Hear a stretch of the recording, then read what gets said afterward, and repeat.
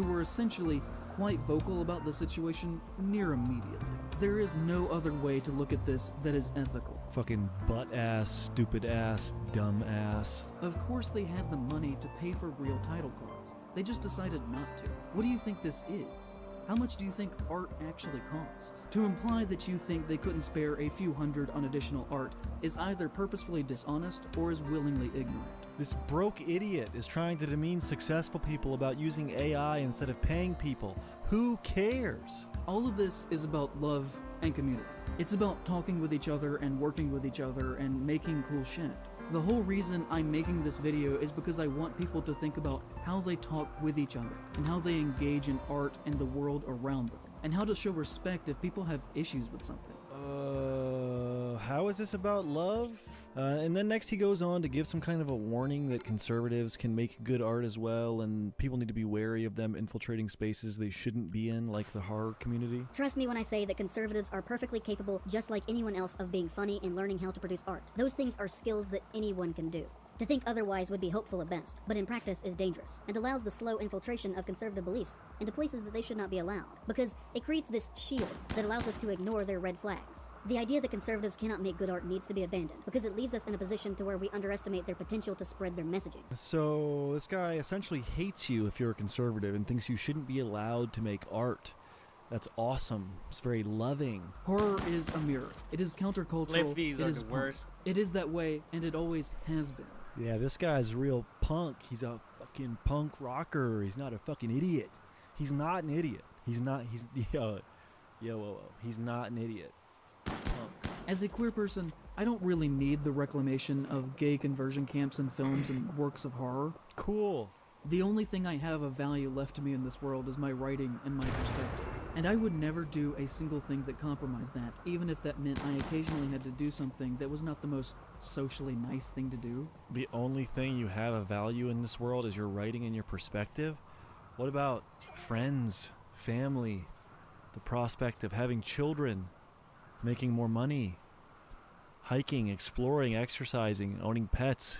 All you have is your fucking perspective and your writing. You're just sitting in your room writing about shit. That's all you have all day. So sad. No wonder you're fucking miserable, dude. I am always happy when movies do well, but at the same time, the cartoonish reaction that people had on Twitter to Megan making $30 million in its first weekend was a little gross to me. All I heard about was how much it made, and how they cut the violence and blood and kills out of a slasher movie to get it down to a PG-13 rating to make more money, and how that was a good thing that the studio cut up a movie to make it worse because we have to worship the dollar, just to see how rich Jason Blum can possibly get. Didn't you just say earlier that you were making your Anatomy of a Franchise videos not because you enjoyed them, but because you need money? And now you're criticizing movie directors for making movies to make Yo, money Ice, what's up, dude? instead of art or some How you doing, sir? hipster shit? You don't even make any sense. I know, We bro. finally arrived I noticed your Discord shit. Your D for bad, D for dog shit. That's funny, bro. to chapter 4, the juiciest part of the entire video that he actually edited out of his YouTube video, presumably out of shame or humiliation because he got shit on so hard for making such terrible accusations towards people.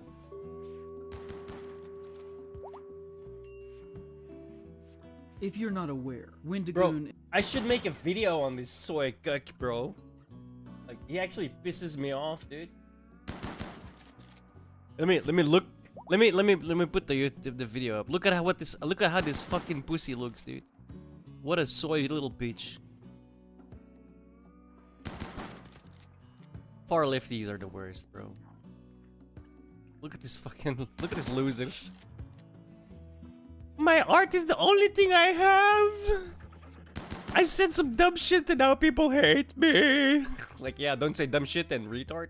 Like, what the fuck? is a horror conspiracy Fucking pedo stash, dude. theorist YouTuber with several million subscribers, that, as you will hopefully come to see, should not be seen as the wholesome, southern-friendly dad persona that he has publicly constructed around himself in the past several years. And that, like many people who talk about being Christians as much as he does, has a dark past with deep ties to far-right extremism. I want to point out though, the video that we're watching now is actually deleted. This is somebody else's video about that video. He was smart enough to download it. Because this guy was throwing out accusations to everyone and their mom, bro. You even a little bit conservative? Oh, you're a Nazi. Like, bitch, are you for real? Like, he was actually in one of his reviews, because he's a horror movie guy. In one of his reviews of The Hills Have Eyes. You know what? I'll start it over again so you can follow. Like, this guy's a fucking moron, dude. Just look at it. Just look at it. Yeah, well, what the heck is that? We got a fun one today, guys. A real doozy. We're going to be covering the hit piece In Praise of Shadows made on Wendigoon, and later in the video we're going to hear from Oompaville and even Wendigoon himself, so buckle up, cuz. In this video, I will be addressing remarks made about me by a YouTuber called In Praise of Shadows. Here's what he said. He is friends with Brandon Buckingham, a gun YouTuber who has been accused of threatening... A gun YouTuber? I'm sure some of you guys are confused right now, so let me break it down for you. In a desperate attempt to make the YouTuber Wendigoon look bad for being friends with me, this overweight loser described me as a gun YouTuber who's been accused of threatening... Mind you, I've made one single video about gun YouTubers, and this guy chose a photo of my grandpa after his brain injury to spread the false accusations that Sneako made up about me. And the wildest thing is, this guy spends a large portion of his video talking about how false accusations have essentially ruined his life, which makes it even more egregious that he spread this lie about me. Like the good guy he is, Wendigoon came to my defense in the comment section, which I sincerely appreciate. Love you, brother. But this self-righteous breadtuber really thinks that if you're friends with Internet Historian, Donut Operator, Shoe on Head, Oompaville, Mudahar, Garand Thumb, Turkey Tom, Brandon Herrera, or myself, then you are a bad person. Meaning, he probably thinks if you're watching this right now and are a fan of me, you are also a bad person. It's really compelling stuff. It's really profound stuff. So I figured I'd give him the time of day and watch his entire 3.5-hour video and address his points directly. And although he edited out the last 25% of his video, which is the most psychotic, I, as a big fan of his artistic work, already had it downloaded. So without further ado, let's get into this soy bullshit crap slop nonsense. This guy starts off his video complaining about a convention called Mad Monsters that he attended. First whining about having to walk down an unpaved road in the cold. First of all, I arrived at the convention and their small main parking lot was already filled, and they gave me directions to their overflow parking area that upon arrival I realized was well over half a mile away from the event, and that they had arranged no shuttle services whatsoever, meaning that I had to walk down a dirt trail that had large rocks in it in the February cold to get back to their main building. The rocks hurt my feet when I walk, and the air hurts my face. I'm not someone to ever actually make a complaint about something like that, but the reality of the situation is that not providing shuttle services to guests who can't walk when you make them park so far away immediately makes you seem totally unprofessional. What do you mean you're not someone to ever actually complain about something like that? You just did complain about it. Next he goes on to complain about the material of the wristband at the convention. When I finally got 100%, inside to purchase he is a weekend pussy. ticket at the front Just desk, wait, it they gets tried way to put worse. a paper wristband on me. I tried to clarify saying that I didn't want a day pass, I wanted the weekend pass. And they said that that was the weekend pass. They instead expected me to wear this... To be fair, I agree with him on this. This one point I agree with him on. Don't make a weekend pass a fucking paper wristband. What the fuck? paper wristband at all times for 3 days straight. By the second day, it was falling apart because I had taken a shower and it became very soggy and uncomfortable to wear. Oh, my soggy wristband. Next he goes on to whine about the convention not having any food. I didn't eat before I got there the first day and expected to buy a snack at some point while I was there, and was very upset to learn that there was only an alcohol stand in the convention floor, and no food whatsoever. So I didn't end up eating until about 10 p.m. later that night. Ever heard of packing a ham sandwich? But apparently there was food. This idiot just couldn't find out where it was. The next day I did actually learn that there was a food area for the con set up in the lobby of the hotel next to the convention center, but there were no signs telling you of this, and it was very much hidden. It's a big conspiracy. They're against you. They're hiding the food from you at the convention. Next, he goes on to sarcastically complain about his hotel's pool being out of commission. Luckily, the first night after having a late dinner, I could relax in the indoor pool that my hotel was advertised as having, which was just magnificent. Although, I guess I can't blame that on Mad Monster. And mind you, this video is over 3 hours long, so I can't cover every single stupid thing he says, but I'm just trying to show you guys how big of a victim baby this guy really is. Next, he explains how he's upset that a YouTuber named Cody Leach went to the convention and didn't criticize it enough for having Kevin Spacey as the main attraction. In his 33 minutes of Okay. talking about the convention and everything that happened around Okay. it, Leach fails to mention Kevin Spacey outside of a single joke about the situation over 20 minutes into the video. Not only that, if we look at this footage that I shot, compared to the footage that he shot, you can see that he has clearly framed his angle standing roughly at the exact same spot I was, so as to not show the giant Kevin Spacey banner hanging over the lobby. When you look at his footage and you compare it to my footage, he was standing where I was standing and didn't even get the Kevin Spacey banner in his shot. And you know, I think that people who are in my line of work So have cringe. a certain level of responsibility to appropriately cover the things that we choose to talk about. So in my opinion, making a glowing half-hour-long video about how cool Mad Monster is in the wake of them trying to publicly rehabilitate Spacey's image into a right-wing personality at a convention held in the South, which happened within weeks after he appeared on Tucker Carlson's show, is not a very responsible use of your platform. Kevin Spacey was last registered as a Democrat and is a wrong with this homosexual way? What is that fellow. here? But because he had a conversation with Tucker Carlson, this guy claims that Kevin is a conservative. The Daily Wire in this time ran a piece defending the convention and their booking of Spacey. And you know, just my opinion here, but no horror event should ever fumble the bag so badly that you get Nitas? the Nazi news force coming to bat for you. Oh yeah, you heard that right. The Daily Okay. Wire, Ben Shapiro's news station, is the Nazi news force. Anyone who knows literally anything about Ben Shapiro would know that he is a Zionist, which is the opposite of a Nazi. Moving forward, he wraps up chapter 1 of his crybaby magnum opus by whining about how conservatives enjoy horror movies and it should only be a genre for liberals, or some bullshit like that. And that I think there's actually not one, but two distinct horror communities that do not overlap. One that is more concerned with writing and thinking about how our own experiences and world are reflected through art. A group that overall is less concerned with how much a movie makes at the box office and more with what it is trying to say as a work of art and how it relates to ourselves and culture as people. And then you have another that is more conservative and traditionally capital A American and is based more in basic consumerism and viewing movies strictly as entertainment and nothing else. A group that often gets angry at the very notion of subtext existing within a work of fiction and views art not as a means to express what it means to exist, but instead that sees the value of creation just within the context of how fun and experience that product is. This is good stuff. Let's move on to chapter 2 of this incredible video. I'd like to talk to you about the worst week of my life. So, January of 2022, okay? I made a video about The Hills Have Eyes that went very badly. And I've never really spoken about this or even really addressed that it was a thing, except for maybe just a couple of times on Twitter. I guess when it happened, I just hoped that it would eventually disappear, but it never has. So in this chapter, this guy moves on to whining about people giving him a hard time on Twitter for shitty takes he had in a previous video. So, this is a brief reanalysis of Wes Craven, The Hills Have Eyes, and the internet's general response to some pretty basic things that I said about him and his work about 2 years ago. In the time since making that video, very often it is the case that when conservatives want to criticize me, they will go back to that and use it as a weapon, by twisting my words in very bad faith to make it look like I said something that I obviously did not intend if you had watched the video. Usually in an attempt to make me either look crazy, or cartoonish, or racist, or that I don't know what I'm talking about. This is pretty ironic, because what he's upset about is what he does to me and nearly a dozen other creators towards the end of this video. Literally, there has not been a single week that has gone by in over 2 years that I didn't have somebody saying something shitty to me about that video. And I don't think that most of them have actually even watched it. How can this guy complain about jumping to conclusions when he literally boiled my entire existence down to being a gun YouTuber who's been accused of threatening? What?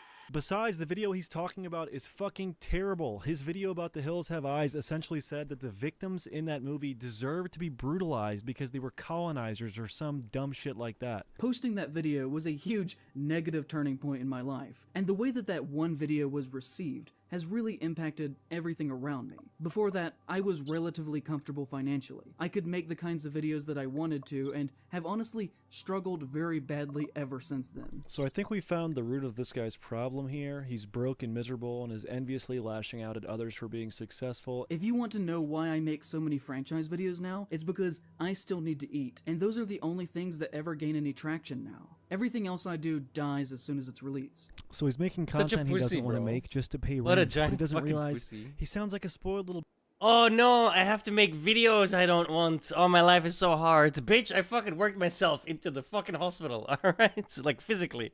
Get a fucking job, bro. Jesus Christ. Baby here because most people on Earth do stuff they don't want to do to make money. For transparency, this is a graph of my total lifetime views on my channel, and this is the point where I posted The Hills Have Eyes. There is a clear delineation before and after me making that, and at least from my perspective, I'm not really sure if that response was entirely fair or justified. I don't think that as a person I deserve that based on my performance in that one single video. I understand that I am not entitled to your time whatsoever or anything like that. I'm just a guy on the internet. But if you stopped watching me over the public reception to that one work, then I kind of want to talk about that a little bit here. This is so weird as well, right? Oh, I made the worst video you could imagine and literally had the worst fucking takes, which made people hate me. How dare that? How dare you judge me about this one video where I was very clear in what type of trash I was? Like, bro, what do you expect, right? Like, you compared cannibals to fucking Native Americans. It's a fucking horror movie. Dude, leftists have the worst brain rot imaginable, right? Like, for leftists. They're so fucking... They're actually... I do believe they're actually, like, mentally ill, a lot of them.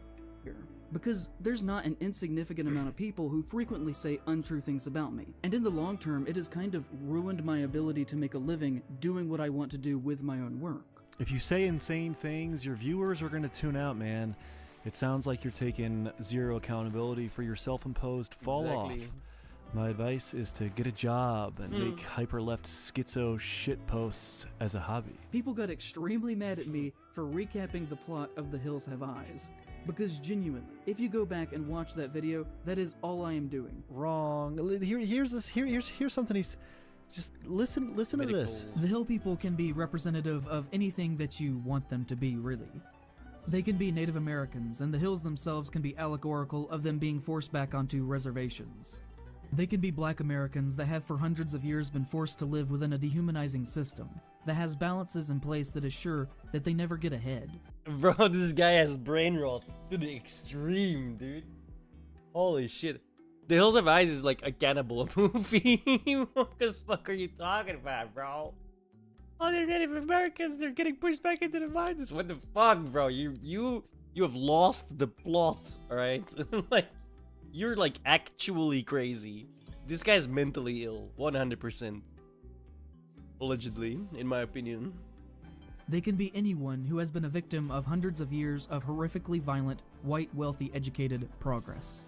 Listen, big guy, people are mad because you said that the inbred cannibals in The Hills Have Eyes are representative of Native Americans and Black people. Obviously, you got backlash for being a silly Billy, and that backlash must have deeply impacted you because up next, you include about 10 minutes straight of mean tweets that people sent to you after you made that stupid video.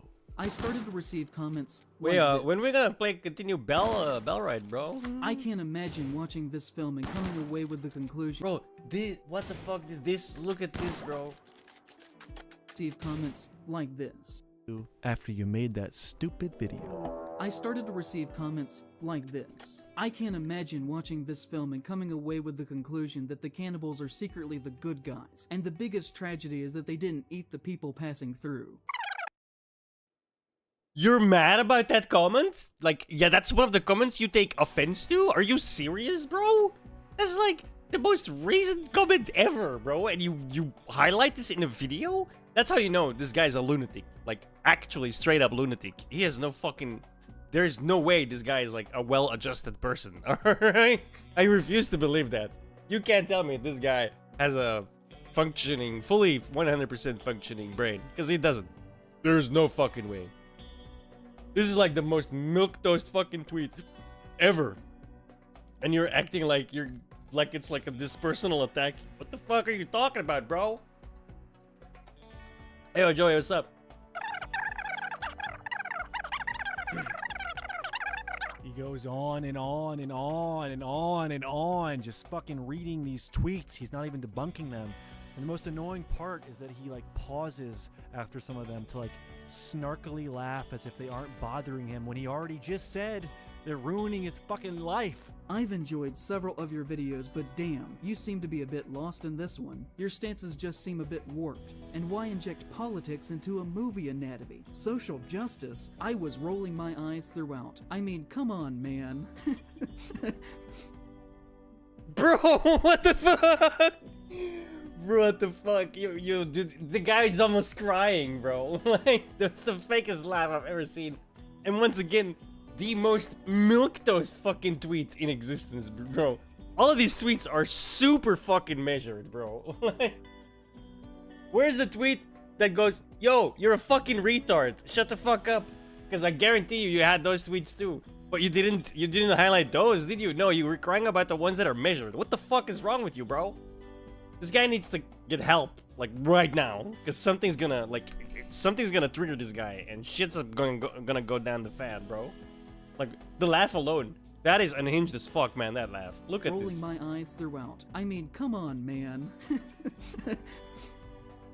Yeah, Bro! I mean, come on, man. Yeah, I can't Oh help but shit, disagree. come on, bro. Come on.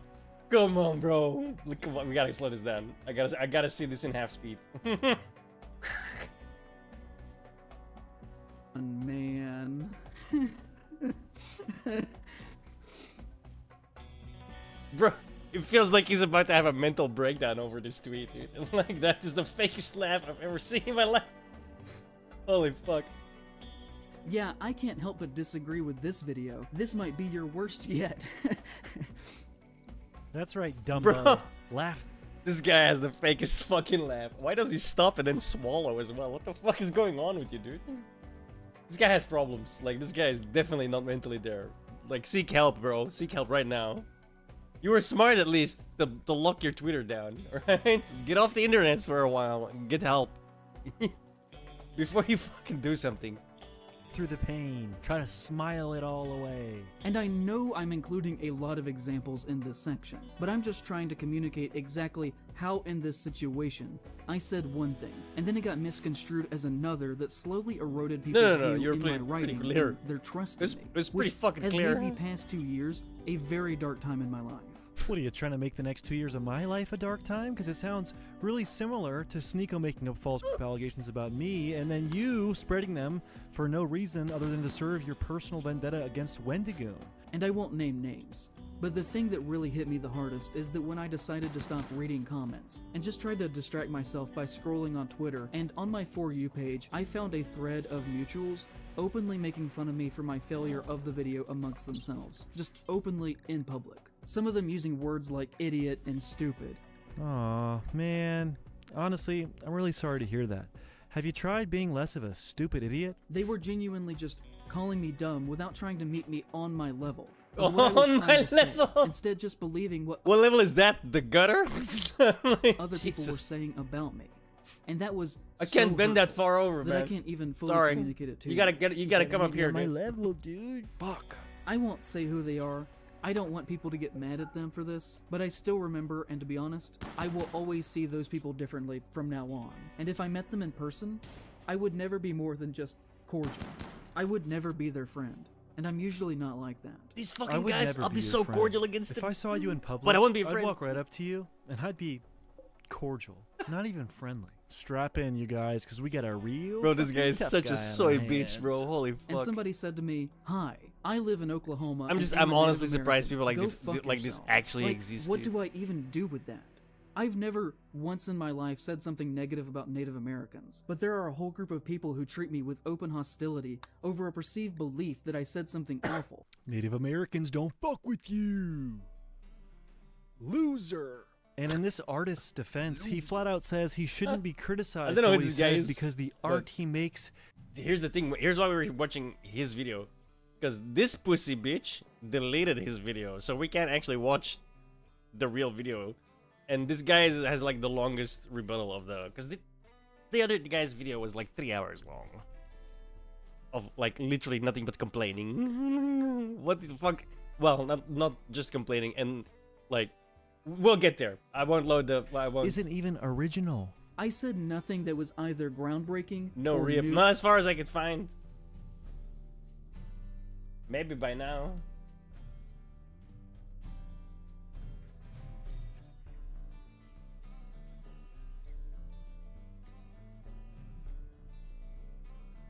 Nope.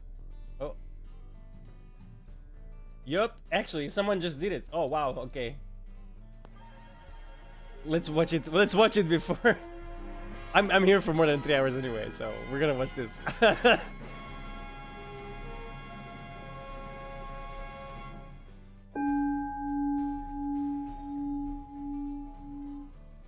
You know perfectly well what I'm talking about.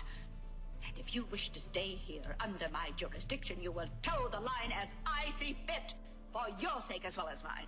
You have a very evil mind, Aunt Phoebe.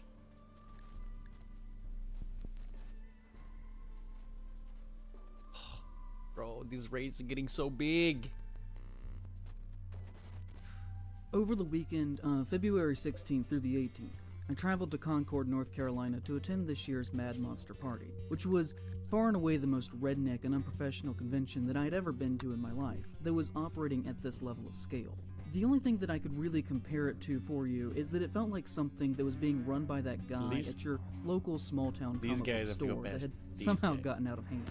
The reason for my visit was due to a large amount of negative attention that the convention had received surrounding their headlining guest of honor, the alleged rapist, Kevin Spacey. But before we get to that, I think that we should talk about the convention itself, because once I arrived there, I realized very quickly how these conditions resulted in a Spacey invitation, as everything in the way that this was conducted is like the epitome of a misguided and mismanaged mess. Now, booking Spacey is, in any sense of public optics, a very dumb idea, and you could try to write these people off as just straight-up morons, but they fully understood what they were doing, as on all of their public advertisements, they just happened to Wasn't he not guilty?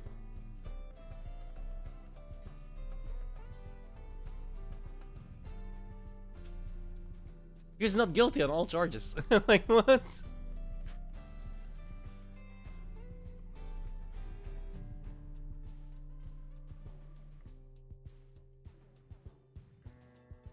Yeah, he was found not guilty on all charges. So...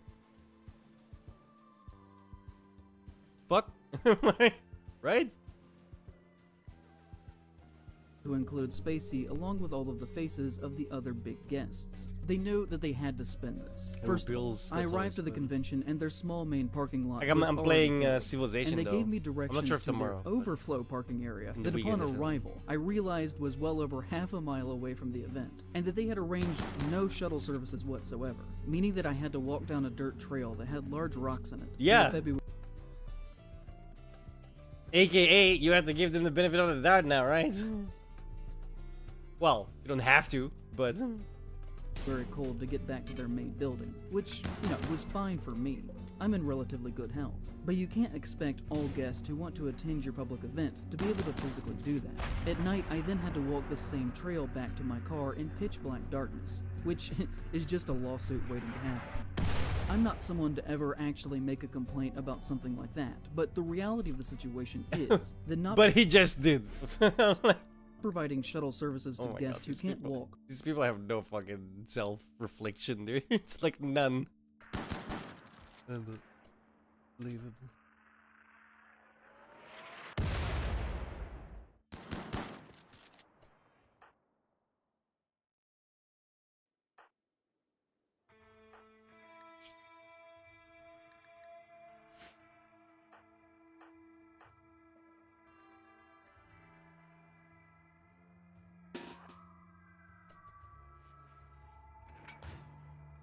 when you make them park so far away immediately makes you seem totally unprofessional. When I finally got inside to purchase a weekend ticket at the front desk, they tried to put a paper wristband on me. I tried to clarify saying that I didn't want a day pass, I wanted the weekend pass. And they said that that was the weekend pass. I asked if they didn't have any security badges, which are the norm for essentially any con of this size, and they said no. They instead expected me to wear this paper wristband at all times for 3 days straight. By the second day, it was falling This guy apart shooting because I had by the taken a second shower day. and it became very soggy and uncomfortable to wear. There were no posted schedules of the events anywhere in the building. I asked the front desk if they had any printed flyers or brochures of when the Q&A events were going to be held, and they told me no. They had nothing printed, and that the only way to find out what time things were happening was to go to the Mad Monster website and find their schedule there. At their Q&A events, the first 10 rows of the auditorium were reserved for VIP ticket holders only. The problem with that is that next to nobody purchased the VIP tickets, which resulted in the celebrities being separated from the audience by 10 mostly empty rows, really killing any kind of ability for the guests to build any kind of energy with the crowd, resulting in the panels being painfully awkward at times. Also because the guests were not actually really that famous, which we're gonna get to. The audience often just didn't have any questions for them because they didn't know who they were. So most of the Q&As only lasted for about 20 minutes or so, even though they had all been scheduled for an hour. I didn't eat before I got there the first day and expected to buy a snack at some point while I was there, and was very upset to learn that there was only an alcohol stand in the convention floor, and no food whatsoever. So I didn't end up eating until about 10 p.m. later that night. The next day I did actually learn that there was a food area for the con set up in the lobby of the hotel next God damn, to they the murdered all the convention taters, center, but there were no signs telling you of this, and it was very much hidden. Luckily, the first night after having a late dinner, I could relax in the indoor pool that my hotel was advertised as having, which was just magnificent. Although, I guess I can't blame that on Mad Monster. Now, okay, first off, the argument should be made that even if the past 10 years of his life had not happened, should Kevin Spacey himself be the headlining guest at a horror convention in the first place? Most people, if you ask them what horror movies Spacey had been in, would probably space on an answer, which that answer being is that he has been in exactly one horror film, Seven, which was the primary visual theme of the convention, as they really emphasized that they had gotten Spacey as a guest by having all of the staff at the convention being marked by having these bright red shirts on them that read, "What's in the box?" The photo ops with him were a staged event with a desert backdrop, where you could get on your knees in front of Kevin Spacey, with your head through a hole that they had cut in a cardboard box that he was holding. You can't actually make that up. People were lined up for hours over the course of 3 days to pay Kevin Spacey, whose assets are estimated to be worth between 16 and 20 million, $300 each to get on their knees in front of him. After the announcement in January of his inclusion at the convention, Mad Monster, as most people sadly do when they are being publicly criticized, refused to cancel Spacey's appearance. Wait a minute, don't these guys love to get on their knees? I thought you loved kneeling. What's going on here? Oh, but it's not good when it's Kevin Spacey. Gotcha. Only when it's about your pet nonsense.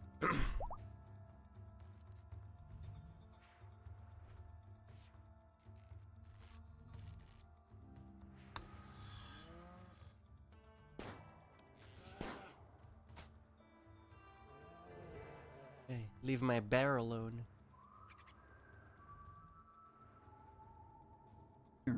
Instead deciding to double down and buckle up for a rough ride. They stopped posting on their Twitter and locked all of their comments, instead deciding to focus their promotion on the more pedestrian and less socially vocal social media platforms, like Facebook and Instagram.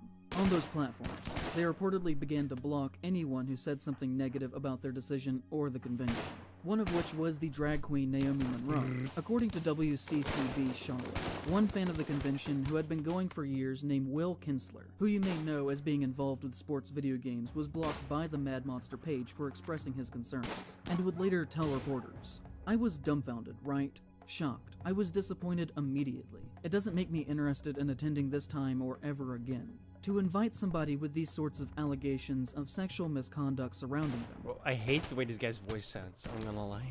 I'm not gonna lie. It's very grating. Into what feels like our home of our community. You know, it was really concerning. It feels like a bit of a betrayal, right?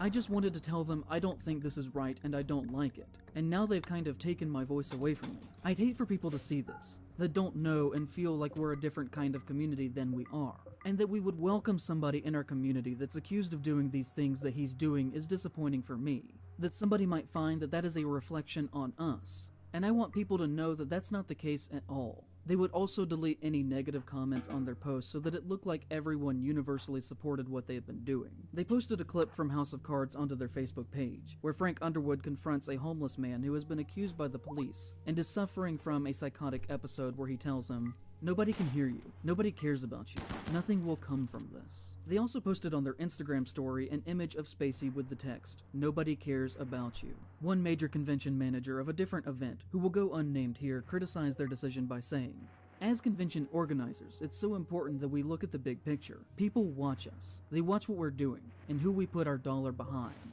Hiring on performers and celebrities is an endorsement, not just of them, but of what they've done over their lives. Another convention, called Days of the Dead, posted on their social media a great little piece announcing that Ian Wyatt would be at their event in January, saying that he was going to be the only Predator at Days of the Dead. Hi everybody, it's Kevin Spacey here, your mad monster, coming to Concord, North Carolina, February 16th through the 18th. That's right, all 3 days, and I'm looking forward to getting there.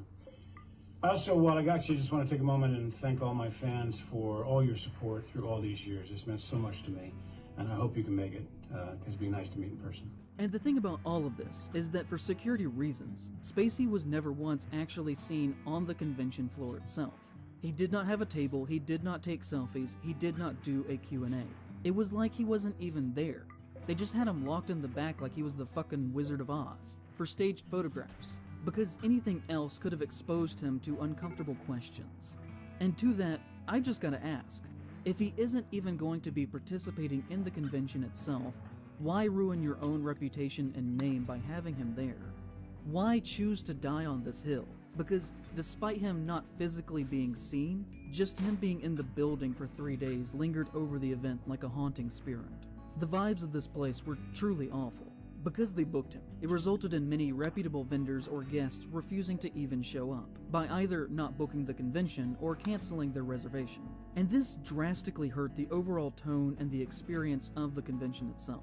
The atmosphere was genuinely depressing. I'm not trying to be an asshole when I say this, but one of the biggest guests that they could book was Tim Capello, the featured extra from The Lost Boys that plays the saxophone that is only on screen for a few seconds. One of their other major guests was Michael Lerner, who was not Michael Myers in Halloween 6, but instead was that guy's stunt double that was only used in a few shots in the film. I've talked to both of those guys and they're really nice, and I genuinely mean no disrespect to either of them, but even they would probably agree that they are not horror A-listers. They do not draw in crowds. Because they decided to back Spacey, they really had to scrape the bottom of the horror barrel to get anyone to come to this thing. And despite what they would say about having record numbers, the attendance felt completely dead. It really felt like there were about half as many people as there should have been there on a normal year. I mean, we're talking about a convention that not too long ago had Bro, why Art are the these Clown going and into the Captain fucking- Spaulding in the What? same room doing a joint clown photo op. They used to have legitimate guests, and by comparison, this thing was a total joke.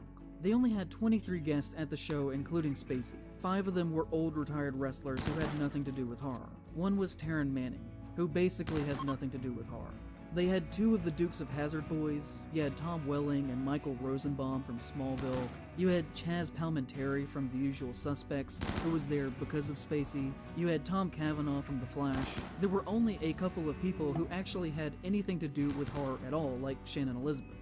The only other big names they got were Lou Diamond Phillips, who has mandrill. nothing to do with horror, Fuck is and that? Kiefer Sutherland, who was only there for a few hours on one day. And even though I do love them, monkey. and I mean no disrespect when I say this, Felicia Rose and Kane Hodder were both also there, which I'd say this in the nicest way possible, but they're basically at every single one of these things, so them being present is neither here nor there.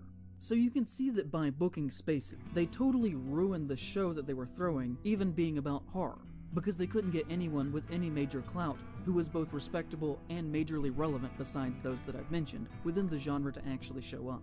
Fellow horror YouTuber Cody Leach was actually also at the convention and made his own videos on his experiences with it. He's a guy that I have not historically agreed with on most things. He listed Midsommar and The Lighthouse on his worst of list of 2019, complaining that horror shouldn't be this pretentious and snooty, his words, not mine, and should focus instead on being entertaining and not trying to be cute by using art house aspect ratios. Again, his words, not mine. He also did not appreciate the homoerotic basis of the movie, and complained that it was just weird for weird's sake, and to me just didn't try to appreciate the film on its level.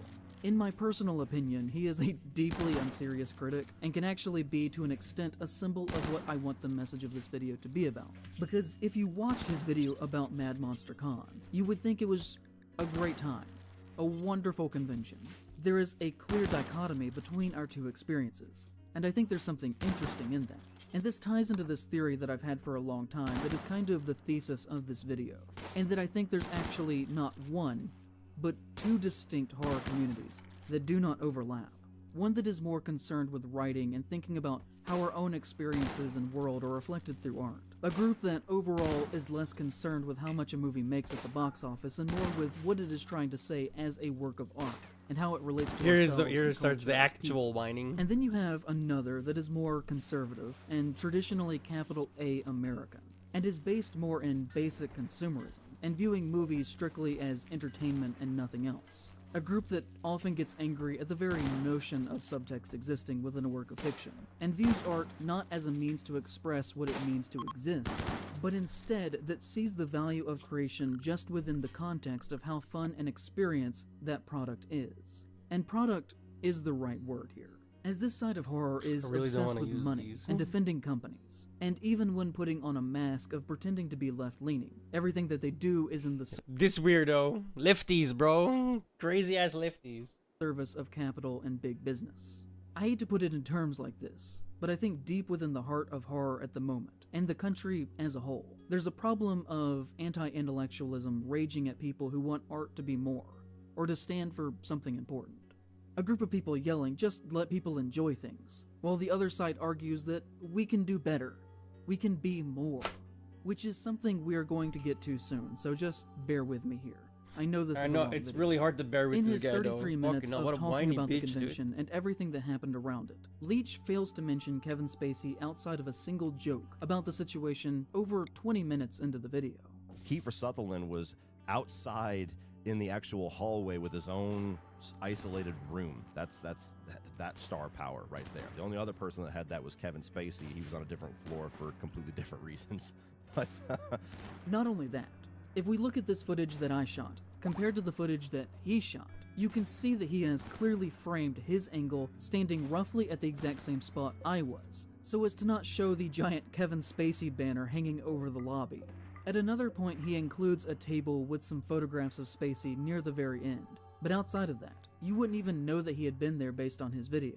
And you know, I think that people who are in my line of work have a certain level of responsibility to appropriately cover the things that we choose to talk about. You always So want in my attention, and opinion, they give you making attention, a you fuck glowing off. half-hour-long video about how cool Mad Monster is in the wake of them trying to publicly rehabilitate Spacey's image into a right-wing personality at a convention held in the South, which happened within weeks after Spacey's he a appeared on Democrat, by Tucker the way. Carlson's show, is not a Lifelong. very responsible use of your platform. And, you know, he did have his complaints about the convention, including talking about the outrageous parking situation in the footage where he actually walks pretty close to my car. He talked about the layout of the convention being not very professional, about the lines being disorderly, but never Wonderful. once does he have a single word of criticism about Mad Monster as an organization for their attempted rehabilitation of Kevin Spacey as a public figure, or the fact that he is greatly profiting off this appearance from people who are probably struggling, and honestly, probably can't or at least shouldn't afford the $300 fee that it costs to get in the room with him for maybe 10 seconds. He then goes on to say that he looks forward to going to Mad Monster Con again next year.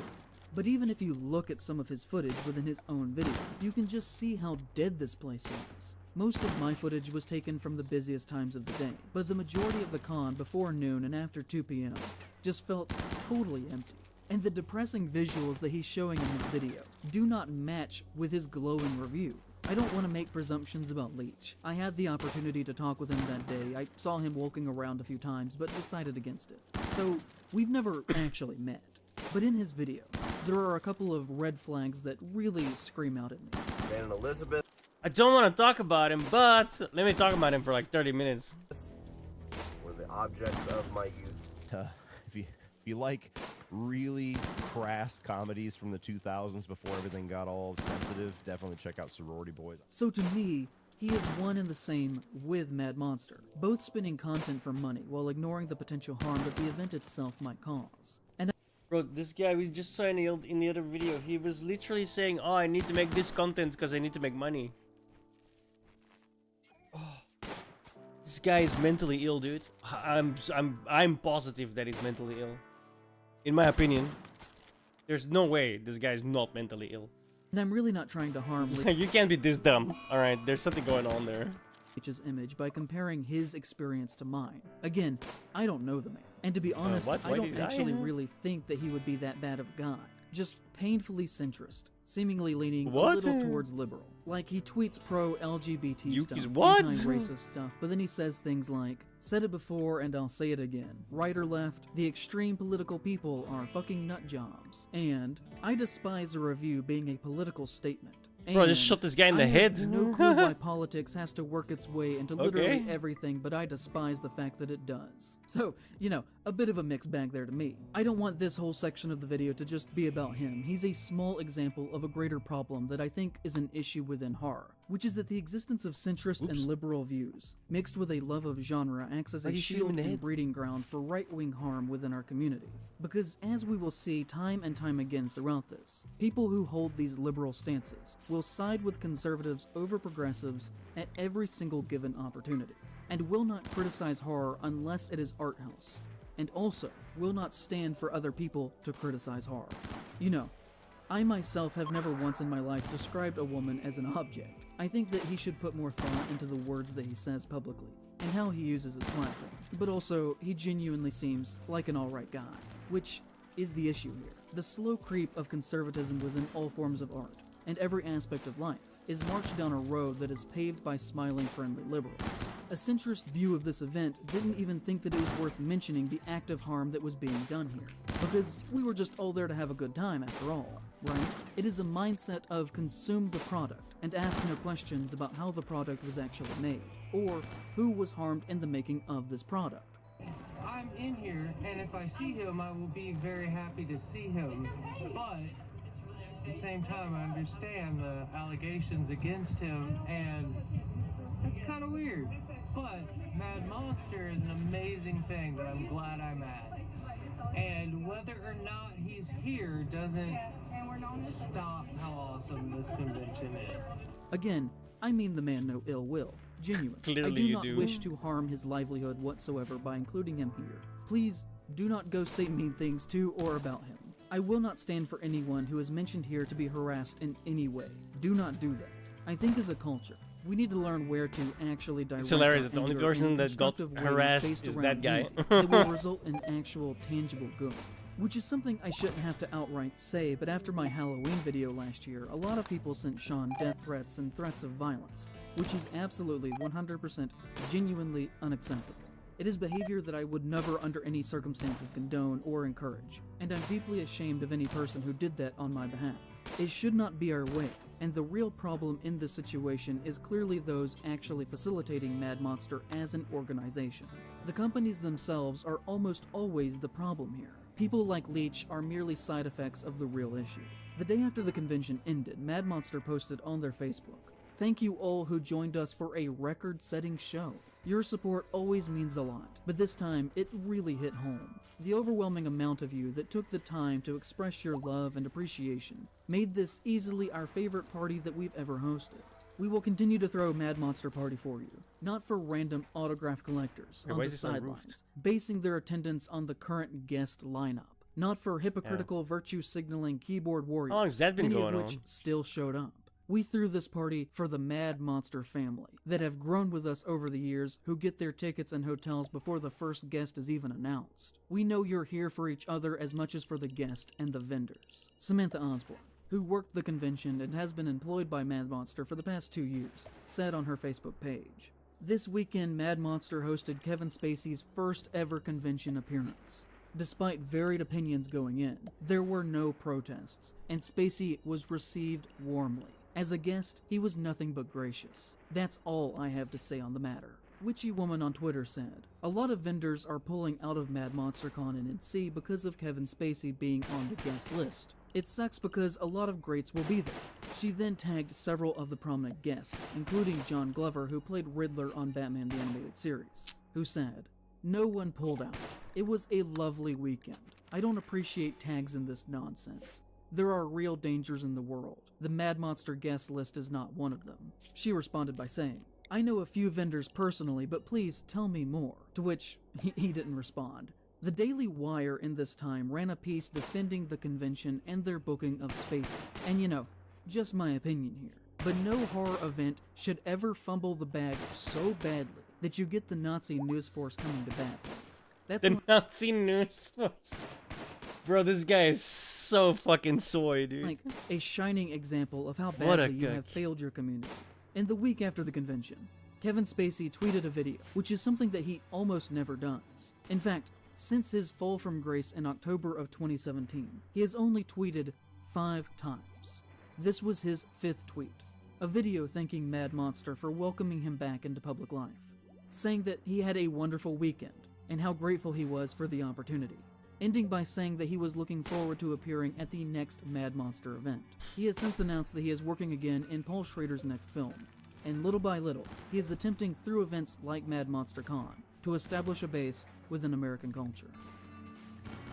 Hey everybody, I'm just back from an incredible weekend I spent in Charlotte, North Carolina at the Mad Monster Convention. It was just so much fun, and I'm so grateful to all the fans who came out to say hello.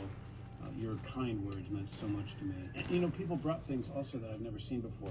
Posters I've never seen, and memorabilia, but in particular, it was the new stuff. This amazing clay guy. This is for you, sir. This awesome. I signed a number them all. You have number 1. First of all, what is your name? I'm Barry. Barry, thank you, Barry. This is incredible. And second, how long have you been doing it? All my life. I've been in business for 30 years. It takes them about a week or so to put it together, so it was really kind of them to bring it to me as a gift. I also had a chance to see old friends like Chaz Palminteri, who is just a wonderful actor, but he's an even better person in real life. He was Agent Kuyon in Usual Suspects, and he was also in a film we did together called Hurley-Burley, which he's great in. And so it was great to catch up with him. I saw John Glover, I saw Lou Diamond Phillips, Kiefer Sutherland, a lot of people I just haven't seen in a long time. But also the people who run Mad Monster, they did such a great job. I mean, right from the people who have been running it for a long time all the way down to the... Bro. I don't know how many subscribers that guy have, but he get like 50 to 100,000 viewers, and his production value is garbage, dude. Put a cut right in front of this Twitter video, put a cut right behind this Twitter video, and boost the fucking volume, dude. I can barely hear what it is, man. It's like, the volume is like, his normal video volume is here, and then this video volume is here. Like, equalize that shit. You dumb, useless fuck.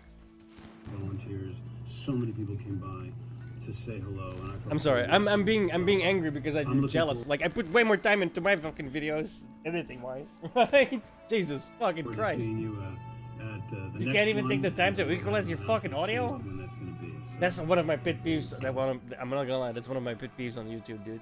Like, equalize your fucking audio, though. Oh my god, it drives me up the wall. I'll see you later.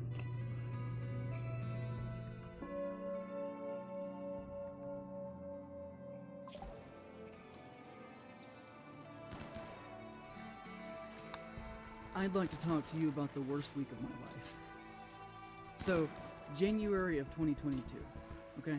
I made a video about The Hills Have Eyes that went very bad. And I've never really spoken about this or even really addressed Like, this guy literally stands in front of a gear scene. That's it. that it was a thing, except for maybe just a couple of times on Twitter. I guess when it happened, I just hoped that it would eventually disappear, but it never has. And I think that we should start here by addressing the elephant in the room far too long after he arrived. So, this is a brief reanalysis of Wes Craven, The Hills Have Eyes, and the internet's general response to some pretty basic things that I said about him and his work about 2 years ago. In the time since Bro, making... what is that jacket? Can we just... What is the jacket? Why is the shirt this fucking low? Why are you wearing a necklace? This guy is so fucking soy. that video. Very often it is the case that when conservatives Am I the bad want to guy here? criticize me, they will go back to that and use it as a weapon. By twisting my words in very bad faith to make it look like I said something that I obviously did not intend if you had watched the video. Usually in an attempt to make me either look crazy or cartoonish or racist, or that I don't know what I'm talking about, and I'm unqualified to have this job. A recent example of this happened in this past January, when Mark After Dark on Twitter said, IPOS himself has Right. said some really racist shit towards Native First Nations people in his Hills Have Eyes video too. He's not one to talk. In fact, Mark After Dark has been slandering me pretty consistently now Oh, look, for my years turret's in a seat, in bitch. relation to The Hills Have Eyes, often getting hundreds of likes every single time by either saying lies about me or really taking my words in completely bad faith. And every time that No, he I does think it's this, just soy. it hurts my reputation just Like it's just a little pussy. bit more. There's a difference. These things do have a very real effect. Because if people say things enough times, then other people will believe it. It doesn't matter if it's actually true. He was the first that I could tell to actually tweet something negative about me in the fallout from that video's release, when he said, YouTube film essayist. The cannibals in the Hills Have Eyes are actually the good guys, because they're poor, and the family is everything wrong about America. They're middle class and one is a retired cop. Cuts to footage of January 6th storming the Capitol. Which, I hope you'll be able to see is taking my basic argument and contorting it to appear as ridiculous as possible, even though it did make sense within the context of the actual video. I mean, that video is an hour and 25 minutes. Reducing what I was trying to get across down to a single one-sentence tweet, of course, is going to make me look like an insane person. You can literally do that with anything that anyone says, but it isn't being done in the fair spirit of argument. It isn't an actual response to what I was saying. It is lashing out like a toddler. He got 370 likes with that one. Another time, to 867 likes, he said, I like IPOS videos for the most part, but this man has brain worms. His Hills Have Eyes video is the most schizophrenic far leftist ramblings I've ever heard. He said the family deserved to be raped and killed because they represented colonial USA and the Hill people are native. By my count, he has tweeted at least 10 times over the past 2 years about this, and that is without me actually even looking very hard. I'm sure it has happened even more than that. I have never once before now interacted with him or even acknowledged his existence. And he's often really condescending with this too, in one tweet saying that I must have forgotten my meds that day. Essentially, every single time implying that This guy is so soy, bro. I mean, you do, it does look like you forget you take your meds a lot. I'm not gonna lie, bro. You gotta work on your image, my dude. I think rape, violence, and cannibalism is literally a good thing, and that I'm also a racist. Around that same time in January, an account going by Crackhead Clyde said to me, I don't get how you can show more sympathy for the violent cannibals in the Hills Have Eyes than a kid who is defending himself during a riot, or a competing YouTuber who has different opinions from you, which we're gonna get to all this in a little bit, but the kid that he was talking about defending himself was Kyle Rittenhouse. The Hills Have Eyes is their favorite thing to use against me because it He thinks that's the point. Yeah, the kid defended himself, bro. Legally. Right? It was legally judged self-defense, you fucking nitwit. is really all they've got. And not that we should be really taking These people do not live on this planet, man. They live in like some made-up shit in their own heads, bro. It's so dangerous. This type of person is actually super dangerous to our society as a whole, bro. Because you cannot have a logical or reasoned discussions with someone that doesn't live in reality. The opinions of Crackhead Clyde extremely seriously. But the issue is the army of Crackhead Clydes. They will read a single tweet about you and then assume that it is true, and hold that against you. And like the air of superiority that this guy is like portraying. Like, bro, you're like the most soy person I've ever met in my life, and you act like you've got all the answers. You're really done, bro. Holy fucking shit, dude. This guy actually pisses me off, man. He's so fucking dumb. Years.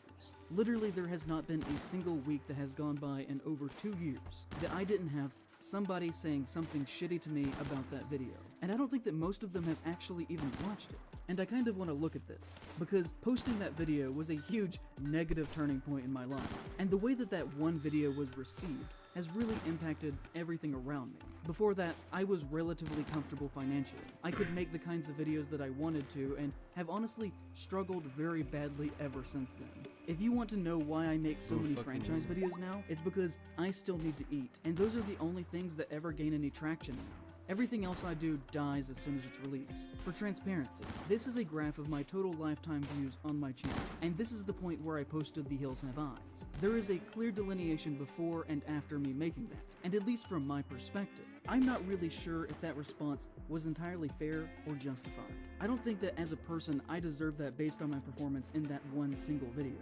I understand that I am not entitled to your time whatsoever or anything like that. I'm just a guy on the internet. But if you stopped watching me over the public reception to that one work, then I kind of want to talk about that a little bit here. Because there's not an insignificant amount of people who frequently say untrue things about me. And in the long term, it has kind of ruined my ability to make a living doing what I want to do with my own work. And all of this has been built on a misconstrued idea of what I was actually talking about. But before we get to that, let's take a look at some other movies made by Wes Craven, so that we have proper context to actually talk about The Hills Have Eyes. Because Wes Craven was undeniably an extremely left-leaning filmmaker, who infused that into practically all of his work. He is probably about the most leftist mainstream horror filmmaker that was ever working at his level. The dude genuinely hated most things that modern America stood for, including corporate culture, the decline and failure of our systems, the harm and uselessness of the police, the damage that white culture has done to non-white cultures, both within Oh my the physical god, dude, this boundaries guy of the is United such a States, but fucking also on a loser, global bro. scale. You can find this subtext throughout Holy every single one of his films. It's just an objective fact. Take Nightmare on Elm Street, a movie about a child killer who the government let go on a technicality, where the system failed them so badly that the parents of the victims have to band together to form some sort of frontier justice lynch mob, because the government is so useless that they have let him slip through the cracks. So, Nancy's mother, Marge, says at one point in relation to Krueger being able to walk free, well, the lawyers got fat and the judge got famous, but somebody forgot to sign a search warrant in the right place and Krueger was free just like that. In the end, a teenage girl has to take down the rapist herself while the cops stand right outside on the front lawn listening to her screams, watching and going, oh gosh, oh gee, whatever are we gonna do? Which is something that is still happening in real life.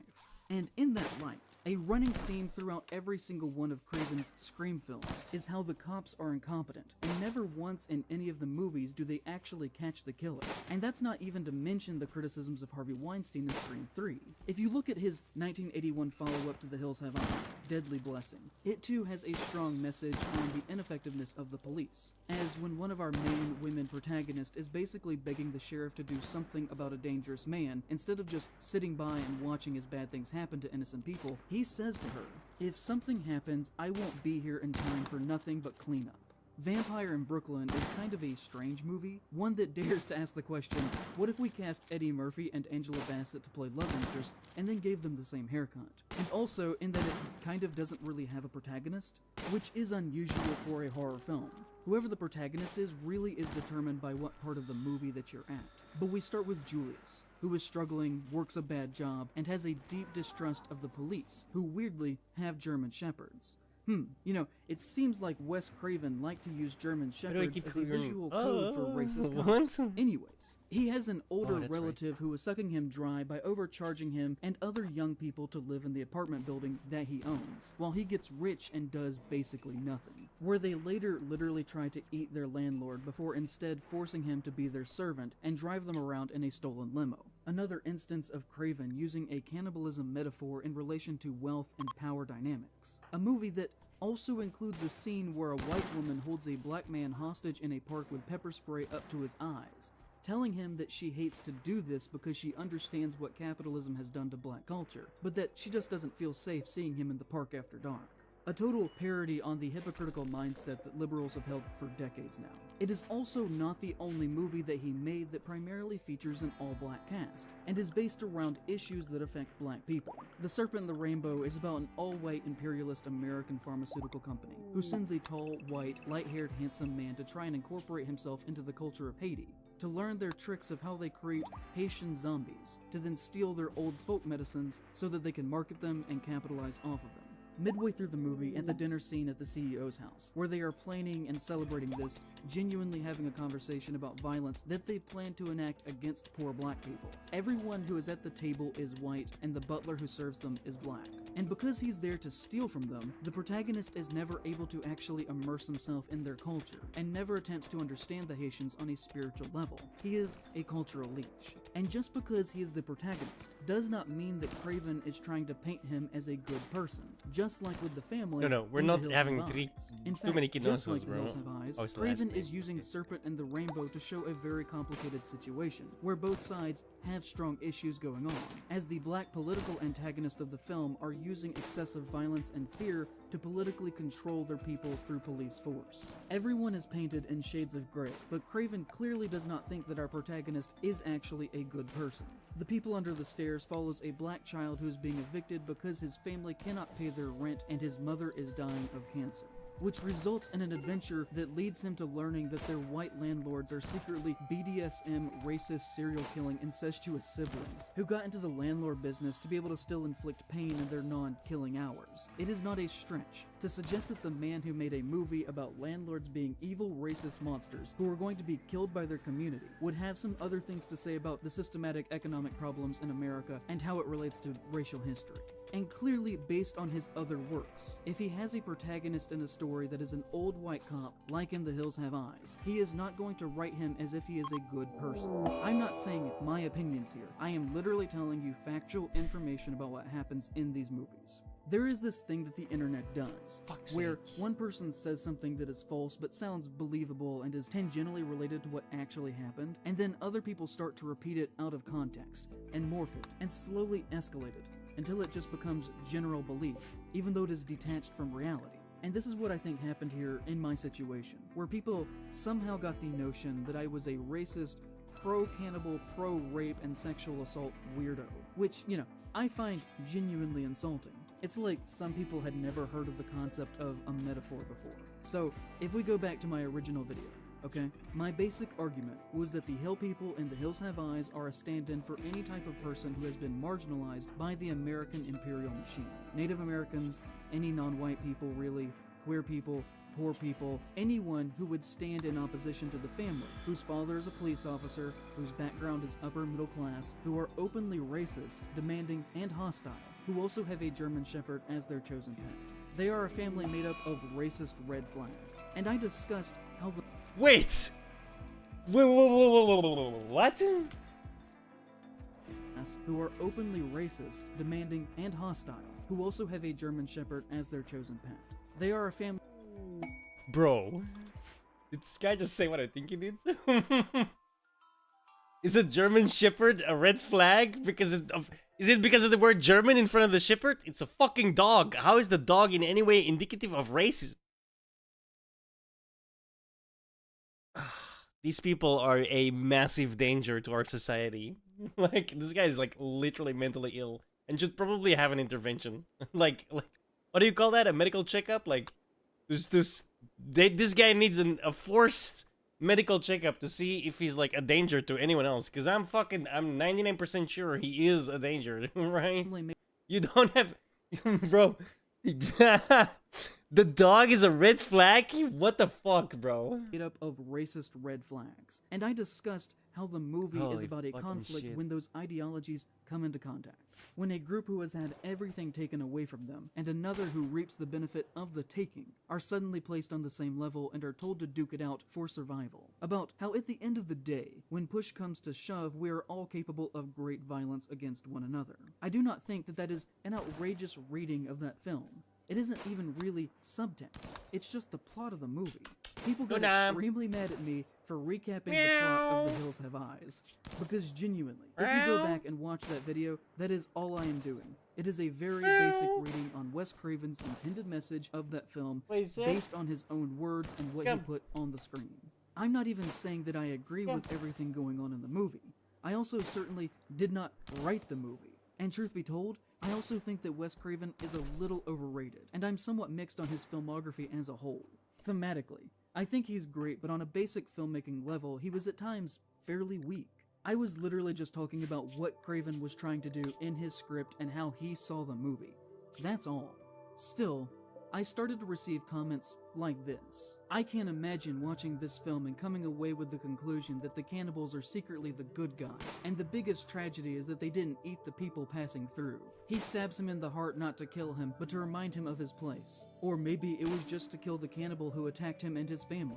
I don't know. Just my interpretation. It's edgy takes for the sake of engagement. Love this channel, but I don't think it was actually fine that these cannibals killed, raped, and ate people who just crashed their car in the wrong spot because capitalism is bad, and actually they're the good guys is the take that I would have gone with. You can defend your home without eating people. You have an extremely warped moral compass. Class this, class that, blah blah blah. I like your videos, but the commie talk is distracting and arrogant. We side with the vacationing family because they are a down on their luck group, trying to get unstuck until they're hunted by opportunistic murderers who want to eat them. They're not inherently sympathetic because they're white or rich. They're sympathetic because they're the victims in the movie, not just the victims in your metatextual want for what you think the movie should be. The Carters win because good should triumph over evil. Like, look at how he's like highlighting these tweets as bad tweets. Like, what the fuck are you saying, dude? These are like completely reasonable. This guy's a lunatic. Jesus, Wes is spinning in his Wat grave Jawel. Gisteren 4, vandaag 4. Oh ja, daar kan ik niks aan doen, hè. Het heeft hier wel gegoten tot en met, hè.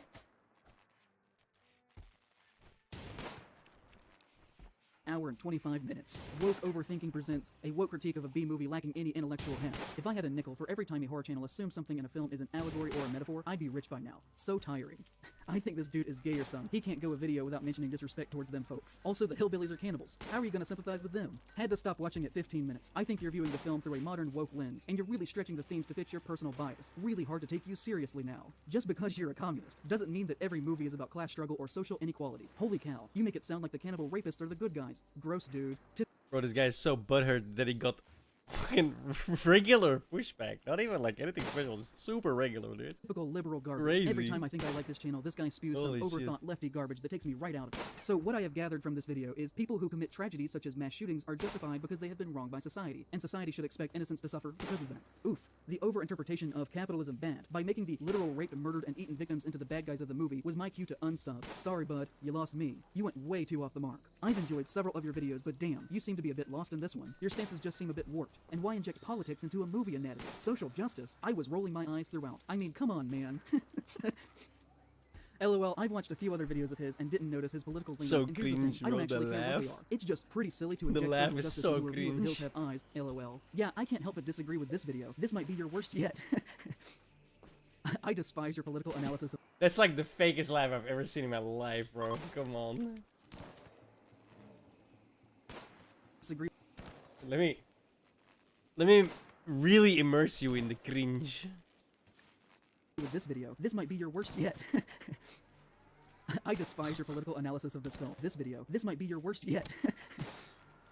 I despise your political analysis of this film. Calling police officers, people who put their lives on the line for a job, a symbol of oppression, shows a huge bias on your end. People are a lot more than their political affiliation, but I don't think you showcasing yours is very much appreciated by your audience. Would really appreciate it if you tried to be more impartial.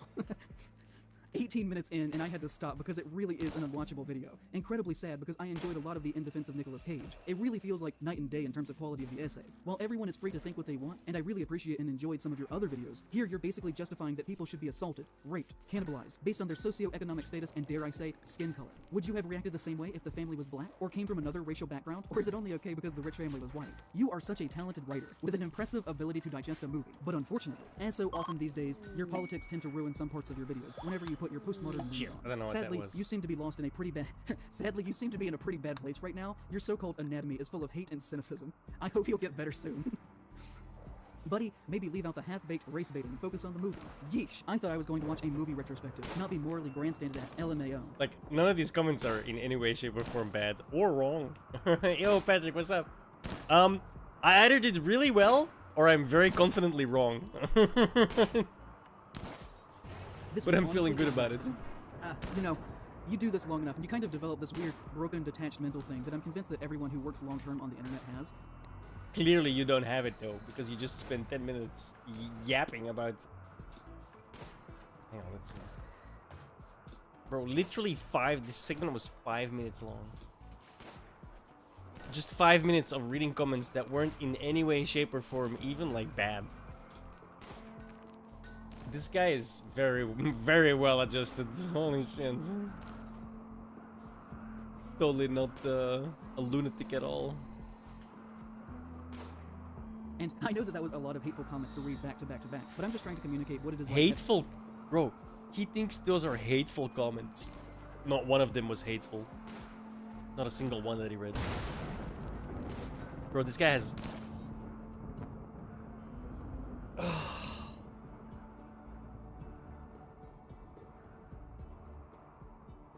I hate tribalists so much.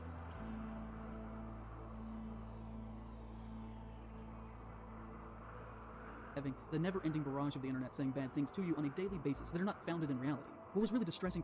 Which ones about those were bad, bro?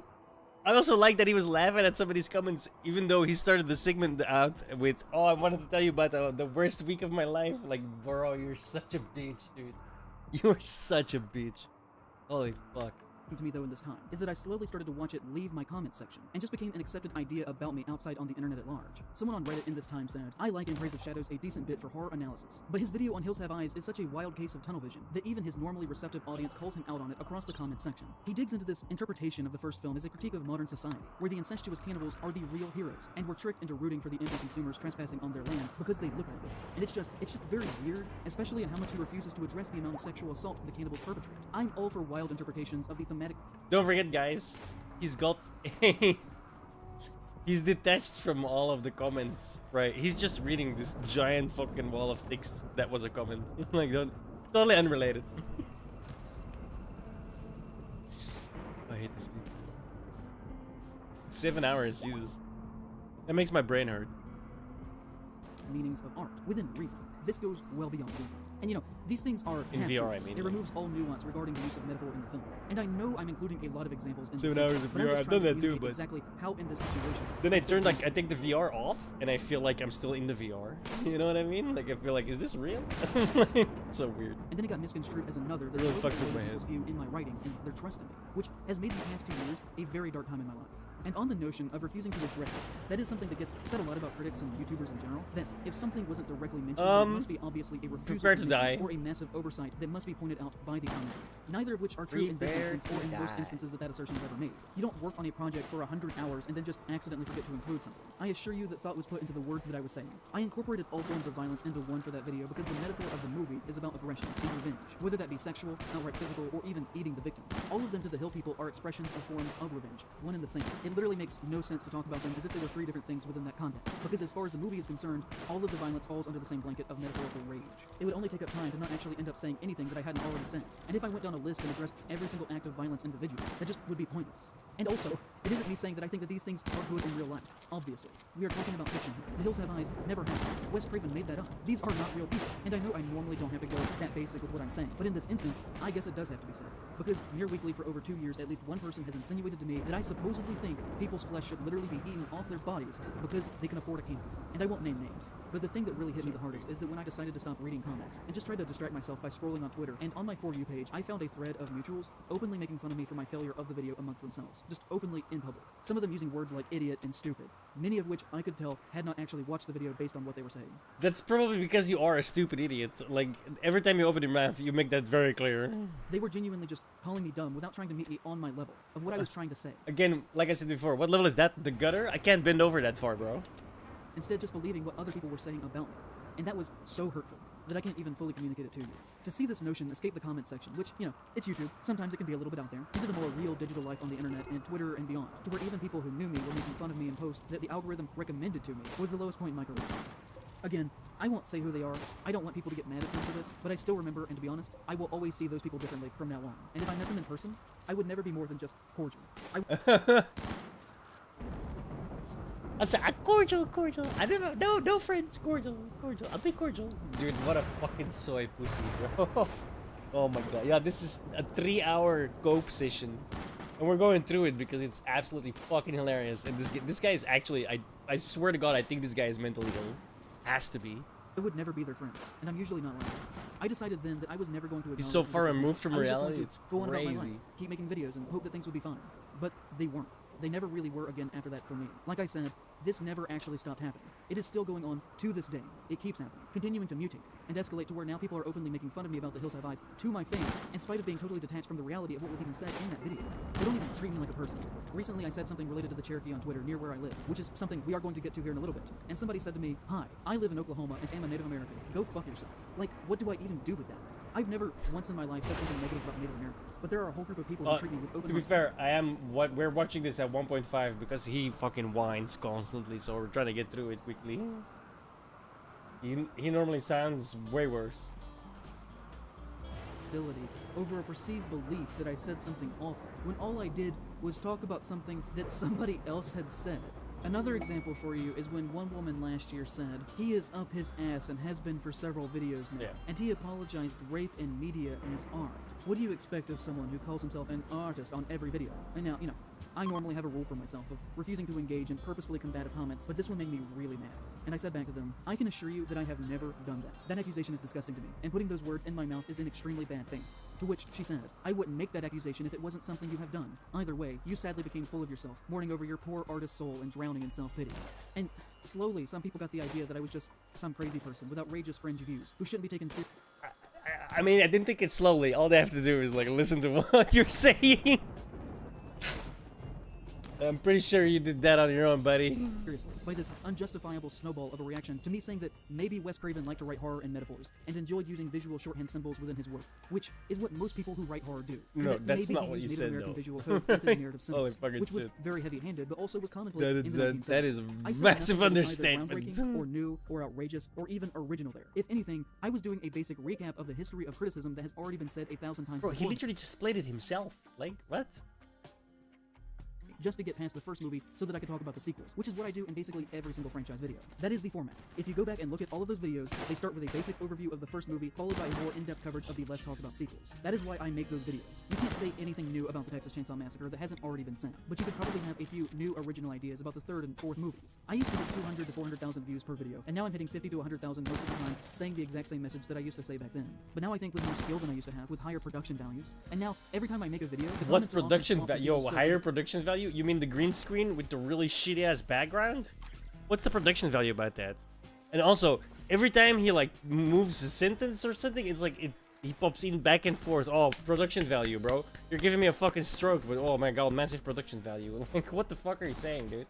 thing off that meme of an idea, who only show up to say mean things about me and leave, that all started with The Hills Have Eyes. I used to not have that happen. If you go look, literally there's Like, a look, hostile every time comment he on just every single forward, video backwards, within forward, maybe backwards, 2 to forward, 3 backwards, minutes of forward, posting backwards. the That's like video. Say if you really look at my annoying, I recent might video add. on what's Okay, restraint, which is within why the I'm not video actually on looking a at it. man had posted, I'm just here to see how long it takes him to whine about the racist patriarchy. To which someone else said, if you dislike his videos so much, why do you watch and comment on them instead of watching something you actually enjoy? To which he said in return, because I'm a dick.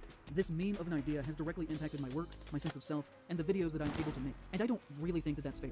There was a month last year where I only made $500 in ad revenue. Oh I no, can't live only on that. The amount of $500. times that I've almost had to stop making videos since then has been almost monthly. I've barely been able to keep this afloat. I've paid my rent late most months for the past year. The cruel and untrue things that you say about another person do in fact have direct impacts on them and the way that people culturally see them. It's why I've pushed my Patreon so much in the past year, even though I know it's annoying as fuck to do. Because it is literally the only resource that is keeping this thing going after what happened. And you could say there's other contributing factors that led to the decline over time. It is true that views have gone down for everyone. But if you look at the hard data, there really is a clear line here with The Hills Have Eyes. I had just come off of one of my biggest hits ever with In Defense of Nicolas Cage. And then my next video after Hills, still to this day, only has 73,000 views. And I just personally believe that there has to be something that caused that kind of shit. And you know, I know that people have the right to say whatever they want about me, and that maybe it is foolish for a creator to try and fight back against a public response. I have said many times that once you release something, Oh, that it is crap. public and no longer fully yours, and I still believe that. But at the same time, Oh, I got I do lucky. I think that a clicked on the exact conversation same thing around that I a wanted. topic can be wrong or Perfect. even misguided, which I obviously think happened here. I think it is within my right to talk about this on my own channel. And if you have said these things about me or to me, that is totally within your right to do. But I do want to ask you to consider why you're actually still saying them to me still 2 years later. What point are you trying to make besides baseless general cruelty? Are these your own genuine original thoughts and criticisms that you have based on my actual words and things that I have done? Or maybe did you read something about me 2 years ago that you How thought to was install funny and that mods was to not actually RimWorld? true? And have latched Just onto click a on the meme workshop, that click on was not based in subscribe. fact, that said that I'd become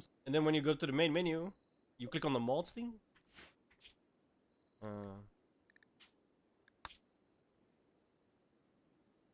So you just subscribe on the workshop. That'll download it for you. And then click this button right here, mods. Everything in this is disabled. You click here, click enabled. Make sure you have the dependencies. Those are important. And then everything in this one is your enabled mod list. Make sure you auto sort. Always click that. It's when you see red, you fucked up. This has to be white. Save and apply changes. It'll restart the game. Depending on how many mods, that'll take a fucking time. That'll take a while. But then you just play.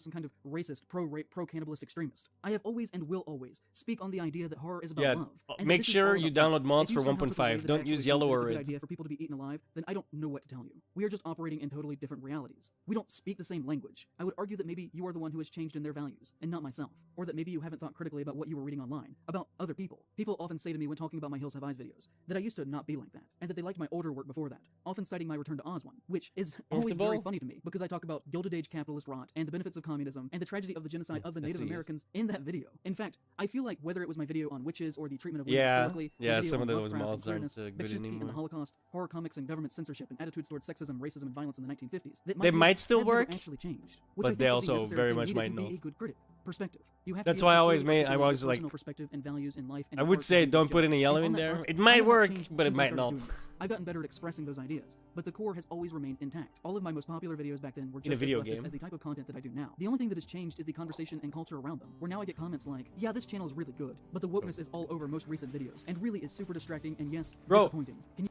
Bro, he's still whining about fucking comments, dude. I thought you didn't care. You make anything without Holy going on fucking and on about shit. irrelevant modern social justice shit. These videos have always been the same. If you say these Fucking things about me, loser, bro. then please What revisit a the older loser. ones that you liked before. Ghost, You'll find I that see they your the name exact pop same up. things When are as we the playing videos that you get Civ? now. I was sitting in a doctor's office 2 years ago now, mentally dealing with everything that was going on, believing that my career was over, reading comments about what people were saying about me, and just generally, feeling pretty bad about myself, when I read something by a Reddit user going by the name John Latour, who made me so happy that I actually cried sitting there in public reading that, because I felt like it was the first time that someone had publicly seen and understood the situation that I was in, and saying that they understood what I was going for and that my treatment had not been fair. One person had said about me, he really is amazing when he can keep from white knighting for women and minorities. When he does that, he starts misinterpreting shit just to shoehorn things into whatever agenda he is trying to push. I lost it when he was trying to defend the mutants from The Hills Have Eyes as representative of the minority underclass, and that we should actually sympathize with the horrific rapist monsters. Like, I highly doubt that was the point of those movies at all. To which John calmly responded, if you want to watch horror movies for what they are on the surface level of tension, scares, and kills, that's totally fine. But tons of horror movies are deserving Well, of a more try it, it contextual might analysis, work. and many had filmmakers who went into those films with those intentions. And there's nothing wrong if you don't want to subscribe to a director's views or intentions either, and have your own. If you listen to the commentary on The Hills Have Eyes as well as Last House on the Left, Craven pretty clearly sought to make a statement with those two films. Here are some quotes directly from Craven. When we were doing this, I was always thinking of the whole third world rage against the US and white Western society.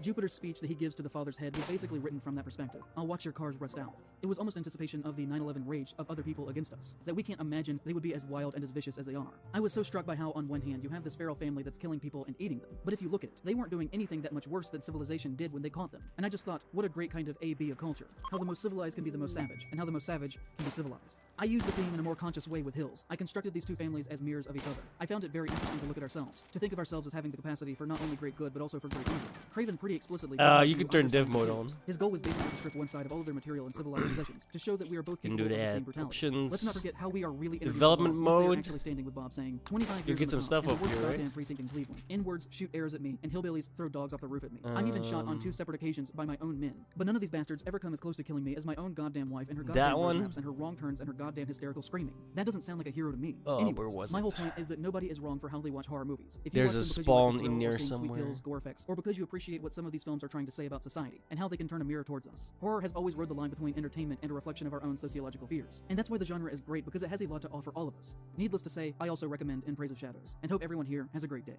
And John, I don't know you, but if you're watching this, I just want to say thank you, because I was in a really dark place in that time period. And what you said there, I know you never thought that I would actually read, but I did, and your words mattered to me. It made such a difference for me that I still think about it. It is still one of the most important things that a stranger has ever said to me about my work. And it came to me at a time when I was in a really rocky place, and I needed you to hear that, so thank you.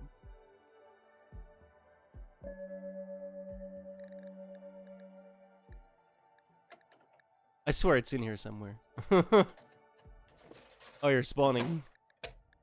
In March of this year, Late Night with the Devil was released Spawn to theaters, which thing. came with a fair share of controversy. And then you Normally, this gotta would be a film find that would what make you some want, buzz and would be right? quickly Good luck with forgotten about that. by most non-horror people. But Late Night with the Devil ended up with several major articles written about it in the trades because of its use of supposedly 3 AI-generated title cards I don't like that appeared cheating. both in the trailer as well as in the film itself. Turn The that number back 3 on. has been thrown around a lot, and I don't know if that's ever actually been confirmed. As far as I can tell, that number was stated by one of the directors in an interview, and it seems as if the production team may have been trying to minimize the actual extent that AI was used in their process. This was the narrative that they started, once people got mad at them. And I myself have gone through the film and would argue that there's closer to an upwards of maybe 10 or so questionable images throughout the movie. But for the purpose of this, we will just say that it was 3 pictures. As you can well imagine, there were a lot of people within the horror community who pretended that this was either not a very big deal or wasn't unprecedented behavior, and had many excuses as to why this wasn't good, but also why we should still reward their behavior with our money. BJ Colangelo said, based on the style, the AI was clearly experimented with around the time everyone was sharing their AI profile pics, before we had the widespread, hey, this is bad convo. And they should have replaced it in the years since. I hope they do the right thing and swap those shots. But I've not seen the movie, so I have no idea how easily, quickly they'd be able to do that in an edit. And unlike a multi-billion-dollar company using AI for title cards, I have no idea if they have the money to do so. Richard Newby said, seems highly unnecessary, and I don't like AI. Well, especially if there's no 1.4 update, that mod is probably abandoned.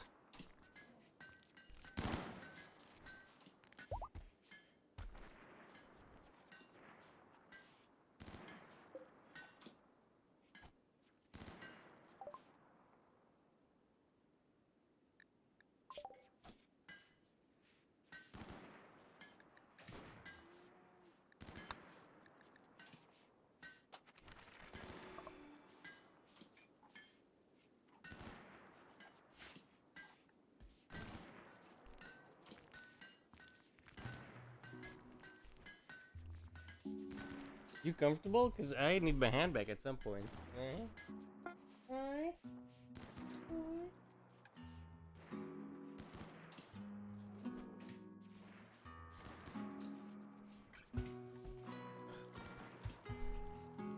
There is a 1.4 but no 1.5. 1.5 has been out for quite a while, but see, fine. Yeah, I don't know. Instead of looking for Enclave, search for Fallout. Maybe there's a couple of ones in there that also add Enclave.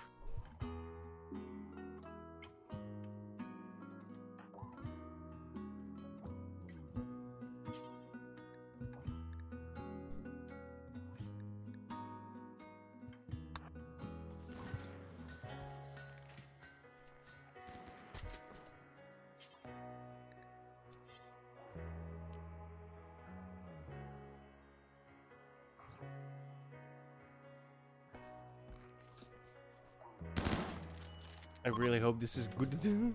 Yeah. Equip weapon too dangerous for shooting. Barrage will throw stones instead, and you're actually like eating stones. Yeet. I mean, obviously, don't fire off the swarm missile launcher. That'd be disastrous. Yeah.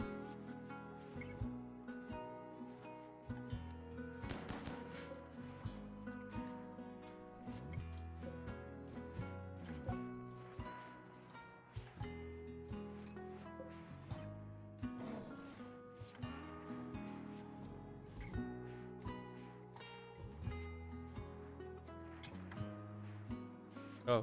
Looking for work, but also, I'm not going to boycott an indie movie and the work of everyone else for what amounts to 20 seconds of AI title cards, because that doesn't help artists either. Sorry. To this, Barbara Crampton said, agreed. Brett Gallman said, AI-generated imagery, it's not art, is a scourge to creativity that has the potential to harm the film industry. But I'm not comfortable with dismissing all the work people put into Late Night with the Devil otherwise, especially those who had nothing to do with the decision. It is deeply disappointing that they went this route and didn't course correct during the past year, but I can't abide the logic of a boycott on behalf of artists that would ultimately just harm the artist anyways. Feels like a live and learn situation. Remember those? And if anyone does think a boycott is more productive, then more power to them. I can respect having a hard line stance on this issue, so long as it doesn't come with a heavy dose of self-righteousness and condensation. Jamie Durack said, this sucks, but I want to add to the course of people explaining what was made 2 years ago, before a lot of us realized that AI art is bad. Moving forward, I think projects that use AI should be boycotted, but this indie horror deserves a little grace due to the timeline. The real Matt C said, still going to watch the Satanic Talk Show movie. Sorry, it's been recommended by friends who've seen it way too much. It looks awesome, and to be honest, yeah, AI sucks, but I'm not against low-budget projects using it in small doses like this. Last example I'll use right here, but there were many others. Salem Alexandria actually got shamed into apologizing for suggesting that people shouldn't go see the film when she tweeted, maturity is accepting wrong. After having people educate me on the timing in my DMs, while I'm still against AI in the creative space when it comes to creatives being replaced, they did this at a time when everyone was having fun with AI, and with it being an indie film, having to pay the talent they did have. An all-out boycott of the film is a bit extreme. Okay, so first of all, that era that Colangelo and others are referring to really is in the DALL-E mini days, and by the time that more complex images like this were being created, it was pretty well established that this was very wrong behavior. The Wild West period of AI was really only generously a few weeks there, maybe, but in actuality, probably actually what a mistake at the mic. That the argument that AI was just a fun little thing that existed before people started to seriously talk about it. And these images were made well beyond that, as you all probably well know. Saying otherwise is revisionist history. And if you really believe and think that this usage is okay, because everyone was supposedly doing it, then that speaks more on you than anything else, because it shows that you were not listening to artists who were essentially quite vocal about the situation near immediately. This was, pure and simple, a way to cut corners and test the waters on how much audiences would tolerate the slow removal of creative people in the creative process, in the making of films on all levels. There is no other way to look at this that is ethical. And in the weeks following, other companies started to do the same, such as A24 and their horrible Civil War posters. Now, for full transparency, I myself did post one single tweet that was positive about AI, which was clearly when it was still in the DALL-E mini phase, when it was just a strange curiosity. And when in the days following I listened to the conversation and realized how harmful this thing was, I never did that again, and have never excused a large company using it to not pay people. It really is that easy. Secondly, of course they had the money to pay for real title cards. They just decided not to. What do you think this is? How much do you think art actually costs? Anyone who thinks this can genuinely only have that idea because they don't know any visual artists themselves. This narrative is insane, and probably disingenuous on their part. Critic Rebecca Johnson said, "It is disappointing that they used AI artwork, and a shame that they didn't hire an artist. That being said, I would be more disappointed if it were a big movie with an unlimited budget. This is an indie flick with a limited budget. People Yo, I are almost acting died like here. this was Holy one of those fuck. fake movies that gets made for $500 and then dumped onto Amazon Prime. They could have paid for those assets for the same amount of money or less than they would have for a single advertisement for the film. yeah, why The not? movie was produced by Roy Lee, who Mods also for produced movies like The Grudge, RimWorld The aren't that The big. Departed, The Strangers, the Lego Batman movie, Oh my God, how It many? Chapter 1 and Chapter 2, Barbarian, Bates Motel, The Exorcist TV show, Dr. Sleep, Godzilla vs. Kong, and Godzilla Kong the New Empire, among like 50 other things that you've heard of. It was distributed to movie theaters around the entire country. Do you genuinely think that they would not be able to come up with a couple $100 extra in the proposed budget if that was what was needed to complete the movie? Like, he can find the finances for this level of CGI destruction, but a JPEG is going to break the bank? To imply that you think they couldn't spare a few hundred on additional art is either purposefully dishonest or is willingly ignorant. And anyone who played into that false narrative that this was just, the little old movie that couldn't do no better, makes me question your critical thinking skills, as a writer as well as your just motives within all of this. This was released on 1,000 screens around the country theatrically. For context on the number of screens that movies tend to get by their size, Knives Out had about 3,000 screens, and Uncut Gems had about 2,000 screens. So while it is on the smaller side, to pretend that this was something that is virtually impossible to watch legally and has no chance of making its money back is very disingenuous. And also, everyone who worked on the crew of the movie already got paid for their work. So not seeing this is literally only screwing over the production people in charge, who decided that this was a good idea. Our support of art has to be conditional. These things have to be a hardline issue. Just because they made a small horror film does not mean that they are automatically deserving of access to our money. Get squished. And lastly, for context, in my Courage the Cowardly Dog video, I had 4 excellent how many title cards made by the fucking- artist Dr. Grambo. So one more than what the directors say appeared in Late Night with the Devil. And that cost me $50 each. We aren't talking about an insane amount of money here. That is just the cost of a few tickets to your movie. If my YouTube channel, which as we just covered has been failing for 2 years now, can afford to hire artists, then I guarantee you that a feature film production attached to Shudder that is My owned YouTube by channel's AMC failing. could spare I wonder 1,500 why. or some assets. Let's not be silly here. Weirdly enough, Could Flying it be Lotus because you're insane? initially got mad at me for criticizing the film, saying, "Did you shell out a few $100? Do you know the right artist capable of making said imagery for a few hundred with their schedule?" There's no nuance in this conversation at all. Y'all just want to gang up on something. Probably will never make a feature film ever. To which I said, I actually did pay a few $100s for the title cards to be made by an artist for my video in December. They turned out great and I was proud to show them off. If my channel can afford it, a movie production certainly can. But that interaction from my perspective, even though it started out a bit strong with heated emotions on both sides, became more level-headed as it went on. And I'd like to think that we ended in a good place where we still disagreed, but we're no longer kind of adversarial to each other, and ultimately agreed on who the real enemy is in this situation, which is the large companies pushing this kind of technology. We ended by sending love to each other, and that was genuine. I love his work. I think that he's super interesting as an artist, and I really do respect it. All of this is about love and community. It's about talking with each other and working with each other and making cool shit. The whole reason I'm making this video is because I want people to think about how they talk with each other and how they engage in art and Any day now, develop guys. and how to show respect if people have issues with something. I think if we had broad education related to media literacy, a lot of these things wouldn't have to happen. Horror author Amanda Woomer said during this hot take, "This film has been at festivals for a year, which means production was 2 years ago. The AI debate only started last year. Prior to that, people were playing with it. By our standards today, it's shitty. But I won't screw over artists from 2 years ago. I'm still building." Nathan Botok said in response, "I can't stand the art justice warriors who have been crying about this. They are acting like the entire movie is fake." To which Woomer responded, "And now they're going out of their way to screw over a small indie movie that lots of artists, writers, and actors did work on for the sake of 3 AI images that were then edited. I don't see the logic." At Little Leah 78, who describes herself as a one-woman creative agency, full-time smartass, and harlot of horror, said this, "Honestly, people don't understand how films are even made or the budgets that go into them, or that lots of people use AI in everyday life and don't even realize it. There's a time and a place for the technology." To this, I would argue that she herself does not know how movies are made, because in the time before the release, the filmmakers could have very easily read the room and changed the images after the backlash from the trailer, and they still decided not to. Probably because they knew the movie would get more attention if they left it in and caused a discourse around How the film. many? Movies are getting tweaked all the time in the final weeks up to release. That is just very normal behavior. There's And a it was lot mounted deliberate above intention that. to not do that Jesus. here, probably for the attention that it brought to the project. And if it is a budget thing, again, if your movie can't spare a couple $100s, then it either isn't a real movie or you need to Don't fire get your squished. accountant. Filmmaker Aaron Kuntz said, "Indies rarely have the budget to hire multiple artists. It's usually 3 or 4 art leads that source everything. They're overworked and underappreciated. If over 2 years ago one of them them used an AI image, that's not taking away a job. It's giving them time to breathe.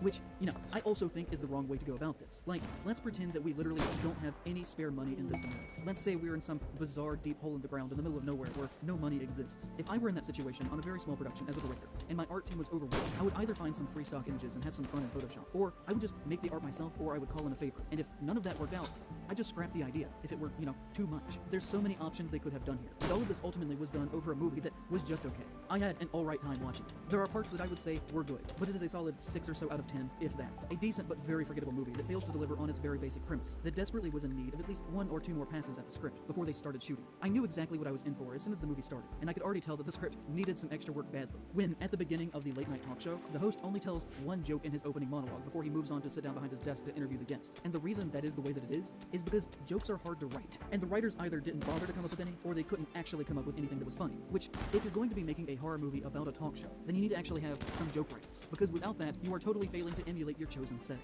The band never plays music despite holding instruments. It commits the cardinal sin of found footage by having actual traditional movie scenes done with traditional filmic style, interspersed while they're on commercial break, that breaks the foundation of the form, stuff like that. Visually at times, it was mostly fine, but everything else that they're trying to do reads as totally inauthentic. Compare this to how this same setting was achieved in Miss Maisel, and you can see what I'm talking about. And I know Is this ever that gonna I'm stop? comparing 2 different productions that had wildly different budgets from each other, but you should really write for the money that you think you're going to be able to get. Sometimes shooting for the stars is a bad idea. To me, Real Takes on TikTok had the absolute worst take on this issue, funny enough, when he said, "This type of holier-than-thou bullshit is obnoxious on so many levels. A very particular brand of Reddit bro throwing a tantrum right now over one AI-generated image making its way into Late Night with the Devil. If you're going to say that this is a reason not to pay to support a movie..." Give me a few minutes. Give me a minute, bitte.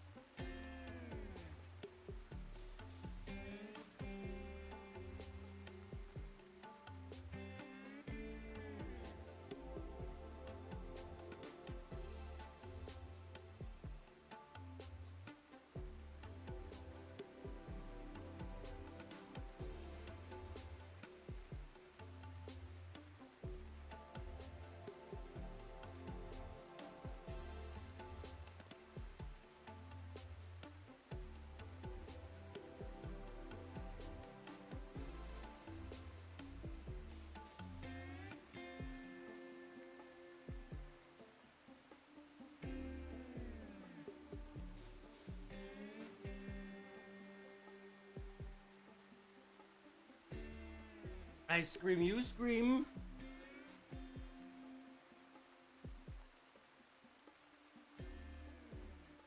or to not watch it, then I think what you're doing is very counterproductive. This is a low-budget, incredibly well-made passion project. You get a great low-budget horror film made with passion and you're going to cancel it because of your holier-than-thou attitude? When you boil it down, I just find this kind of discourse to be dumb, performative, and unnecessary. Is AI something to be aware of and keep an eye on as the years progress? Yes, absolutely. This could take away a lot of jobs from a lot of people, but this is not one of the examples to act so hurt about. By all means, go after studios and filmmakers when they give us schlock, when they throw trash at us and expect us to eat it up. But this is not one of those times, and this is misdirected and silly rage.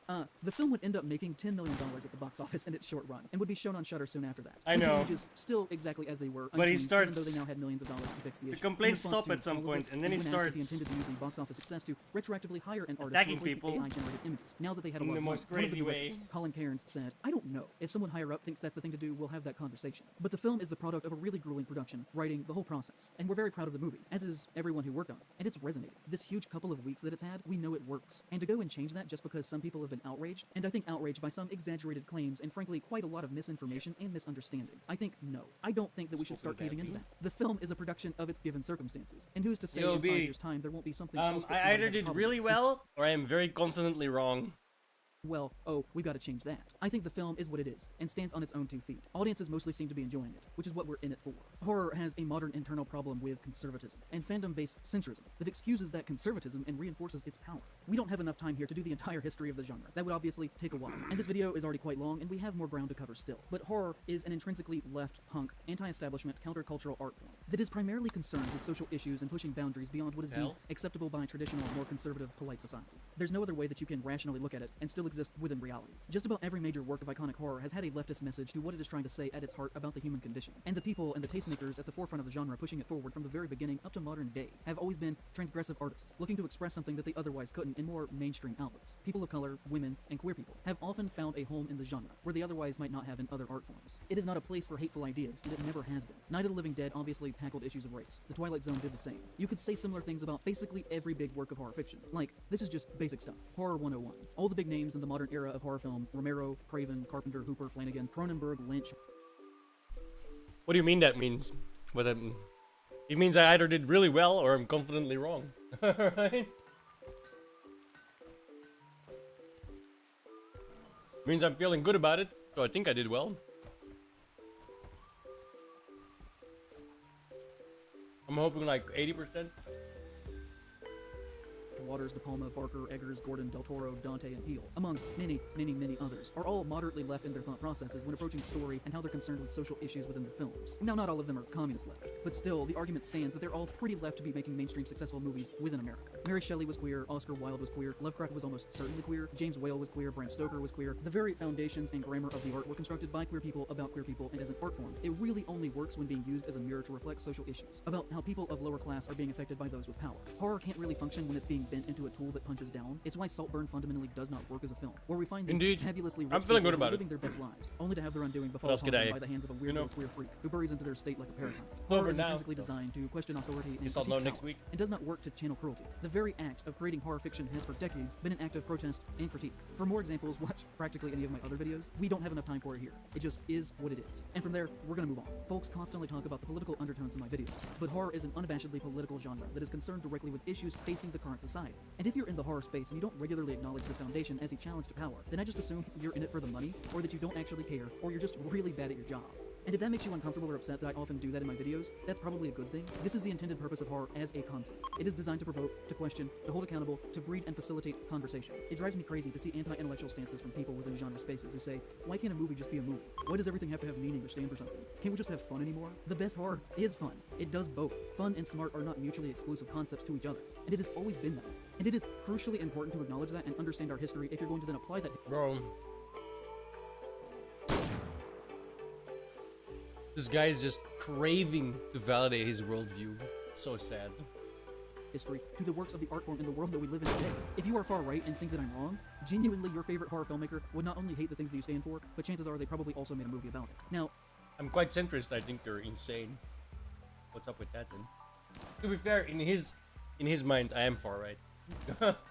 on a surface level, one could see horror as anti-women or pro-violence or, kind of the things that I was accused of in the last chapter because of the nature of the art form.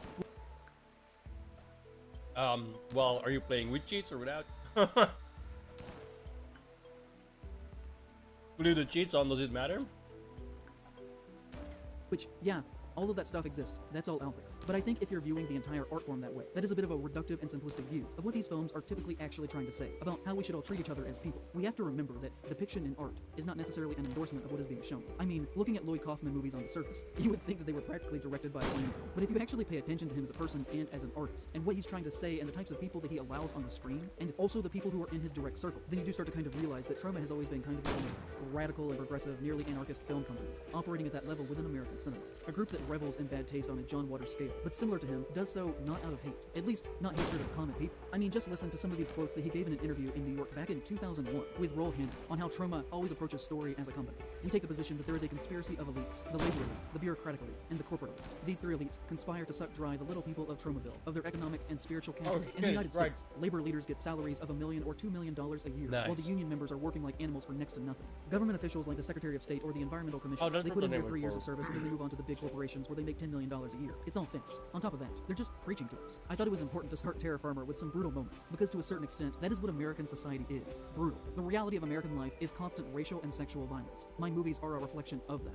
From The Toxic Avenger on, we have been involved in fighting hatred and violence and the puritanical dictatorship in America. He then goes on to talk about how America is fueled around forming smokescreens of false issues, taking moral stances on things that politicians don't actually care about, so that they don't have to do any actual. It doesn't work out that way sometimes. I have no idea how this works. Discussions about abortion. It's horseshit. None of this sounds like the words of a hateful man to me. Angry, yes, but not hateful. And there's a big distinction there, where hateful is the act of lashing out, undirected and uneducated, but anger is channeled positive energy. And you can feel that throughout Terra Firma, which is one of the most outwardly mask-off works of leftist horror filmmaking in the past 2 decades, which, if you've not seen it, you really should. And to view horror as hateful or overtly negative or simple-minded, I think fails to recognize what it can do as a form of expression, criticism, and protest, and what it has always been able to do for those things. But when I talk about horror being left, what I actually mean is that it has historically been used as a tool most successfully by left filmmakers. Horror and film in general, like all forms of art, are merely tools that can be wielded by anyone to produce art and expression that can then be experienced by others. And often it is the case too that conservatives produce works of horror as well. It isn't something that only the left does. Yeah. There's this dangerous myth that has been cultivated by the left that conservatives can't make art, that they don't understand people on a very basic level. Well, not necessarily dumb. Norm Macdonald was a staunch conservative. He's David a Zucker, zealot. who made Airplane, is a Republican and has specifically made films for the Republican Party. John Hughes was a Republican and made Ferris Bueller's Day Off as a show of his idealization of what the freedoms of Reaganism could do for us all. Milos Forman, who made One Flew Over the Cuckoo's Nest and Amadeus, was staunchly really anti-communist. Sam Raimi, the director of the Evil Dead films and the Spider-Man films, is a Republican who donated to both George W. Bush campaigns and has been alleged to support Trump very much in private, but just doesn't talk about it because he knows that people wouldn't like it. Quentin Tarantino is a Zionist and lives in Israel. Roy Frumkes, who wrote the film Street Trash, has been accused of sexual harassment directed at his students for decades. I mean, hell, David Lynch said at one point, Trump could go down as one of the greatest presidents in history. A statement that he would later retract, but arguably as much as I love him, a great deal of his work does have some conservative values to them, even though he clearly believes in the spiritual nature and goodness inherent in the average human, something that Alan Moore famously argued once that people really did not like. Trust me when I say that conservatives are perfectly capable, just like anyone else, of being funny and learning how to produce art. Those things are skills that anyone can do. To think otherwise would be hopeful at best, but in practice is dangerous, and allows the slow infiltration of conservative beliefs into places that they should not be allowed, because it creates this shield that allows us to ignore their red flags. The idea that conservatives cannot make good art needs to be abandoned, because it leaves us in a position to where we underestimate their potential to spread their messaging. I would argue that despite the face of horror journalism and horror authors being more diverse than they ever have been, on the side of horror cinema, we are living through the past 20 years of being some of the most conservative in the history of the genre. And within horror cinematic fiction at large, this has been a gradual, slow creep, as there's always been some figures producing art within the medium, obviously, who hold right-wing beliefs. But more and more, I will sit down to watch a horror film and be blindsided by what it is actually trying to communicate to its audience. And I hate that more than just about anything when it comes to film. This myth that every movie that is ever made, that is either horror or is a small independent production, should be immune from basic criticism, that we would level at any other work of media, needs to be abandoned for this reason. We do not need to support every single small movie. Horror people love to make fun of what they view as basic, lesser MCU fans, with their bizarre vanilla culture worship and their crusade against Martin Scorsese. But then we'll turn around and basically do the exact same thing themselves, just on a battlefield that is being fought on a smaller scale. A mindset of consume, consume, consume, without even thinking to question how the sausage gets made, just lacking any sense of moral fiber in their bones. A lot of them just genuinely have zero conviction most of the time. And there are films that I will never review here because of that, such as when I do my history of werewolf movies video, I will not mention The Wolf of Snow Hollow, because the writer, director, and star, Jim Cummings, has been very vocally in favor of AI-generated imagery multiple times. I don't think anyone should support his work going forwards, and this is the last time that I will ever publicly acknowledge him. Horror is a mirror. It is countercultural. It is punk. It is that way, and it always has been. But if we are using punk as an example, then to further that example as a subculture, they have always had to deal with Nazi punks trying to infiltrate their spaces and co-opt their style and language to try and distill a message of hate through their mouthpiece that it was not designed for. As a community, they have worked for decades to build a set of tools levels of understanding to deal with those issues internally. And I'm here today to argue that we should be doing the same thing within our horror spaces. But there is this psychological issue that we have to get over first, which is that people are not willing to criticize others within the genre space when they are doing wrong, and are not willing to criticize aspects of horror films either out of social politeness, because it is a small community, or more frequently, allow their values to take second place behind their love of genre, or out of financial benefit. All three of these are an issue that we need to address because they allow active harm to be transgressed and to be continued. To explain this, I think it would help if we look at the film Abigail. That is not a conservative horror film, but the conversation around it helps to demonstrate this point. The film is about a group of hired goons who infiltrate the home of a wealthy businessman to kidnap his daughter to hold her for ransom in an abandoned mansion outside of town, where group tensions begin to rise as they start to doubt what they have done, and they begin to infight as they suspect that the mafia has sent a hitman to the mansion after them to retrieve the girl. And then near the end of the film, we actually learn that the girl herself is the hitman, and that she's also a vampire, who has orchestrated the whole thing, and the climax is her hunting the remaining team members who have to fight for their lives. Okay, so the only problem with this is that the vampire reveal is shown on the poster, and is in the trailer, and is in the name of the film. You literally cannot know that this film exists without also knowing that it is about a vampire girl. This is clear in every aspect of its marketing. You don't have films named Laurie, Clarice, Nancy, or Sydney. That's but the you most do have important thing films at the named start. Chucky, You gotta Frankenstein, go in, Megan, because otherwise you're gonna Leatherface, die It, quick. Jason, Freddy, and Carrie. If a first name is ever in a horror title, historically can- that there's is to like delineate berries on the who map as monster well you is can in the harvest. film. They Every look single like piece of the film's this. marketing did not care if you actually had a good experience at the movies or not. They just wanted your money, and that's an issue. Now, Zoom I promise out. that this video is not going to turn into a list of people who Double are waiting click. on Twitter, but to That's explain all this the berry concept, bash we're going to have to just talk on the about map. Twitter for a short while longer. So, people, You can just including harvest myself, it, it'll began to harvest complain them that all. Abigail was not fun to watch because you already knew how it was going to end because you'd seen the trailer, which I think is a valid We'll be playing argument. Not all Civilization movies 6, by are the way, ruined soonish spoilers, but with, certainly some Ghosts. can be. You don't watch an Ozu movie for the plot, but if the work is designed to be a mystery, then you do. Abigail has several references throughout to Agatha Christie. It is clearly designed for you to initially not know what is going on here. It is steeped in the aesthetics of mystery films, and showing that Abigail is a monster in the trailer would be like showing the mask reveal of a ghost face in a Scream movie, or even more similarly, including Gabriel from Malignant in those trailers. It would ruin what is designed to clearly be a fun whodunit film, whose base appeal is not knowing what is going to happen next. But Bloody Disgusting podcaster Trace Thurman came out and tried to stop people from talking negatively about the film, because fanaticism means that every perceived attack on the genre must be quickly snuffed out, saying, gentle reminder that the trailer gave away the whole movie isn't a valid critique, even if it is true, #Abigail. And this supremely got on my nerves, and I said, I mean, it's definitely a valid criticism if it makes the first hour of the movie feel completely pointless, because you know all of the things that's happening on screen revolving the crime family don't actually matter because you know it's actually a vampire. No. To which he said, really that only boring. matters for your first view. Do you like all movies less on a second viewing because you know what's going to happen? And I just want to ask, what the fuck are you talking about? That basic argument is saying that it only ruins the first time you experience the art, which is probably also the only time you're ever going to watch it. I really don't see a yearly rewatch of Abigail in my future. I only rewatch movies for one of two reasons. Okay, so the first is for work if I need to revisit something for the channel. But in my free time, I only do that if I really like a movie in the first place. And if an advertising campaign could have been a tease that there's something more to her, but that's a big risk for general audiences who already assume the worst. Like, oh, something that I think will forever, at least in my mind, taint his otherwise very impressive and interesting legacy. Well, all the queers. I mean, vampire. Well made. I think This guy loves the sound of his own voice. That's why we're gonna go back to this. new or outrageous. He begins this chapter by complaining about a low-budget movie because it included 4 AI-generated images inside of it. And Concise it for me because this guy's rambling.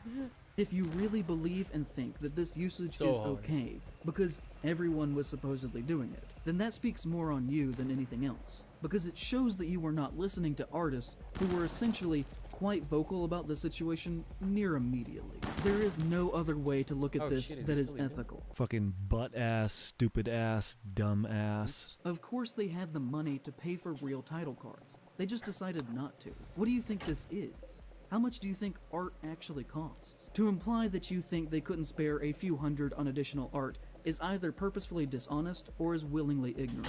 This broke idiot is trying to demean successful people about using AI instead of paying people. Who cares? All of this is about love and community. It's about talking with each other and working with each other and making cool shit.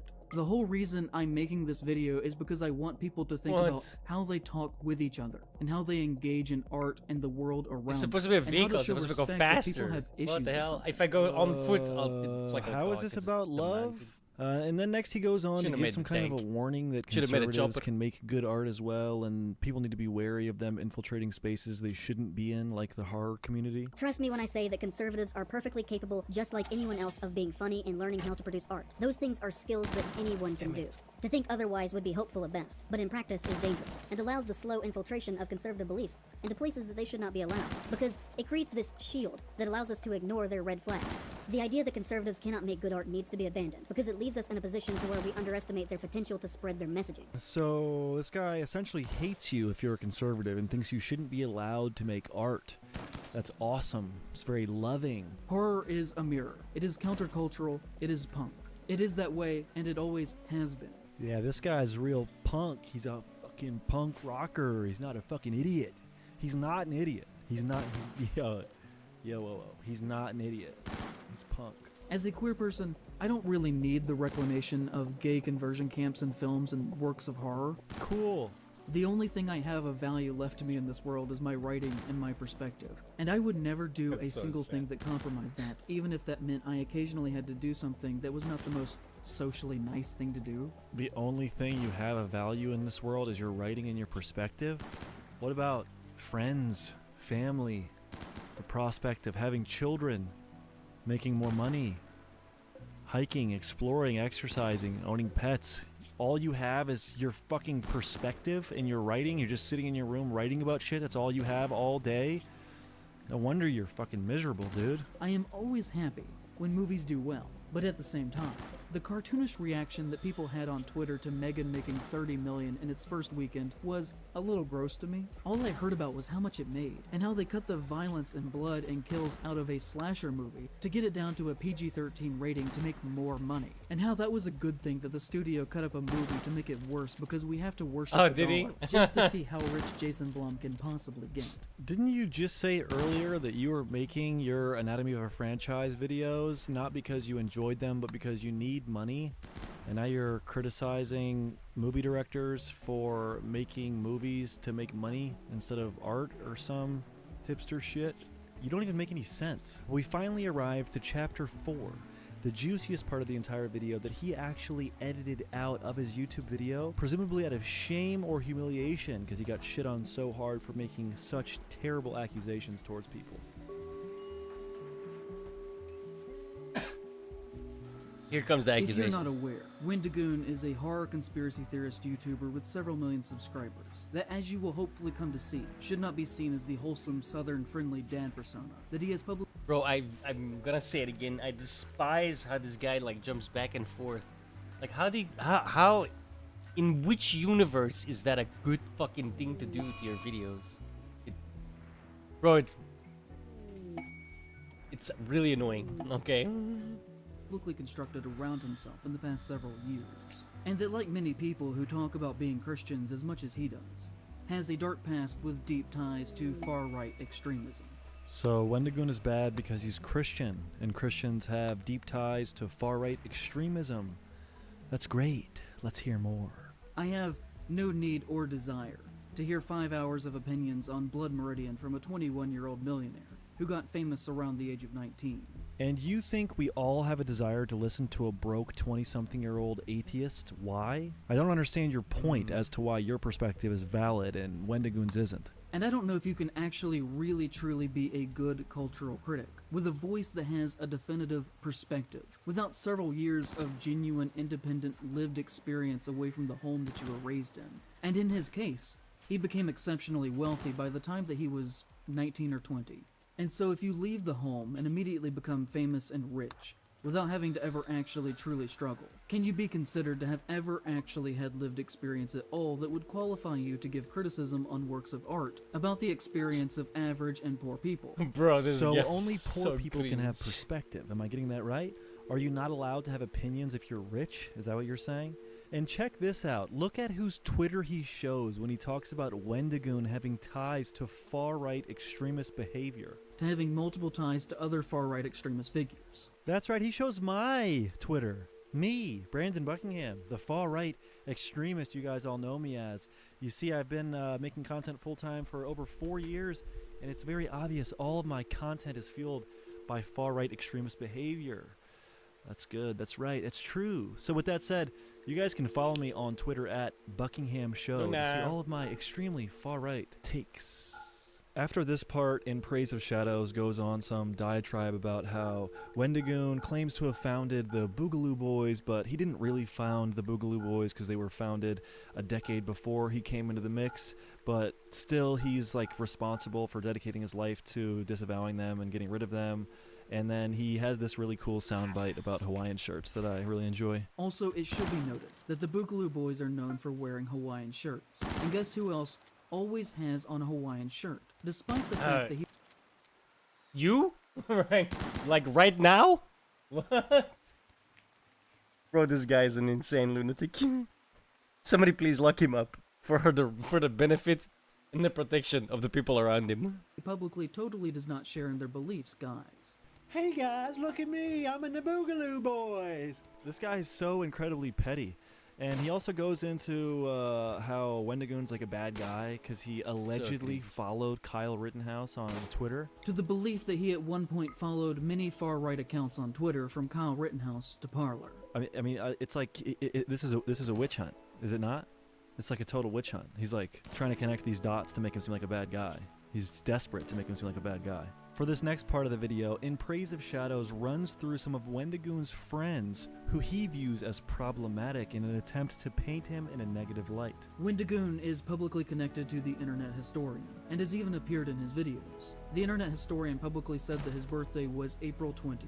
It is not, and has only said that as a joke because that is Hitler's birthday. So being friends with someone who made a joke about their birthday being on 420 makes you a bad person? Got it. Wendigoon is publicly friends with Donut Operator, and even retweeted a photograph of the two of them hugging. Donut Operator is a gun-crazed, very far-right YouTuber with 4 million What about the guy is very far right? Like, I watched Donut Operator. He's not very far right, bro. He's just conservative, dude. There's a fucking difference, bro. Holy fucking shit. subscribers. I can't stand these political tribalists, man. They're like literally what's wrong with the world. Whose career consists of him reviewing footage of police officers shooting and killing people. He was once a cop himself, before he made more money making YouTube videos and retired. His content is very pro-state, pro-cop, pro-gun, and pro-death to people who don't share his beliefs propaganda. Donut Operator is not pro-death or some bloodthirsty cop. He's accepting of everyone. I visited him in San Antonio, and Destiny of all people was there, who is a super liberal, and he was welcomed with open arms. The real person who hates others for not sharing their beliefs or propaganda is this guy in Praise of Shadows. For example, one of his videos is titled Predator Takes Shotgun to the Face, and features a picture of him smiling in the corner of the thumbnail next to an image of a terrified man about to be executed by cops, with the text that reads, "Head removal." Donut... Bro. That guy was a child molester. Predator, he meant pedophile, okay? PDF file, sorry. I can't say that word anymore, can I? Everybody loved the fact that his head was blown off, alright? Let's be honest. Even the fucking wife. He was assaulting at the time when they entered. But, oh, well, he's just against people that think differently. This guy, that, like, look... I don't want to say anything about this guy's stash because it also looks like a... But the guy in the fucking... that we were just looking... he looks like the biggest pedo out there. Let's be honest. Like, if you want pedo vibes, I'm sorry, but you're giving them off. And you're playing interference for a pedo. That's probably not the best look, my dude. Made a video breaking down the good police work of police who shot and killed a pedophile who pulled out a gun on Sorry, them. pause, Andy. How is that a bad thing? Is this guy pro-pedo, or does he think that people should be allowed to pull guns on police? He has collaborated with Nick Crowley, who constantly makes money through the most morbid and shameful true crime content of showcasing the last minutes of people before they are suddenly and unexpectedly killed. Doesn't this guy make money from analyzing horror movies? How does he have a problem with Wendigoon being friends with a guy who makes videos about true crime? He is publicly friends with Shoe on Head, who is a conservative masquerading as a leftist, who has built a career off of lazy anti-woke content, complaining about SJWs. So now this guy is telling Shoe on Head she isn't liberal and she is in fact a far-right conservative, and because of that Wendigoon is bad because he said congratulations to her after she got married. He is friends with Brandon Buckingham, a gun YouTuber who has been accused of threatening Did you hear that right? A gun YouTuber accused of threatening what?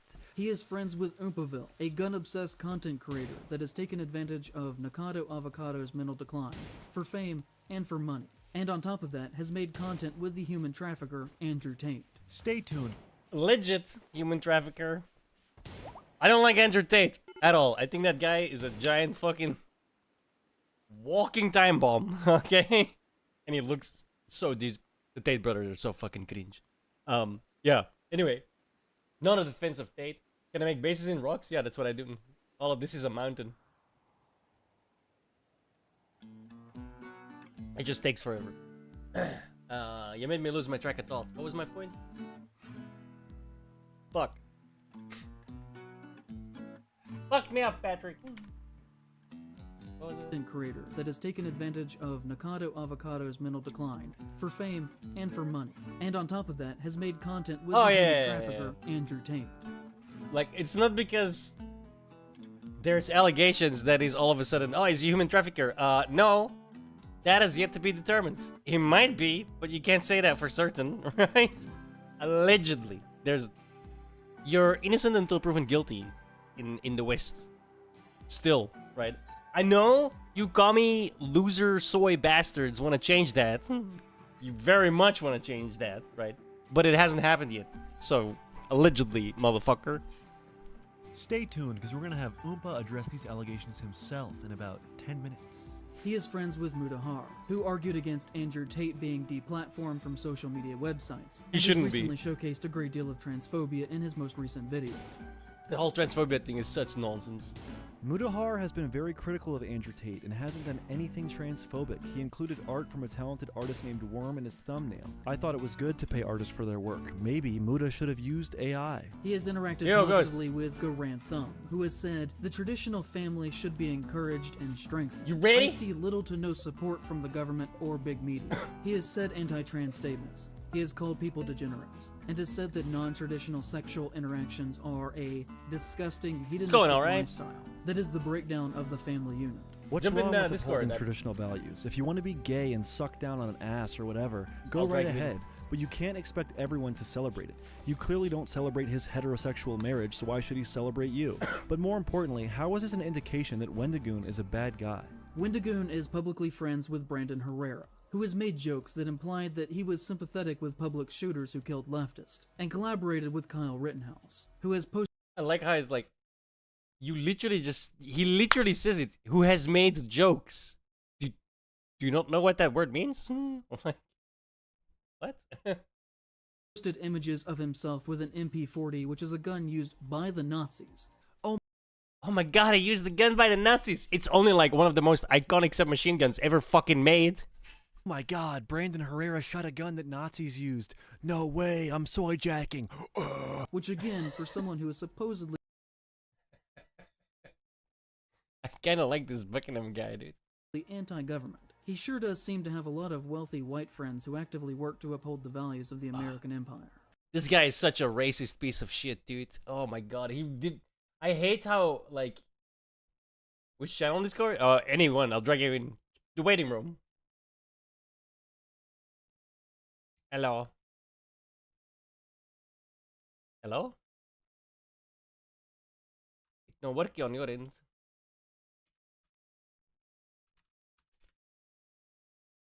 Oh. It's not working on my end either. Yeah, no worries. Now you made me lose my train of thought. Oh, it's Sid Meier's. Hello? Can you hear me? Hello? I can hear you. Keep talking. Hello? Can you hear me? Yeah. Ah, there you go. There you go. Hello, hello. Hello. Which microphone is this picking up? I think it's like you said, I have too many forwarding things. Yeah, you sound really weird too. Like, you sound like you're like a mile away from your microphone. Is that better? No. No? Well, I mean, it sounds closer, but the quality is terrible. Is it? Hold on one sec. Let me search that. Professional streamers over here, guys. Hello. There you go. Hello? That's much better. Holy shit. That's much better. Yeah, yeah. Holy shit. Right, there we go. Yeah, I don't know what's going on, man. I got too many bloody things. Yeah. That everything you put in between you and the consumer, so to speak, is another point of failure. God. Right. I forgot this shit had a launcher. I'm downloading an update for the damn launcher. Yuck. Oh my god. Tell me you're gonna love this. I haven't actually installed the goddamn civilization, mate. Okay, that's good. We can continue with the video then. Boom. What's wrong with having white friends? You Install it. self-hating Go, go. dork? Then, of course, there is his Download username. this To now. the Algonquin people, the Wendigo is a negative spiritual symbol I saw that- that is to be I saw that avoided, and his downloaded, name but is to obviously never I even haven't. be said out loud or written down. People have for hundreds of years taken the creature and used it for their own means, including Wendigoon in his very name, which is something that indigenous people have been very critical with him now for years. This next thing that I'm trying to argue. Who cares? Suck it up. Cool. I'm gonna drop off from Discord for now then. Sorry about this, Parij, mate. No It's probably worries. gonna be half an hour or something. I don't know. It says 40 minutes to download. Okay. It keeps going down, so probably will not about discredit half an hour, I'll his say. feelings. Okay. And I'll be back. Alright, man. See you in a bit. I guess I'm jumping back on Rimworld then.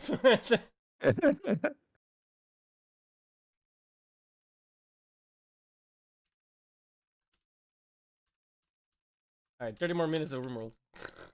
Regarding to his own personal history. But what I will say is that Americans who are white or partially white in rural areas love to claim a percentage of native heritage for bizarre conservative reasons, relating to, like, reverence for That's the fine, land bro. and fascistic Fine. nostalgia for a time that never existed and stuff like that. I can wait He has 30 minutes, attempted I'm to good. deflect from criticism over the use of the name by saying that his grandfather was Native American, and that he learned these things culturally through him. So according to this guy, Wendigoon has to reject his Native American heritage. And what? Not even that, right? Who gives a shit if the guy wants to call himself Wendigoon? Who fucking cares, bro? If some people are offended, so fucking what, dude? Jesus Christ. If I call myself Beowulf, are the Norse gonna be offended? Like, fuck off, man. I hate these people so much. With every fiber of my being. What the hell is fascistic nostalgia? I'm starting to think this whole video is a cry for help. Deep Appalachia It really is a cry for help. The guy is like displaying his schizophrenia on full display, bro. This is a please, intervention, please.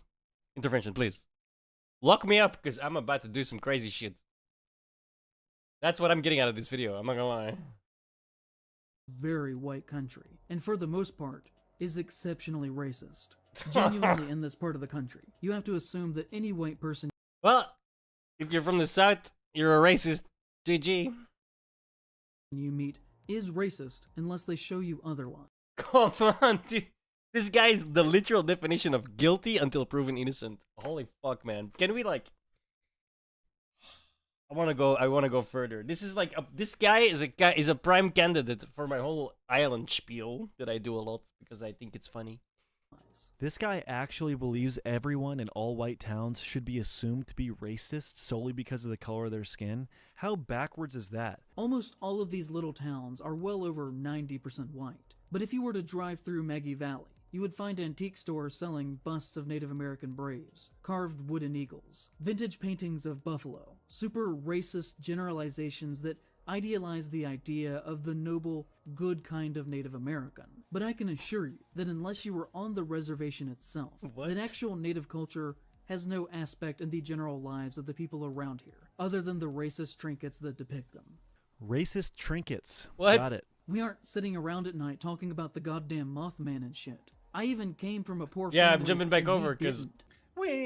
And Ghost what forgot to resulted install from it. Some good faith criticism of his use 30 of more language minutes. was days upon days of people calling You can blame him. if you're a Blame public him, figure not who is me. being criticized publicly, and the only people who come to your defense are Nazis, then that can only be read as two ways. Either that you're sympathetic to their views, or that you're perfectly fine making money from them, and are comfortable with game is their loading. I have ideology 100 being mods the installed, backbone man. of It the takes a base. while. This guy's a control freak. He wants to control who you're friends with, who's a fan of your content, what your political ideology is, where you're from. He's a judgmental piece of shit. And if anyone ever criticized me, and people's reaction to it Who was looks to like a immediately pedo and start plays using hate interference for speech, pedos, I would so, shut that shit down so fast. Wendigoon has said multiple times he doesn't want his audience to be mean to anyone on his behalf. What else do you want him to do? Just look at this comment that Wendigoon left on the video. Please, no one harass or comment rude things on my behalf. I do not agree with or condone meanness in any way. If you're here to leave a spiteful remark on my behalf, don't. Nothing good comes from anger. I want to apologize for people saying awful things to you on Twitter. I did not know this was happening. Here we go. Finally. And don't stand by that behavior. I followed you because I saw your Slenderman video and enjoyed it, then saw you in my recommended follows. It sounds like you strongly dislike me, and that's okay. But if I've done anything to cause that, I apologize. If I've ever spoken against you without cause or made any joke at your expense, I am sorry. I did not follow you to harass you, but if that contributed in any way, I wish I could take it back. You don't have to like me, but I hope you do feel I have no ill will against you. There is a lot you assumed incorrectly about me, but that's to be expected. I try to keep my life private in what ways I can, and my friends mentioned in the video can take up for themselves. I will only point out that your assertion about Brandon Buckingham is particularly egregious because the lie regarding a threat was made up by Sneeko when Brandon called him out on his behavior. I know you wouldn't support an internet figure like Sneeko, but you inadvertently did by not checking the source. I've made similar mistakes, most YouTubers have at one point or the other, but harmful allegations spread when people parrot rather than decipher data. I have said things in the past that I do not agree with now, and am learning to better myself daily, and each day find myself more in the wrong. I am sorry for the things I've said to bring hurt or strife onto any person or people. May God forgive me. I hope you're successful. The Slenderman video was great, and I hope you don't find myself or my audience impeding your career. And again, if you're here to leave a mean comment, for me, don't be. Did you guys just hear that? What a psychotic, rude, mean, far-right extremist. You know, I'm starting to think this Wendigoon guy is pretty bad after all. Right in the midst of this going on, a very funny thing happened, and that Wendigoon followed me on Twitter. I was not following him at the time. He never publicly told people. A very funny thing, eh?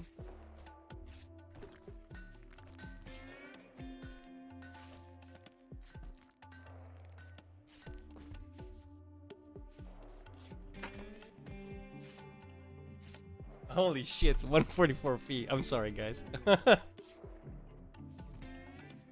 video is 15 years old.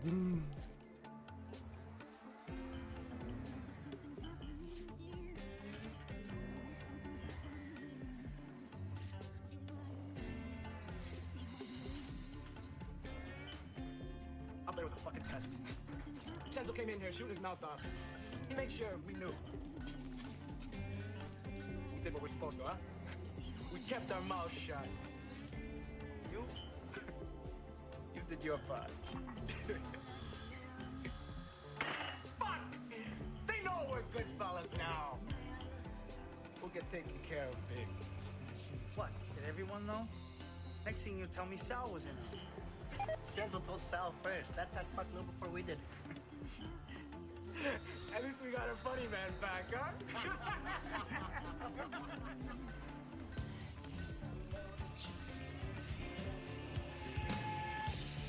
I gotta watch that movie again, dude. It's so good. Funny! Funny!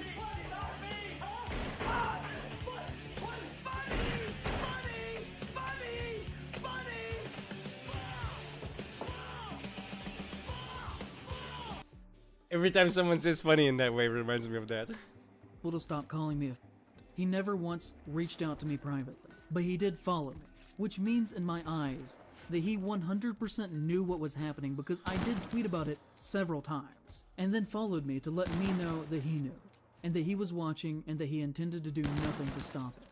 Bro, how paranoid is this guy? Holy fucking shit, dude. What other motivation could he have had there to follow me in that specific moment, other than to be a method of quiet and deniable intimidation? What other way could that have been read from my perspective? If you think it was entirely coincidental, which he may argue it was, then I've got a sack of magic beans I'd like to sell to you. That was the moment that pushed me over the edge to make this video. This is early onset schizophrenic levels of thinking, and I genuinely think this guy should seek mental evaluation. I agree. I'm not joking. There are other I very agree. public I'm also instances not from joking. him This of guy is a danger to himself and others around him. Clearly. Phobia and homophobia. Like when he allegedly said, calling my Chris opinion. Chan, a man who mutilated his body with a box cutter because 4chan said he was a damn. girl, holds a deep hatred for men Bunch of and silver, most bunch of women, J. decided to be a girl so that he could hook up with lesbians, and now abused his mom. She is disrespectful to and delegitimizes trans people. Like he, a very publicly straight, married 20 Christian components. cis man, Much hype. somehow is the authority on what legitimizes a trans person's identity.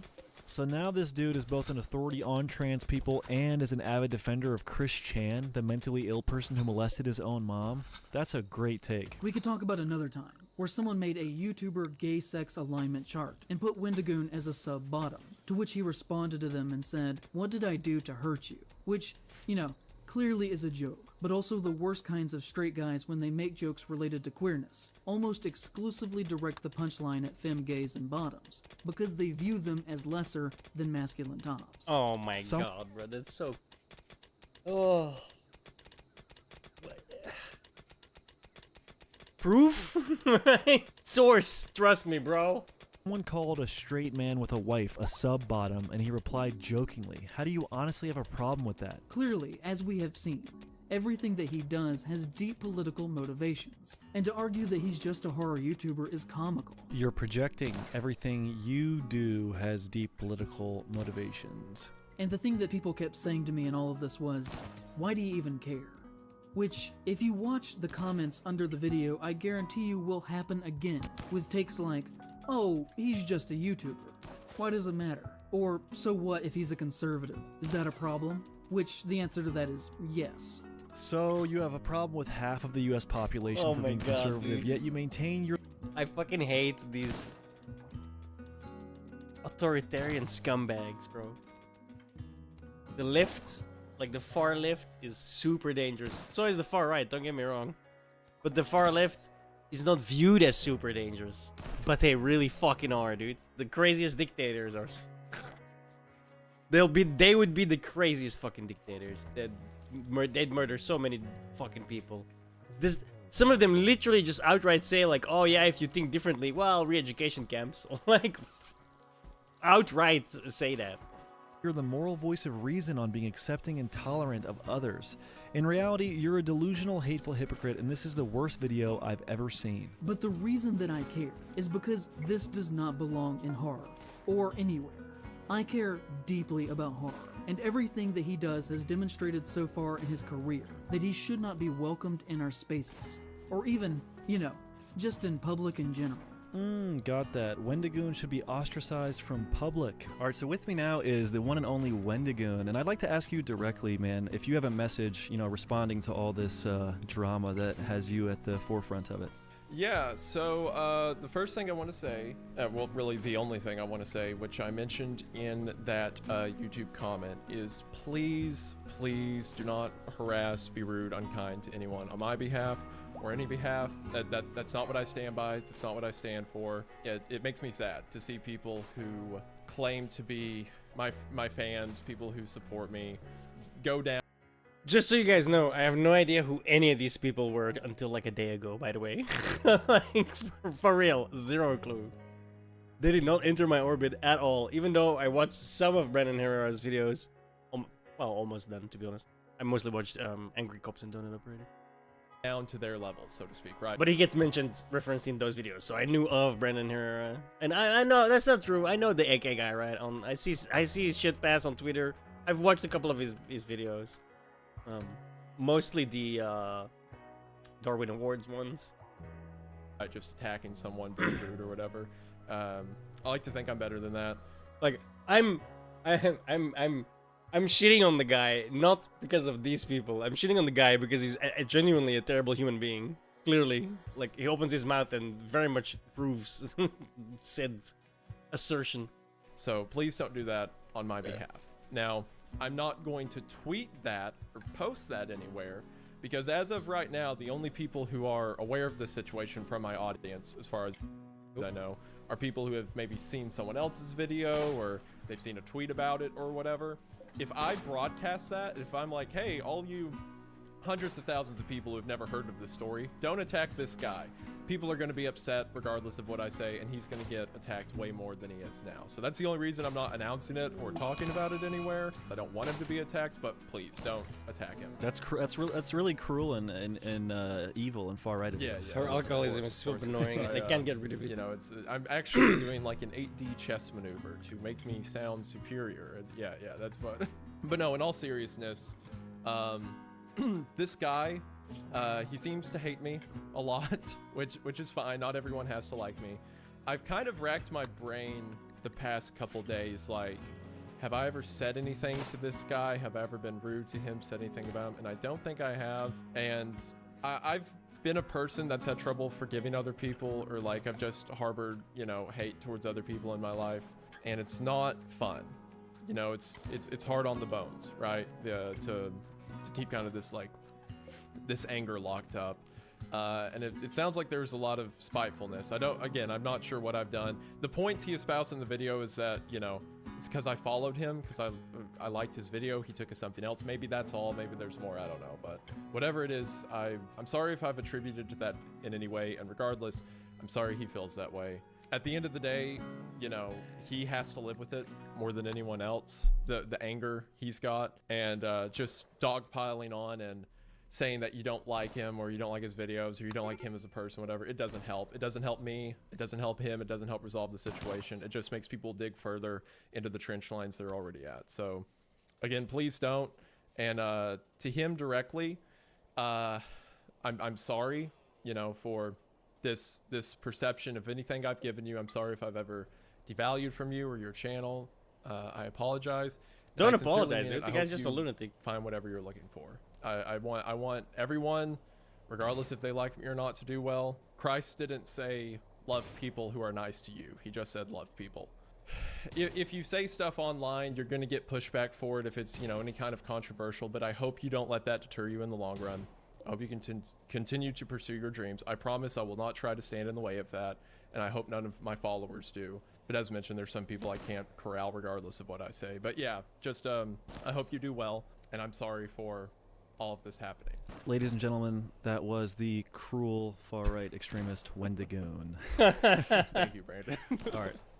Now, let's bring in my friend Oompaville to give a little post-psychotic video analysis. We're going to cover what Oompaville thinks about the things that were said about him, the things that were said about Appalachia, and also the apology Twitter thread that In Praise of Shadows posted on X. So with me now is the one and only Oompaville, who was demonized in this video in Fallout, as they always a say Appalachia. gun-obsessed YouTuber who took advantage of Nikocado Avocado and has ties to Andrew Tate. Mm-hmm. How are you, brother? I'm doing pretty good. Okay, little progress on my vault.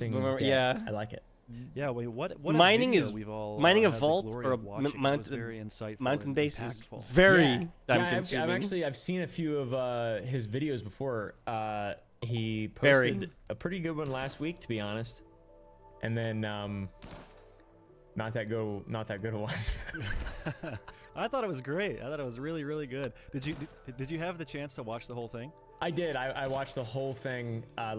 Yeah, I watched the whole thing. Yeah, unfortunately. So yeah, what is your perspective on the video after watching all 3.5 hours? I saw that Wendigoon he responded and does what he always does, and that is just, you know, is just fucking a class individual. But really, the thing that I fucking didn't like about the whole video is him just calling out all of Appalachia, like 25 million people, and like using that as a reasoning as to why Wendigoon is a piece of shit, and 25 million people are just racist unless proven otherwise. The whole thing I would just never remember even happened. Like, it would just go right through my brain. But that part was like, all right, this is embarrassing. I think his exact quote, to be honest, I believe his exact quote was, "If you are from deep Appalachia, you should be assumed to be racist unless proven otherwise." Yeah, that's a bold take. Yeah, what?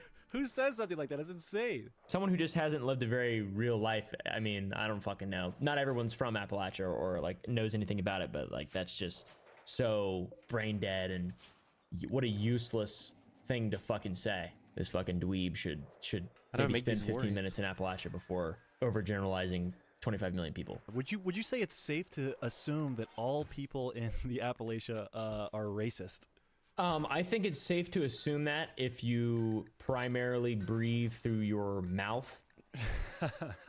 No, I wouldn't say. I've met a lot of Appalachian people, and I've met just as many racists online who call me racist, and they're actually racist. It makes no sense. It's complicated. Oh, it makes no sense though. He's got 2 guns pointed right at his feet, and he's just having a frickin' field day. Oh yeah, and he's got 2 guns pointed at his feet, and they just don't run out of ammunition. He's just fucking shooting. He's just blasting holes. Like, his feet are fucking sticks. Yeah, endlessly firing into them. It was good. I bet he's having a good day today. I think he's taking a month break. Yeah. Well, you could tell he really is standing by what he said because he edited out the entire hour, shitting on all of us in Wendigoon. Yeah, he deleted the video too afterwards. But let's get into what he said about you, Oompa. So he said that you are, in fact, a gun-obsessed YouTuber. What's your response to that? I would say that's really awesome, and finally people are starting to notice. I would say, I mean, is that supposed to be bad though? Is that like? Yeah, it's an insult. It's an insult.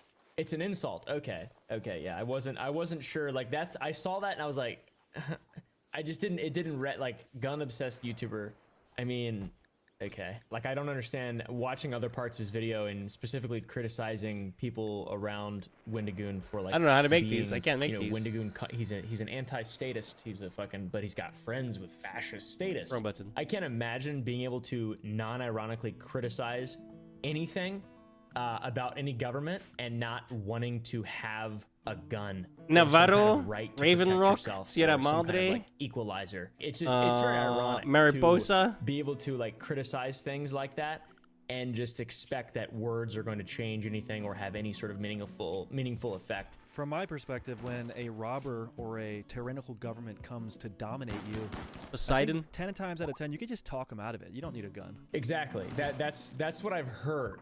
I've heard that. Just be a sweet boy. Exactly. Be a soft boy. With a Native American style jacket on that's frilled. So that was really cool of him. Also, he took a shot at you for collaborating with Nikocado Avocado, a grown adult human who they're all. Mine is called Raven Rock as well. They're all. What's your perspective on that? Yeah. Enclave basis. Well, technically, technically Mariposa isn't an enclave base, but it's where the FEV vets were, right? It's where the Brotherhood of Steel originated. The real Brotherhood of Steel, not the Bethesda Brotherhood of Steel. Bold, I guess. You've been over this one. Hey, taking advantage. You're a terrible guy.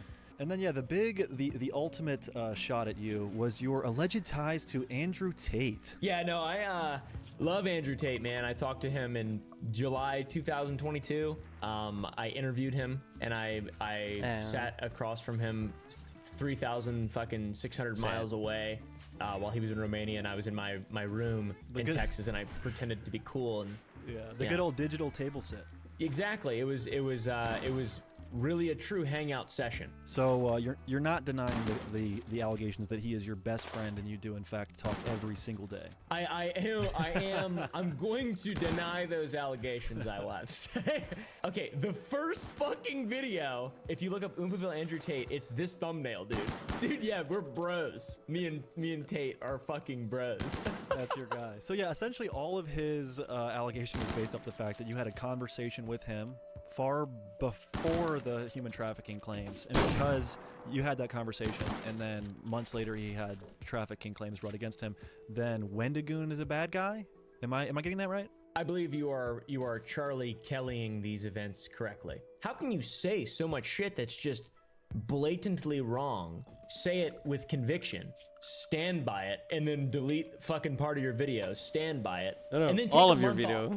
Like, this is actually something you couldn't write into a TV show, or it's too clever, it's too funny, too contrived. He handled it with grace and honor. But I mean, so we both know Wendigoon personally. Could you think of someone less deserving of this like 3-hour hit piece? I genuinely could not think of anyone less deserving. I seriously cannot. I've never met a better human being across the board than Wendigoon from the internet. Not a single person have I ever met who is I would consider a better person. Dude is a walking example of how to be a good content creator and person on YouTube. I disagree. He's a far right-wing extremist, racist, Nazi monster, pig, homophobe. Yeah, dude.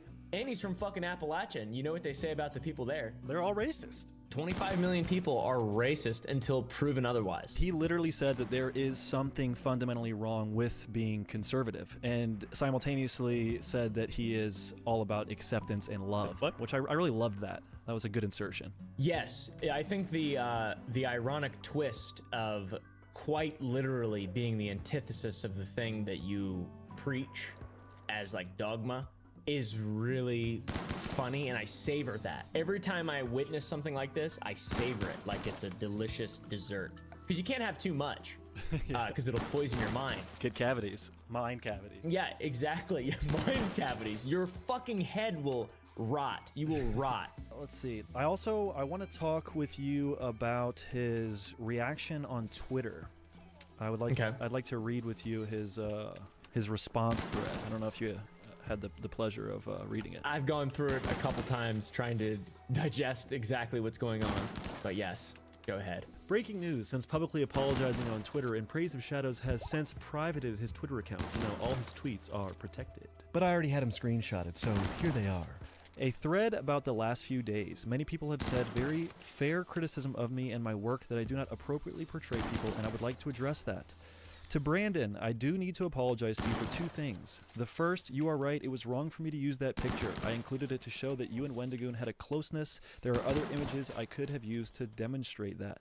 For that, for what it is worth, I genuinely am sorry. And I can forgive him for that. But I do think, despite me forgiving him, it is very odd that instead of using the, hour-plus footage of me and Wendigoon hanging out on video, he decided to use an image of my grandpa after his brain injury, where Wendigoon was tweeting that he hoped that he was well. Yeah, that is a bizarre thing to include in your compassionate hit piece video. Very cool, very swag. The second is I did not do my due diligence when looking into allegations against you. To be honest, I saw pictures of you with Turkey Tom, with Donut Operator, with Wendigoon, with Brandon Herrera, and often with a gun in your hand, so I wrote you off. I did not feel you were worthy of my time, and that was a result of the company you keep. Ultimately, that is a failing on me, though, and how I presented that. How do you feel about him writing me off because I hung out with Brandon Herrera and Donut Operator and Wendigoon and Turkey Tom? Dude, it just feels so like saying that's like his research process. That's like a actual peek into that guy's mind. Like that guy and so many other people like him, unfortunately, will just see someone with people and know nothing about any sort of context or nuance or whatever and claim that they're compassionate individuals and then just make a fucking 4-hour hit piece on them. Yeah. It makes no sense. But I mean, obviously, hey, he brought us together. Now we've been able to talk. So I appreciate him including me and you on the hit list. Yeah, I was honored to be included. Like I saw all these guys getting called out, and I was like, "Oh, am I in there?" And then I saw you put my heavy, name, too in fat. the fucking thing, and I was like, "Yes!" And I immediately went and watched the fucking video, and I was like, "Oh god, this is awesome. This is such a relief." So he is glad it finally happened. He's bringing people together. Yeah, he's bringing people together, and he's he's a martyr by sacrificing himself in every way, especially intellectually. And from like the perspective of his fucking peers, I assume, he's going to make people actually smarter by doing this, which is great. It's his greatest contribution to humanity. Yeah, that's his magnum opus. And then he followed that up with saying, "You using homophobic language to me, though, and calling me a low testosterone freak does not change my opinions about you. My base thought remains the same, even though I should have said them differently and not let that cloud my writing." I was unaware calling someone low testosterone was homophobic. Yeah, I didn't know testosterone had to do with your sexual preference. If I'm not mistaken, he is logically asserting that having low testosterone is indicative of being gay. Yeah, I think he's projecting, I think is what that's called, on you. He thinks low testosterone men are gay. Yeah, and I don't appreciate that. I don't appreciate that rhetoric. Dude, that's pretty fucking weird, bro. Should I read all of it? I would. All right. Okay. Fuck it, dude. It's funny as fuck. All right. To Mudahar, your thumbnail art was transphobic. I have nothing else to say to that. Good. How? How is that, like, how can you say it is in that thing and then just not even elaborate how? And it's such a because you know you have no position. Keffals You're a weak herself, individual. Who is the victim of transphobia here, also used an drawing by the worm artist guy. So then, by that logic, she's transphobic or something. I don't even know. They followed it up by then saying, I always try to do my best. I dropped the ball here in how I presented this. My heart was in the right place. I try to live my life with integrity.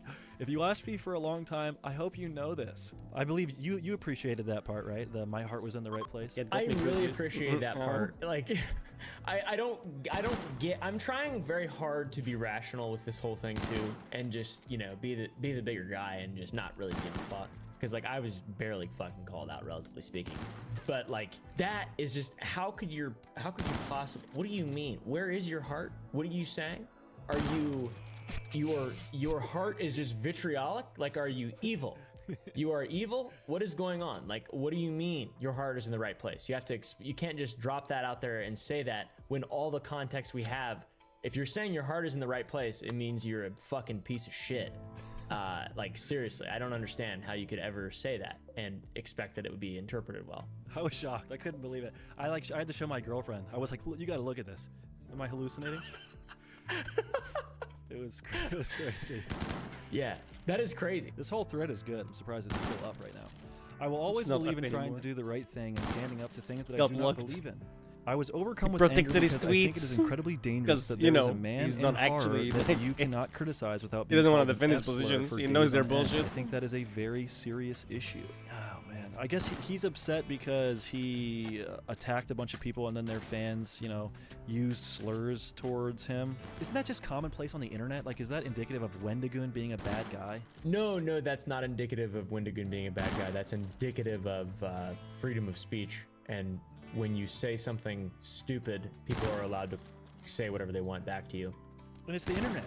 Yeah, and it's also the internet. It's the fucking Wild West, basically. Well, hey, man, keep this in mind, okay? But I did let that anger at this affect my overall quality in the presentation of these events. I still think that it is dangerous. I still think that it should be talked about. But I should have worked at this to make my thoughts more clear and professional. So he's acknowledging that it was just like a big bumblefuck of silly words put together. I also think that it is telling that the bulk of what I said has not actually been addressed at all, and that many criticisms were instead about details that I got wrong, such as the nature of Brandon's work. I feel it is important to note, even if I was off in some details. I love that he said that, because I have spent hours watching his video and meticulously combing through it and addressing the bulk of what he said. So I hope he enjoys this video. I don't think he's gonna watch your video.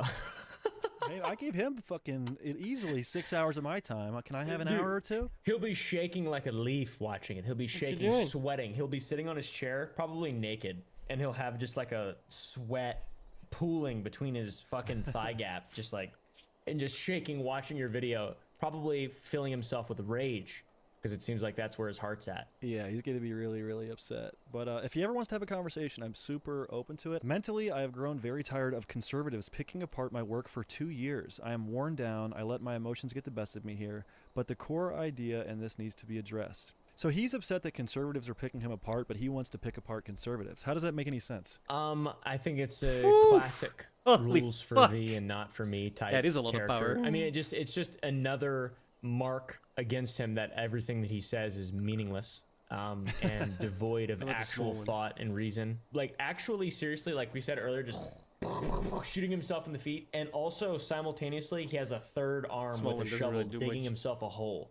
Like, he's like got all these appendages just doing so much work. Yeah, there's a trampoline. He's gonna do a swan dive into the grave. I do kind of want it. Yeah, exactly. It's really, I'm on a blast deal as well, bro. Amazing. I'm out of everything. Like, it's seriously impressive. I'm impressed. Genuinely impressive. He then goes on to say, but this was beneath me. This was a product that began with The Hills Have Eyes, ultimately. I made this video to say that even if Wendigoon did not harbor hate, that his base was made of it and that he was comfortable making money from that. And I think that point stands true and has now been proven, and it is now time to end this. Yeah, I think I understood what he was trying to say, and I didn't really get it, and it came off as quite crass and poorly thought out. This guy ever gonna like, heal? this guy, I Jesus. actually think he's a bigot. Like, seriously, I think that's where his heart lies at, is that he is just a bigot. And he really wants to figure out like a new and fun way to do that. Yeah, new fun bigot games. He's doing a good job. Exactly. I'm proud of him. He is. Bro, he's a trailblazer in bigotry. He said next, today I'll be taking that section down from my video. I'll be gone for a month while I recharge and work on projects at a slower pace. I thought this was important to talk about. I still do, but the way I went about it was beneath the normal standard that I hold to myself. He has a whole section in this video where he talks about him barely making enough money to pay rent, being late on rent, and hardly making $500 a month off ad revenue. So seems like he's, you know, taking a step in the right direction by taking a month off. Yeah, it seems like he really has his priorities in order. Yeah, that's gonna be really lucrative. Yeah, but he doesn't care about money. No. He cares about art and being truthful and honest, and his heart's in the right place. That's what he values. He doesn't value money. He doesn't value materialism. He values art and doing the right thing and preaching his truth. After his very meticulously researched video that I'm sure he spent thousands of hours on, you know, naturally, of course he's gonna have to recharge. I mean, look at all the research he did. Exactly, dude. He needs to recharge. That month off is gonna do so good for him. Man, he should take several months off, maybe a year. I think he should just retire. Why not? His magnum opus is out. The pinnacle of his life has just been released. Maybe Wendigoon will give him his channel. Probably. Yeah, so he can use it for good instead of evil. Yeah, exactly. And then instead of evil, that's so funny. As to my audience, I apologize for that. If you felt that you have been mischaracterized, that was not my intention, and I genuinely am sorry. There are ways to talk about this that could have been more professional, and as with anything in life, I'll use this to learn and always do better. I care so much about horror. It is my life, and I grew tired and scared of seeing hate growing on the fringe of something I care so deeply about. Horror is about kindness. Horror is about love. Until next time, Zane. Wow. I like the whole intent, his defense of this. Look at this person. Thing, no anytime lungs, anybody no makes, heart, like, no a kidneys. joke or Still or does alive. Something, intent is never important. It never matters. But when you're making The only reason she's in my medical bay is I cut her head off. It didn't work either. Yeah, and like he reads into what everyone else does and draws these crazy conclusions. Regeneration but then comas he's, are like, weird. So direct and pointed about how shitty everyone is, and he's so They're so in a wrong regeneration about it. coma. But you know, hey, listen. He was just tired and scared of seeing hate growing on the fringe of something he cares about, man. Horror's about love. Yeah. Haven't you seen Terrifier 1 and 2?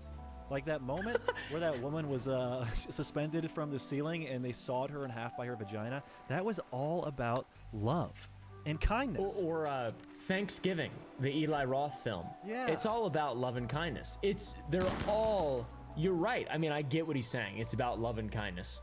Yeah, that's beautiful, man. I mean, I think I'm gonna show my child, my newborn child, I'm gonna probably play rated R horror movies on a loop in their bedroom for the first 5 years of their life to really instill in them a sense of kindness and love. You'll probably grow a little Zane.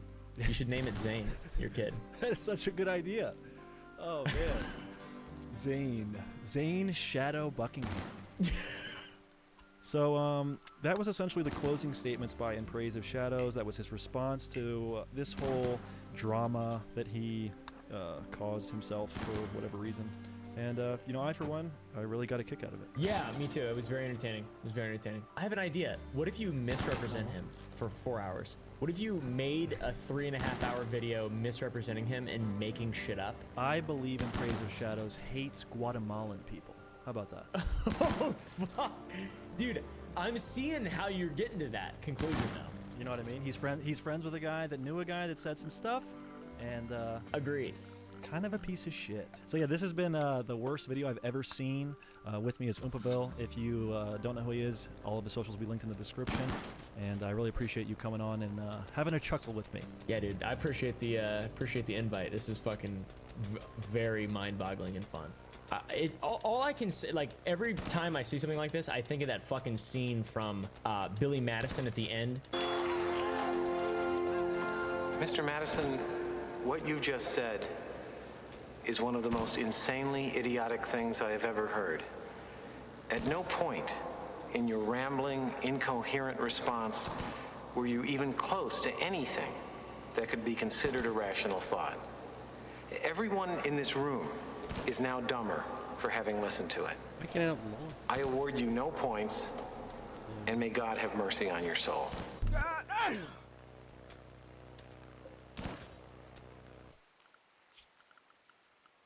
even made my own little Atomic Shark potential there. Ouija Shark.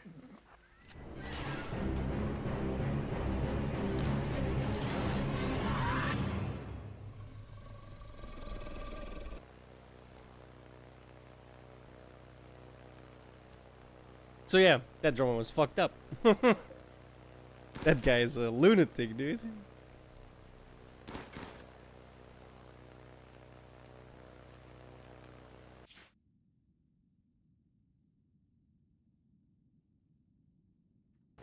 It's a...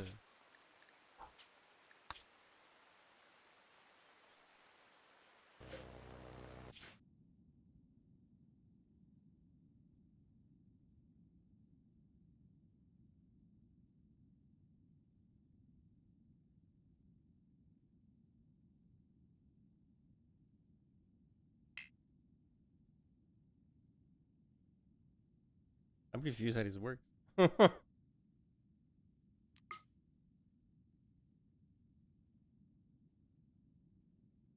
I'm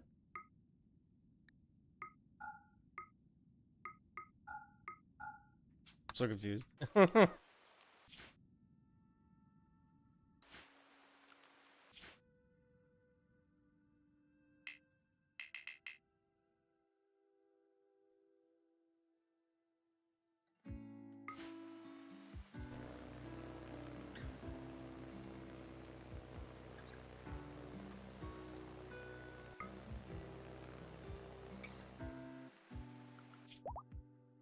Oh, yo, that shit is fast.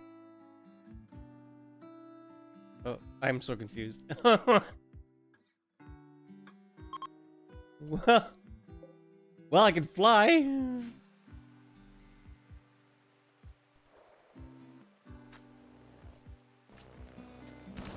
Nice, it actually lands on the fucking runway. That is swag, bro. Yeah, I like that, I'm not gonna lie. That's cool.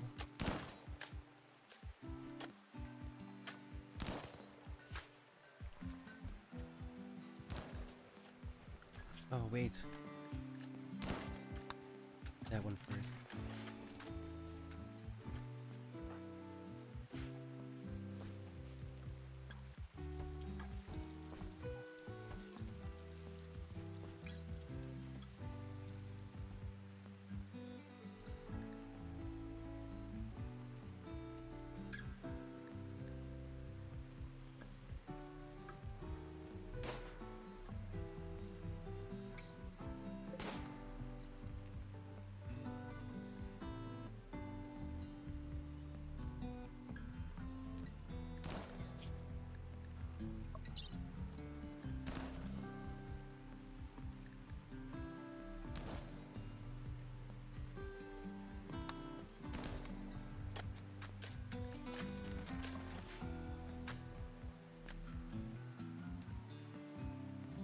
You forgot one.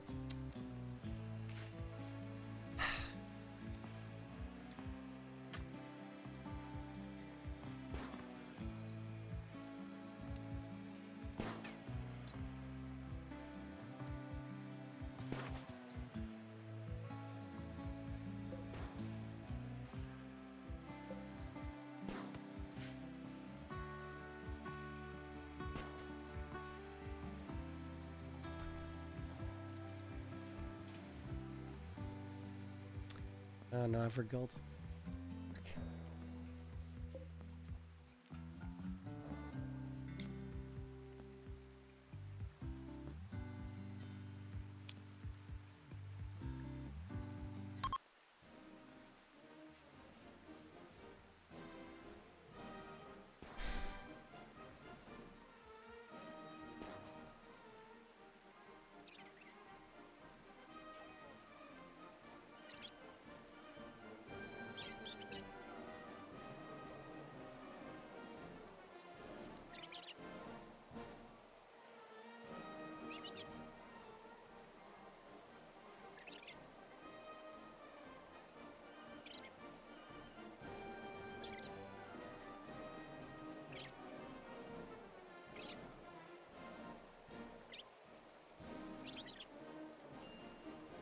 Watch it fail miserably.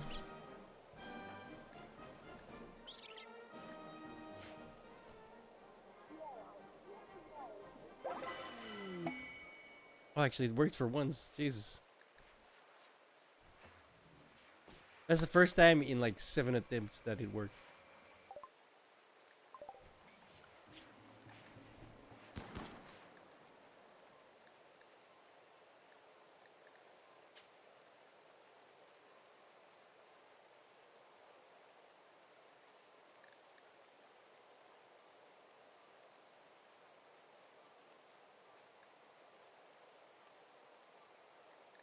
Hmm.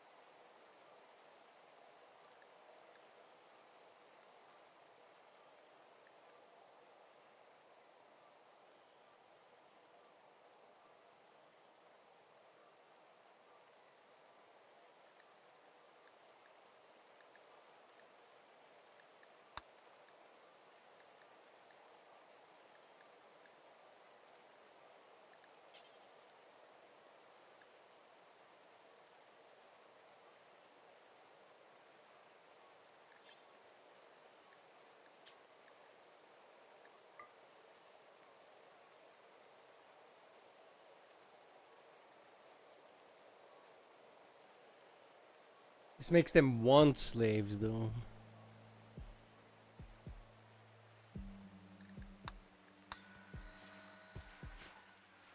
Check that out later.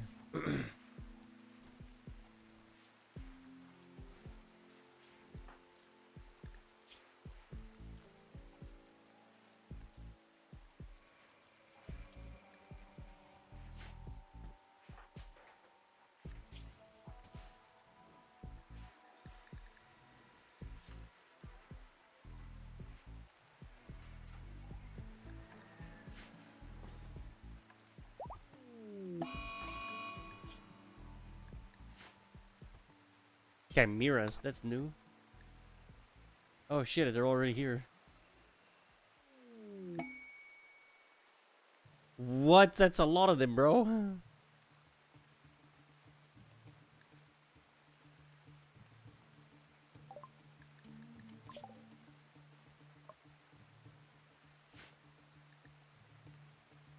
That's a lot.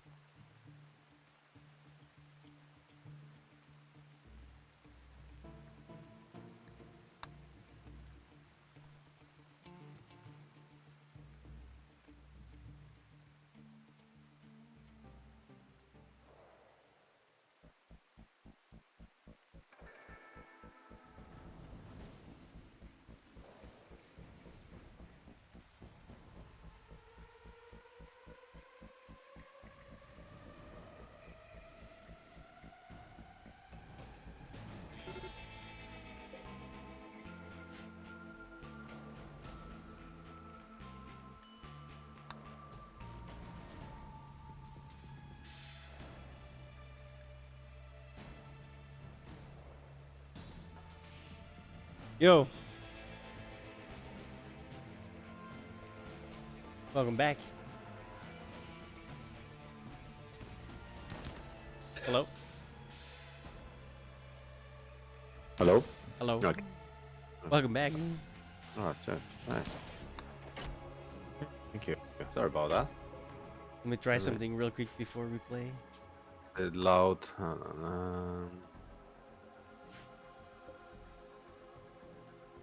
There you go. Let me try something real quick before we play.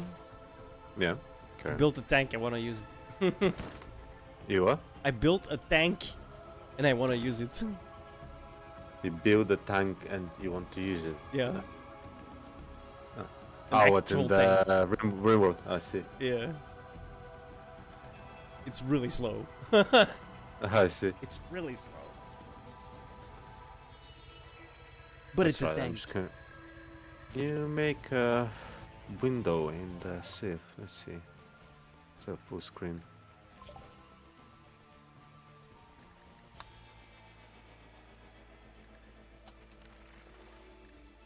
Here's the question, how do I make those roads?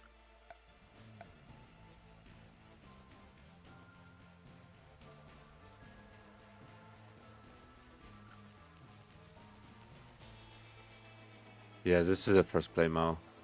Is there an echo? Did you say? No? No, Mao was saying. Sorry. Oh, sorry. Sorry. But it's good to know that I'm not echoing on your end as well. Oh my god, dude, it's taking forever to just get across my map. That's a cool tank. Yeah, it's a mod to build it. Vehicles, basic vehicles.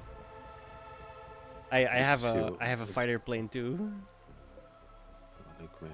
I'm gonna go on the stream. What you build? Let's see. Ah, yeah. Yeah, look, my tank is like slowly making its way toward the enemy, which is these unholy animals. Unholy animals. What? Why? Is it mutants or something? They're chimeras. I see chimeras. I see. It's from the latest DLC, the Anomaly DLC. It's like some Lovecraftian supernatural stuff. Ah, yeah. Yeah, well, I think you mentioned it last time, actually. Chimeras, that's a word I haven't heard since Full Metal Alchemist, mate. I reckon. Open fire!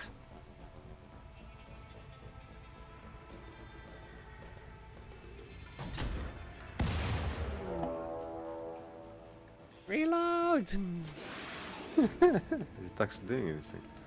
Oh yeah, there we go. Fire again.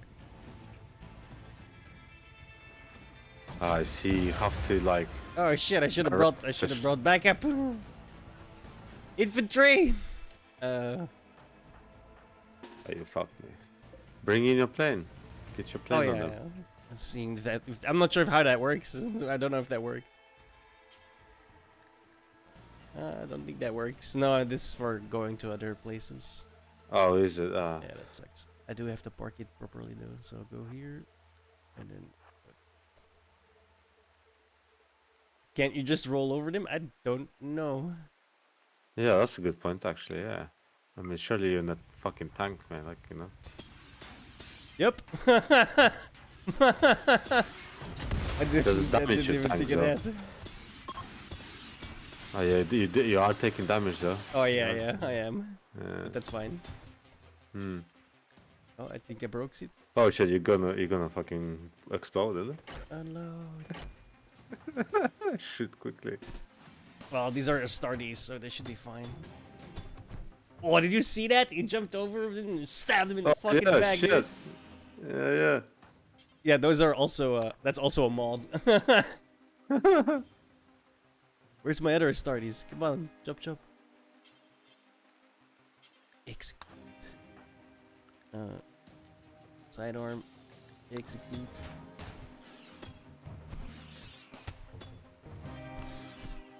Actually, you've got a minigun, right? Fucking brave man, mate. Standing, you know.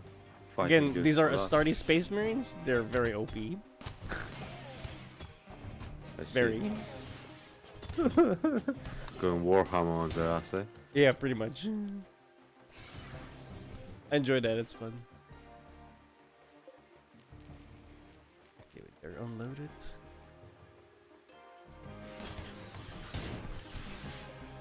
We're just out of fuel. It also needs repairs though. How can I tell the health? Ooh. Oh, that's much better. Yeah, but it's just for going places. I can't strafe ground targets. It's a superiority fighter, apparently.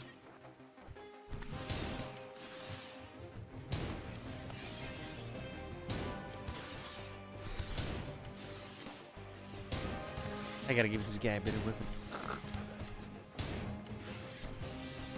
Oh, don't use the rocket launcher, please. We're like right next.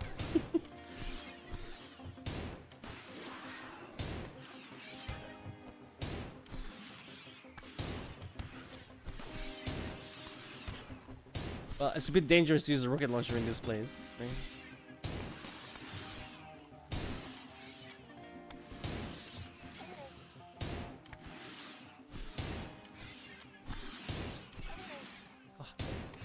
These things didn't die. Oh, we got some. Finally. Okay, you. Capture. I got some. What do you call this? Containment for anomalies, so I can study them. Okay.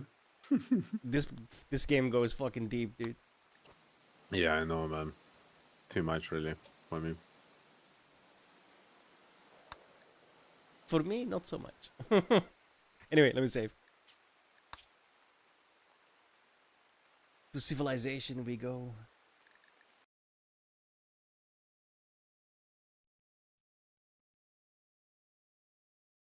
Haven't played this in a long Hello? time. This should be interesting. Boom. Right. I'm testing my mute button. And I believe it is working. I believe you cannot hear me. Can you hear me now? Yes, I can. Yes. Good. I could hear you too when you said I believe it is working. I guess you cannot hear me because I could hear Well, you too. I mean, I knew you could hear me. I was talking Okay, before I that. was just making sure you weren't fucking. Oh, It you was can't very- hear me. What do you mean I can't hear you? I could hear you just fine. It was very, very badly worded sentence. So I just got lazy. Like, The game I started today threw shit at me every time I was always doing. Yeah, that always happens. Dude. Why do you think I installed an Astartes mod? Right? So I didn't lose all of my guys every single fucking time. right, I don't have no DLCs, man. Like, I presume you have. I have pretty much loads. all of them. Yeah. So I'll do the host because I think you get access to them. Obviously not like the nations that they provide, but the systems. Yeah, I mean, it's like what's that other game you play? Sins of Solar Empire? No. What was that? No, what Stellaris. was it? Stellaris. Yeah. Have you played Sins of Solar Empire? By the way. I have, yeah. That's There's good a new game, one coming it's out. Like, is there? Yeah. I might have to look into that. The first one's brilliant. I like that. The scale of the map you can get is ridiculous, man. Like I remember made it like maximum, and then just jumping between stars like took like hours. Like for the ship to travel, man, it's ridiculous. You're gonna invite me, Sam? Yeah. Good. Or What do the I hell is all this? play a multiplayer game where players take alternating turns on this machine? Hatsi. So if we're playing, we can make moves at the same time. Is that how it works? I can't even remember. Yeah, we play at the same time and then we just pause or we just end turn and then it goes. Oh, playing versus. Huh? Are we playing you against me or together? Co-op? No, let's play like we won't be in the same team from the start, but let's play co-op the first game because I can't remember jack shit and it's your first time. Yeah, so. same. Yeah. Let's just play passive. We can be PvP, but let's just. Yeah. Because Basically, I don't like starting out like let's say you start on the other side of the world. I'll see all of your stuff as well. I don't really like that. I just want to like organically find you. But I won't kill you. We can just do an alliance when we find each other, right? Yeah, exactly. Yeah. But just play passive and we'll be like, wow, we make our. See what's going on basically. I mean, I played the other civilizations. I assume it's probably not that much difference, maybe. This one is kind of different than the old ones, to be honest, because the way you build the cities is now with like districts and stuff, so you gotta have to like plan a little bit more. Oh, is it? Okay. Yeah. Like back in the old days, you would like Yeah. you also had like you placed the city down and you had like your borders, right? And then you placed improvement tiles on the borders. Now it's Yeah. more like districts. So Oh, it's still okay. technically improvement tiles. It's just it's much more A little bit more depth to it, basically. I think sounds like. Yeah, it's just more. It's a different system. It's just that they tweak the system a little bit. Like it's essentially when you boil it down to its most basic, it essentially still does the same thing. Although now it's like it's much more. I put it. The improvements didn't really help out your city all that much in the other ones, right? It made the tile better, but that helps out the entire civilization as well, right? In this one, it technically does the same thing, but the improvement itself will be a district plus city and will have much more impact on the city and how you can direct the city to what it will do. More research, more food, more whatever, right? I can't even remember how last time. Yeah, like I think you improved the square. It just the whole city improved or something. Like, Let's just do a small map for 6 players. And then I will take 1 or 2 AI. Well, let's do like a bigger map. Standard. 8 players. We can take 2 AI off. Yeah. I like that space. Play Red Death. Automatically find and join a Red Death game. Red Death is a Civilization 6 spin on a Battle Royale mode. Play as the survivors vying for the only ticket of a dying planet. A dying planet?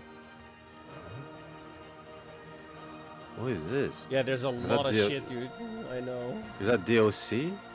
No, those pirates in the battle royale Yeah. thing, they added that. Yeah, I've never played it. I don't know. Landed the open seas during the golden age of piracy. Sounds fascinating, man. I'm curious. Alright, measure AI and turn percent performance on your computer graphics. Let's do graphics quickly.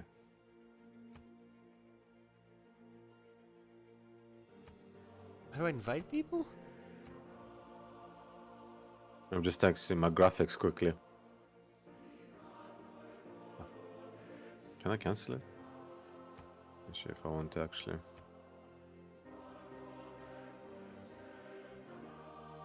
It's gonna.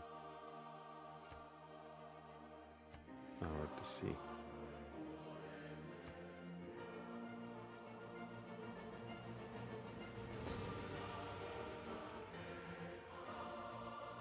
Oh, benchmark. Yeah. It's Mhm, close, yeah. no? I'm doing alright, to be fair. Yeah, this game. The game has a memory leak. It runs just fine until you're like really late game, and then it's like. Oh, is it? Well, maybe not on standard, but on I usually play on like the lazy- biggest map sizes, and then definitely. Man, developers are lazy these days, man. I'm telling you, there's no need to create memory. No, it's just it's just like it's a thing. It's not that it's not laziness. It's just these type of games. Like you gotta keep in mind, right? When you start playing them, almost nothing's happening. But the more and more you start building your cities, more and more systems are calculating shit behind the. Yeah, it just, but that's it'll memory automatically leak. slow down to Yeah, a but crawl. memory leak is still. Well, bad I say coding. memory leak. It's not really memory leak. It's just like the game gets really slow all the way at the end of the game because so much of the Okay. it's calculating so much behind that's the difference. scenes. Oh yeah, that's difference then. That's Yeah, it's just not a bit- really a memory leak, but it acts like a memory leak. Yeah. But yeah, that's just like bad usage of memory and all Like that stuff. you ever like, you ever yeah. play a Paradox game? Actually, you've played Stellaris. Same deal, right? Yeah. Like Yeah, the I mean, moment it's you like- click yeah, in but that- turn, you're like, okay, I'll be back in 5 minutes. You know what I mean? Like Yeah. But late some game of the that shit is, at least. happens in that. Yeah. But the same in the Warhammer. I invited as you well, by the like- way after the join via Steam. Ah. No. Did you just alt tab? I didn't. Like, it's windowed, but it does this for some reason. Something going on, mate, with this game. I mean, it doesn't usually do this, but I didn't alt tab, yeah. Because my OBS is still What open. did it say? Required? Okay, let me turn that off. Additional then. content is good, but easy has not been purchased or is not installed. Content expansion, Rise and Fall, Storm, yeah. Those are like those are two big different. Let me take Yeah. those off. So you cannot, yeah, basically I have to have it as well then, but it looks, yeah. So standard rules then. Hmm. That sucks, man. That sucks, yeah. How much is it then? I have no Is, idea. Is it on sale? Listen, I'm about to have a look, right? Give me a sec. Probably not. Right? No, yeah. Well, I'm curious to see though. No, Oh, it's not on nice. sale. I checked it already. Gathering Storm and Rise and Holy shit! It's $40 and $30. What's that? Yeah, I'm not buying that, man. Bro, I'm fucking surprised at that price. Jesus, there's no way I paid that much for it. It's zero chance. Crackheads, mate. What's they smoking, man? Charging that much money, man. Anyway, let's have a game. Come on. You're sending invite. Bro, the Gathering Storm DLC on Kingwin costs $4, and the Rise and Fall DLC on Kingwin costs $4. Oh, man, what's Steam playing at, mate? Fuck, They're that's like trying to build a bloody monopoly, man. I'm telling you. That is ridiculous, bro. What the That hell? is ridiculous. I'm surprised by that. I do like the theme though. It's just convenient, isn't it? But like it, I am lazy with my gaming thing. I don't look around for. I just basically, if it's not on Steam, I don't buy it. That's Oh, dude, I've bought so many games on Kinguin. I mean, you can see why. It's 90% cheaper, dude. Like, literally 90%. Oh, yeah. Oh, yeah, man. I mean, I don't blame people. I have to set all the fucking things again. Hang on. Must be like here. Play by cloud. Play as an Acronis games. Internet. Play more to internet. Unified PC play. Uses on other platforms. Invites. It's a shame there is no invite inside the here inside the Right? game. or Well, whatever. it's all Steam, right? I just shift tab. Yeah, but still, it's like, I mean, quality of life, like, you know. Yeah. Well, Yeah. At least it works this time. Make sure Yeah, you set your difficulty to Chieftain, because I have, again, no fucking clue anymore, bro.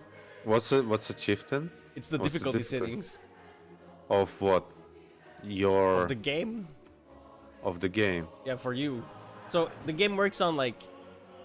So Prince That's, is default. That's normal. Everyone has like no advantages, no disadvantages. Yeah, but why is it like for you and me? Like, what, we can set our own difficulties? You can set the difficulty for everyone individually.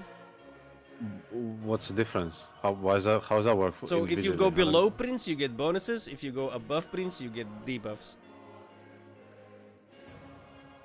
But your civilization is basically it's a buff for your civilization, not Yeah. for the game itself. Well, not for you. No, it is the game itself, right? It just. Oh yeah, yeah. So yeah, for I example, suppose that- let's say this.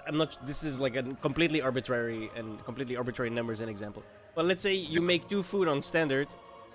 If you go on very hard, you'll make 1.5 food. You know. Like super okay. basic. Those are not correct, obviously. Yeah, But, but I get it. That's It's essentially like how the it works. principle, the same kind of thing. Yeah, Yeah. cool. All right. Yeah, all right. So. Random leader. Yeah, fuck it. I don't care. I do. Give me a second. I knew you would say that.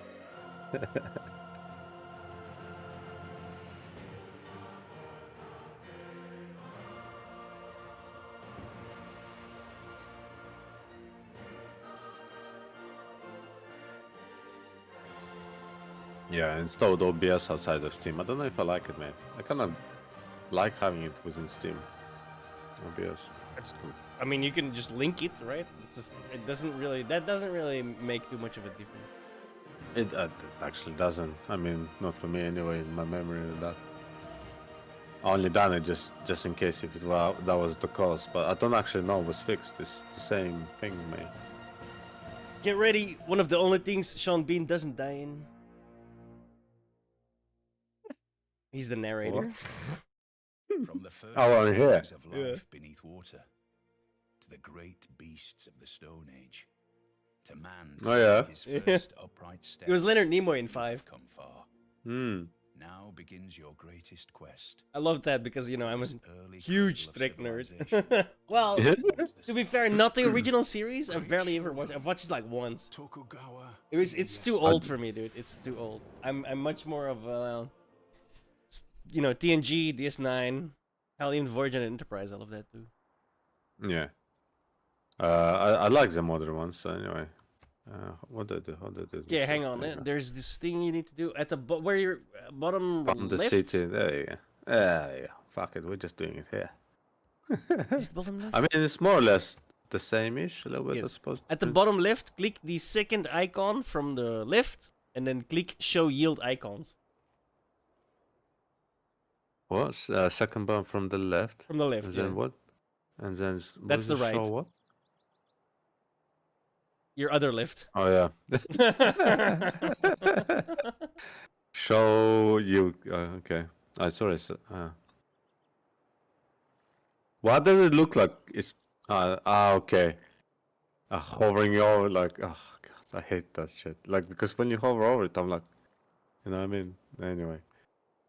What? Oh, okay, yeah. It doesn't know what work I mean? in Like, reverse, yeah. Yeah, it looks like, yeah. But cool. Alright. I mean, I don't really care about that much. I'm just gonna carry on, mate. Oh god. I mean, I started actually in decent placement. To be fair. Yeah, cool. I'll do.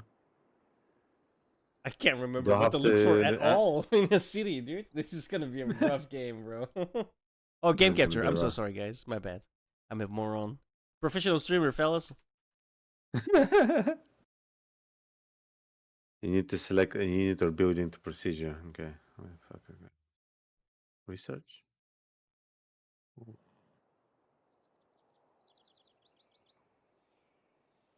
Alright, let's do that.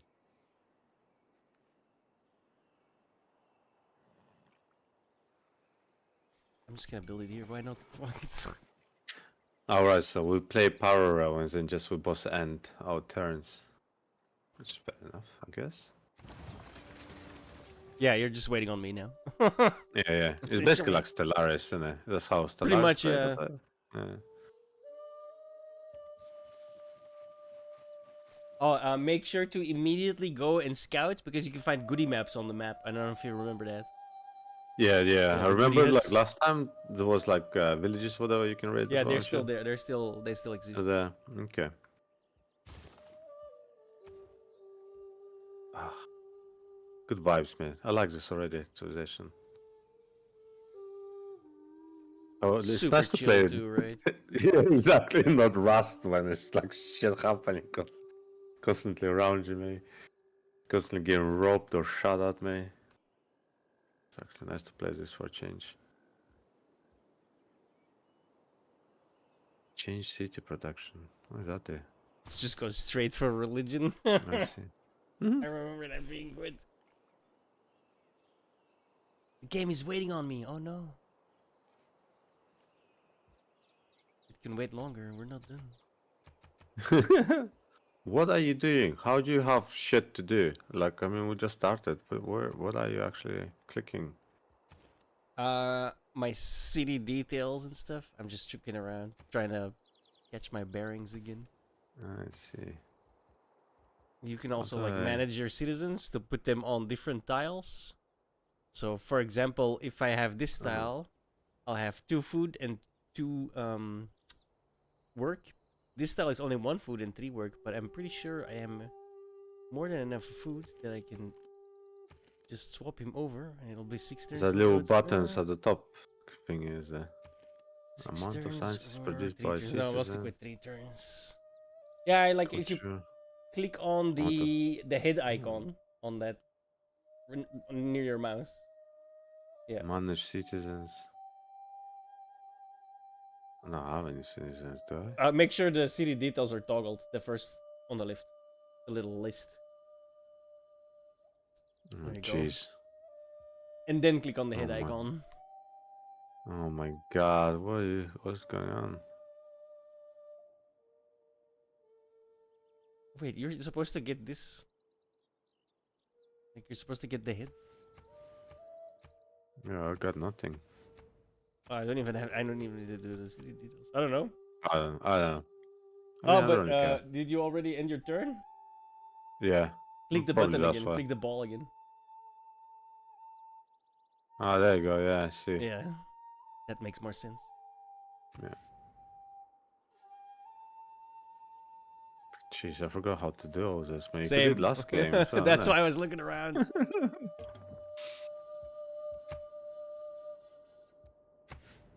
Right. We got warriors.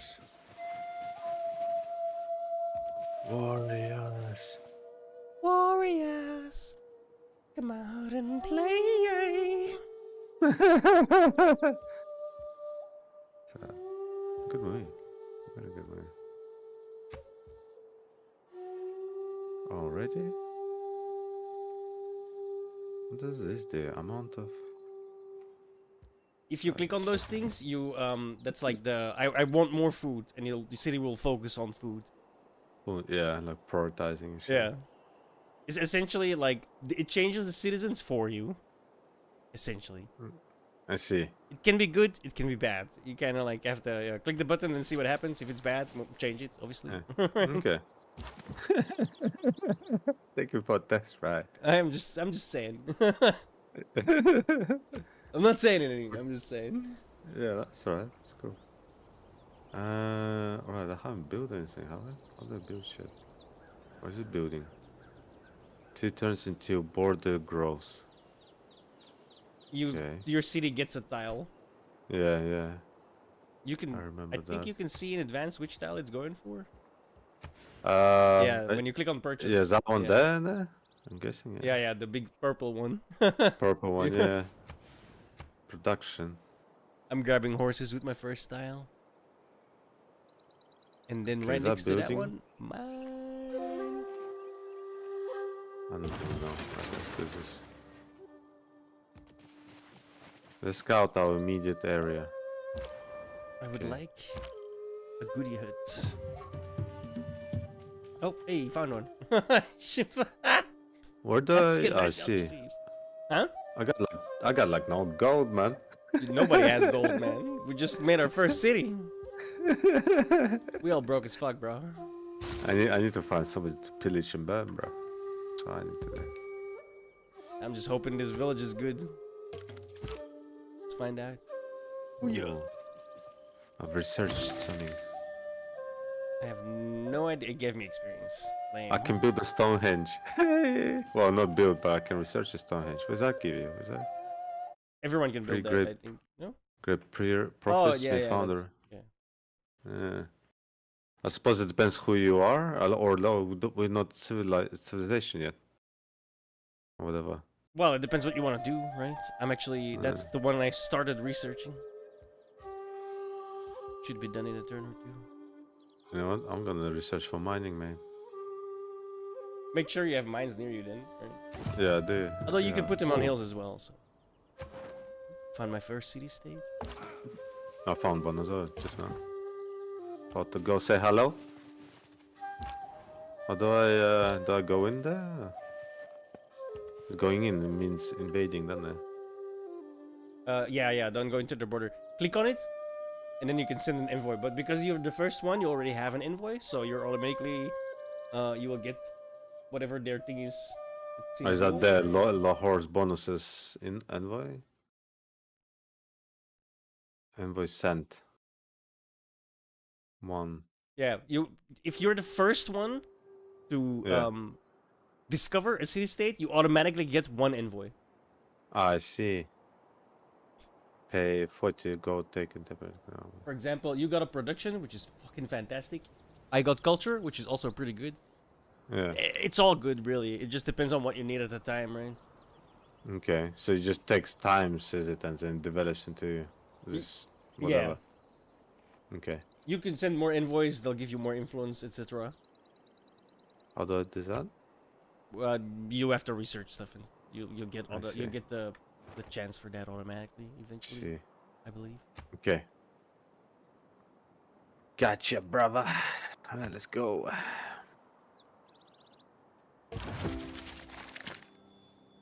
We're still building. God damn. 20 gold from that one. What is it? Okay. Uh-oh. Barbarians.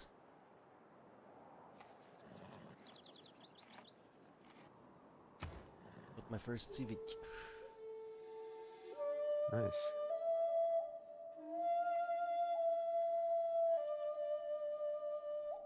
It's a bit early, no? Although I couldn't create a trade with Antananarivo? The fuck is that name?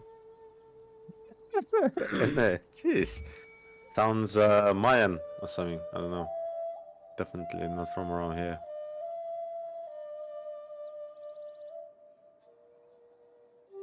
Change city production. Are you Chinese?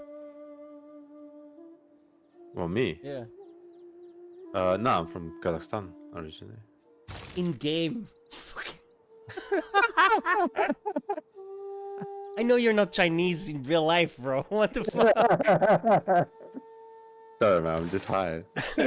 Yeah, so am I. That doesn't mean I'm. I am Chinese, yes. They're pretty good.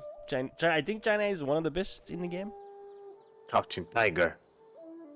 The range was a great wall. Ah. Cool. Wait, okay. Deal. I think the citizen number is at 3, isn't it? Population is 3, yeah. Yeah, that's your population level. You already at 3? Jesus Christ. Yeah. Yeah, wonders of the food production, man, I'm telling you. You need to select civic process. What the hell is this? Foreign trade. Foreign trader. Allows the creation of trade routes. Join war. Do this. You know what? Go for that.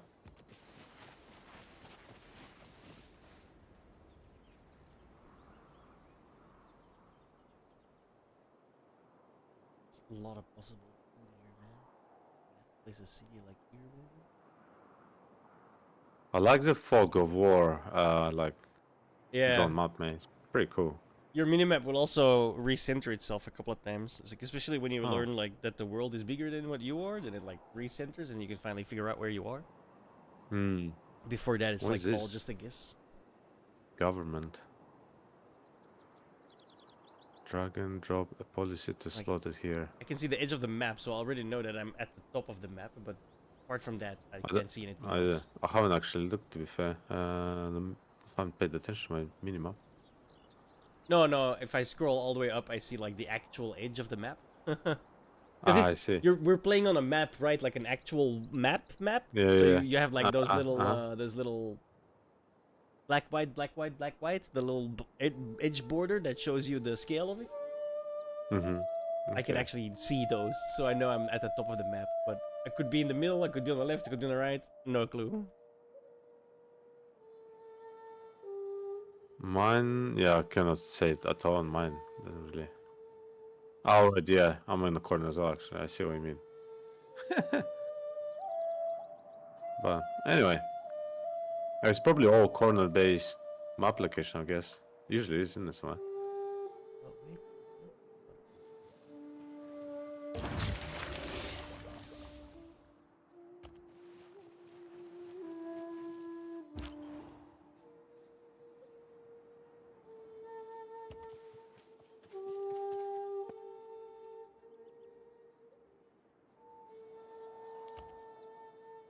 Mm.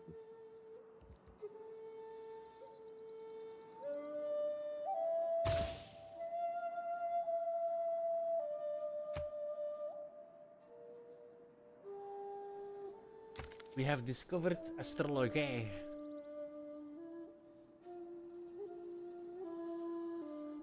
Let my people go.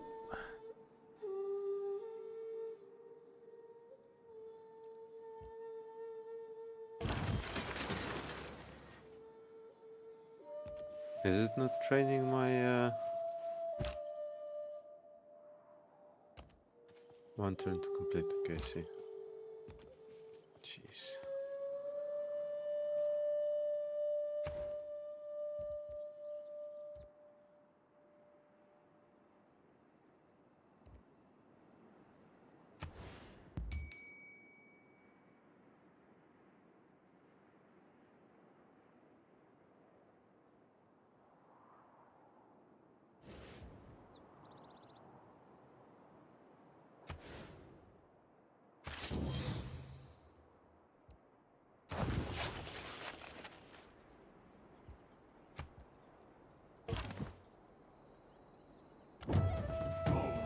Fuck, they're gonna get attacked. Probably.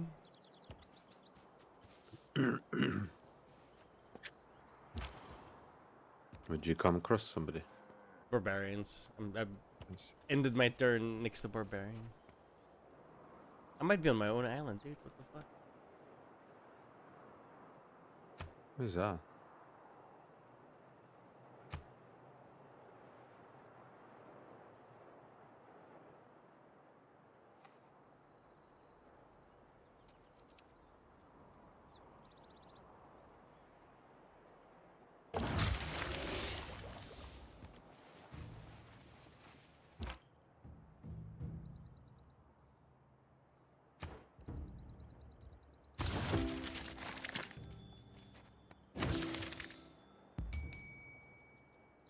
I have no idea what I just got. Civic. That's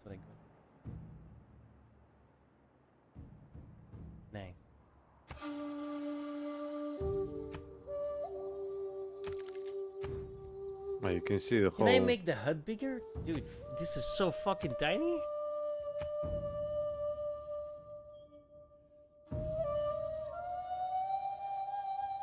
Oh man, it's like great people. What is this shit? Hannibal Bark. Oh man. Yeah, What? great people. They've been a thing for like forever. Yeah. They're super fucking What- handy. Would you like generate them or Yeah, recruit them? Yeah, you or generate them by whatever? the buildings and stuff in your cities. I see. Pretty much.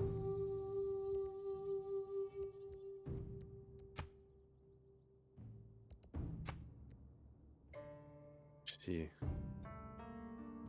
Can I not make the HUD bigger? I can't see shit on this. This HUD is like really tiny. Is it for tiny for you? No, What yours is HUD? bigger, Which one? man. Look at mine. It's like half yours. Oh, is it? Oh, I don't know. Maybe is that your screen resolution? Maybe. Yeah, it's on 24 times 14. Oh, same as mine. I don't know that may. Ah, yeah, of course, because I bloody ended the turn.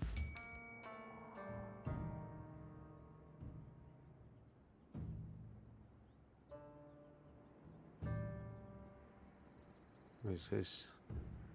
District buildings, wonders, and trading posts.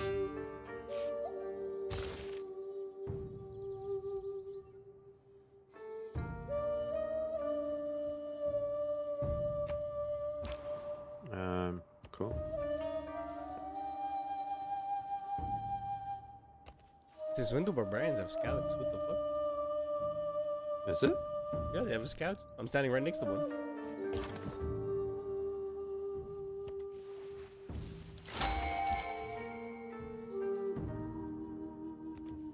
I just finished building my scout finally.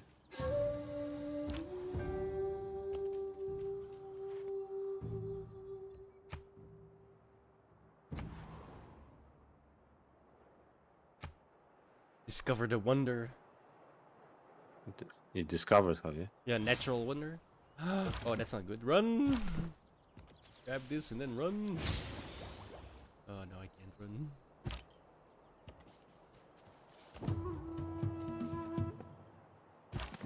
Oh. What is that? Tick boost, right?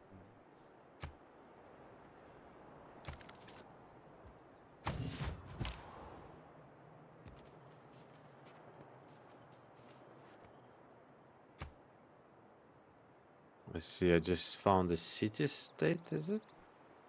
Ooh. Or is it just another AI player? Don't know, can't see. That looks like a city state. Side. Kumasi is a city state. Oh yeah, okay, I invited it. Cool. Well, we don't want to attack them.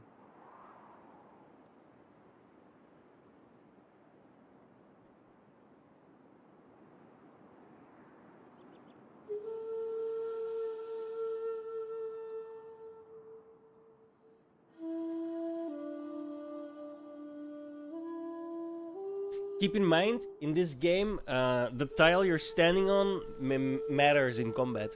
You're standing on a hill. Anyone attacking up the hill is gonna have a rough time. Yeah, yeah. So yeah, I remember. yeah. I do remember that. Defensive positions matter. Yeah, it does. Yeah.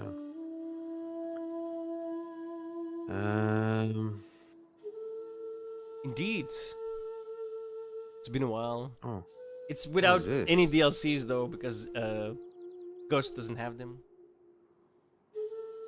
Yeah, I don't have it. Yeah, I might get it Hashtag at some point if they're on sale. Well, I didn't know you had it. No, I mean the DLCs. Is that what you're talking about? Oh no, Knight said he's upset we didn't tell him. I wanted to see. May found a religion. This is So the what first time this Ghost holy is playing. site? Yeah, this is the first time I'm playing this game. Yeah. Yeah. Don't bother with Stonehenge, you won't get that in time. Trust me. What is this holy site? It's for religion. Do I designate it or something? Yeah, if you click on it, then you have to click a spot to place it. That's what I mean with like your city.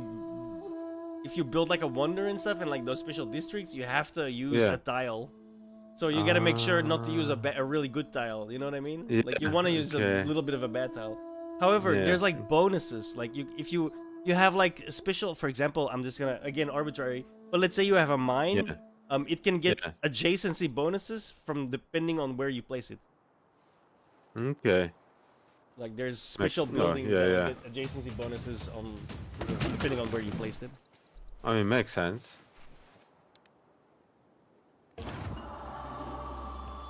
Definitely a little bit more in depth to this, I would say. Feels like. Less than what? What did he give me? How do I build on there? Did it give me fate? It might have given me fate. I couldn't see. Maybe you know, Knight. How the fuck do I turn my HUD bigger? It's really fucking small, bro. I can't see shit. It did give me. Oh my god, I get to select the Pantheon. Oh, which are the good ones again?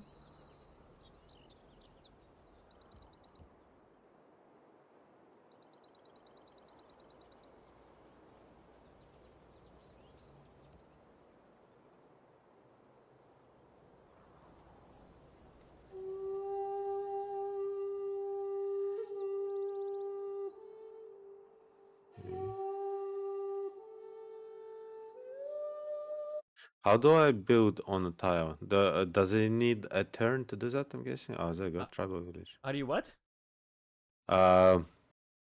Build like shit with builders.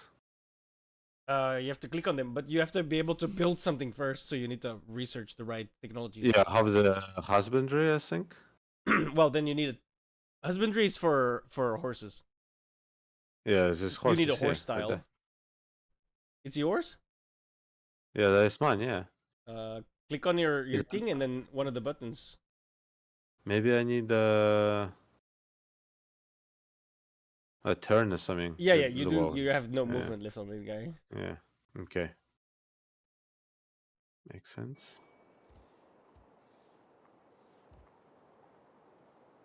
It's like one of these two that I want, right? I just don't remember. I don't remember which one. Mm-hmm.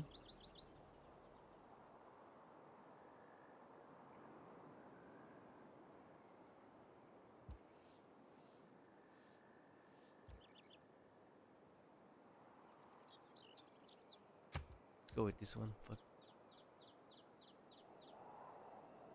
City growth rate is good too, though.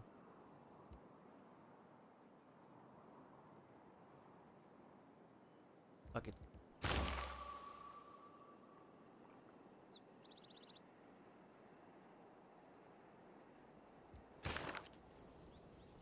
Yeah, and hopefully we get to complete Stonehenge first. That would give us the great profit that we need to immediately upgrade the Pantheon.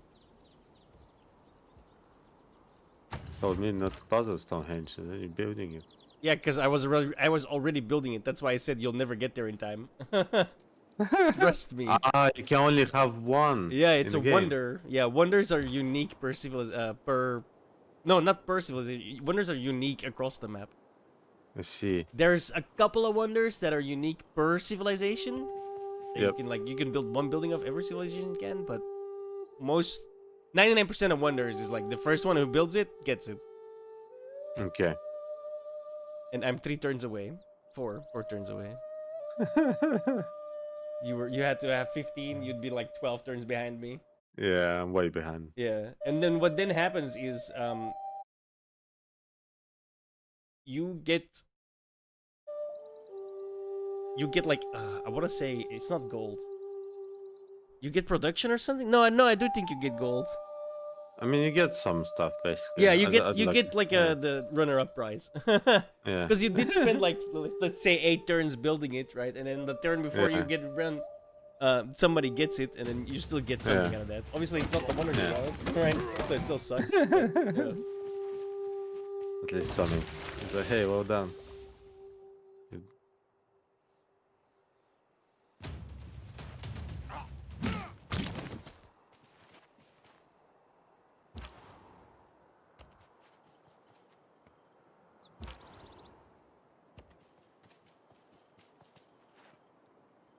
Right, how do I disband this unit?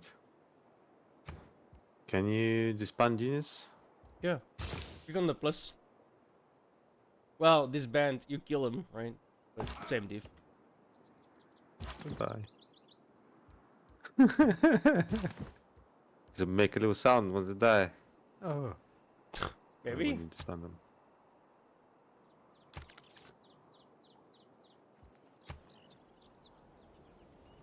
I'm fairly certain I'm on a tiny island by myself. Seemingly. Is How- there auto explore button on scouts? But what you know? Sorry. Yeah, there is. Ah, there you go. Just found it.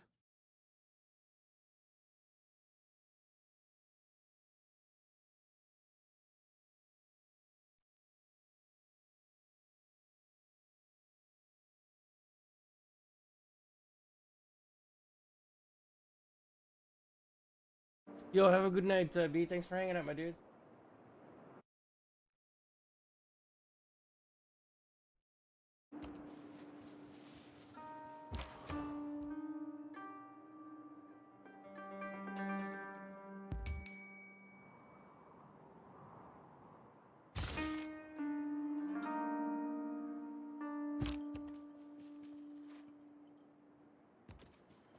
Cool.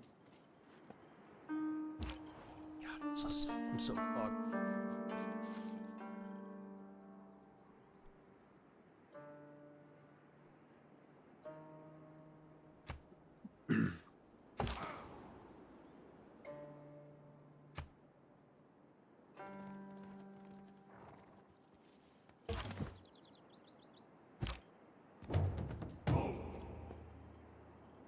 I am indeed on a tiny island.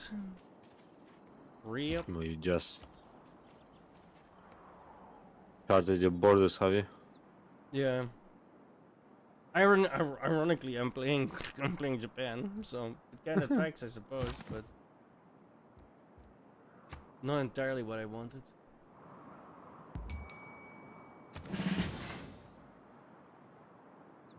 Have to have a strong navy, I guess. Oh, this sucks because I can't like spread my religion now, which is really important. So fuck. Mhm. Ugh.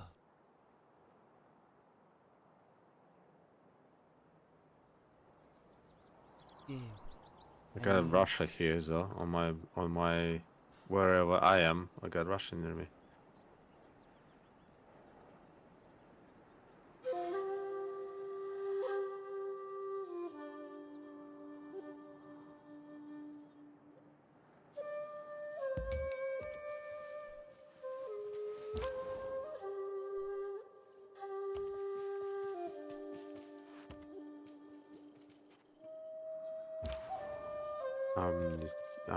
Amenities.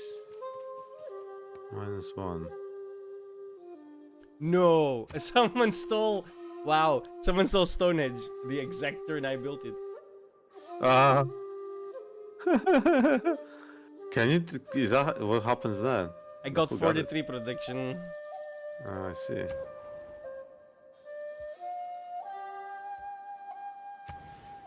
Bro, we built it on the same turn. Why did he win? That's horseshit. Mhm.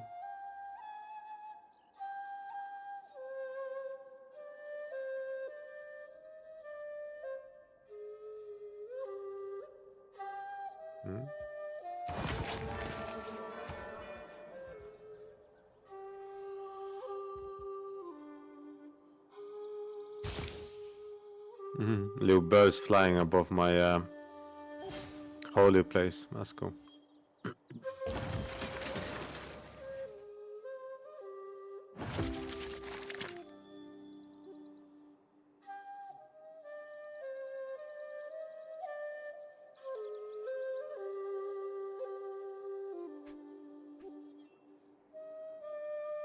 Choosing a path, May.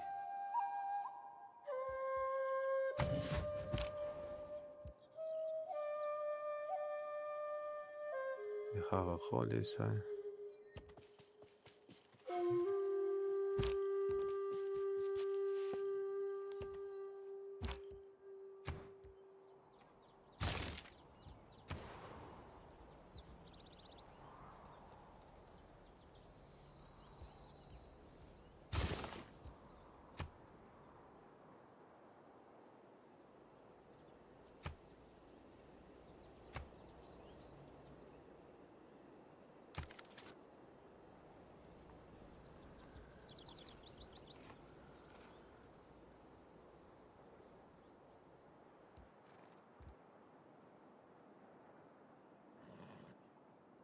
It's built out.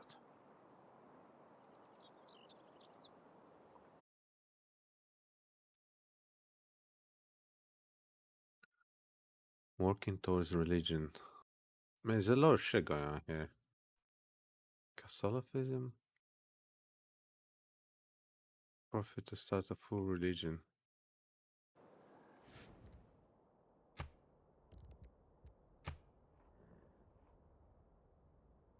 Huh?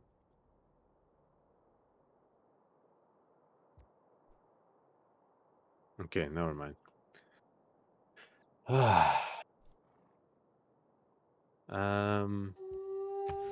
You still there? Yep. Yeah. What is that amenities? Is that like entertainment and shit? Essentially is. Yeah, okay.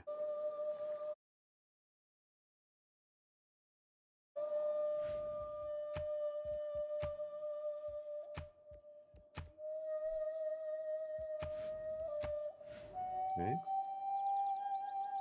I really hate these starts. Oh my god. We're gonna have to work on it.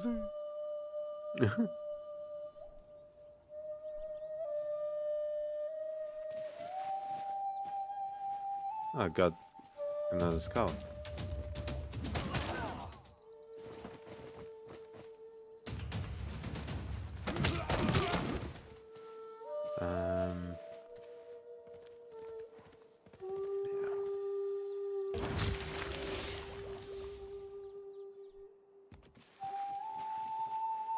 Yeah.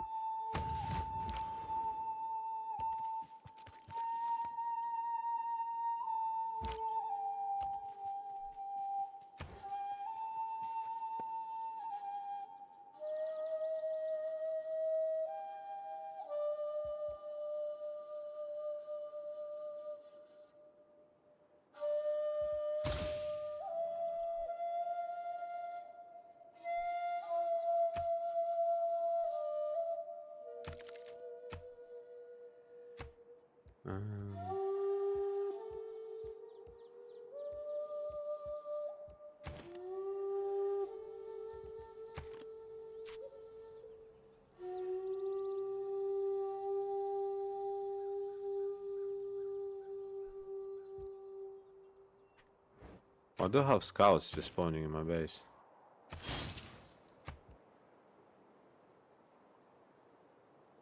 Found the goody hut maybe that gave you a scout? That happened? I guess, yeah. Or you built one without realizing? Don't think I have. Didn't really press anything. Yeah, whatever. Probably is like what you say. That guy's probably finding it. As a scout. Promotion available. Oh, I see.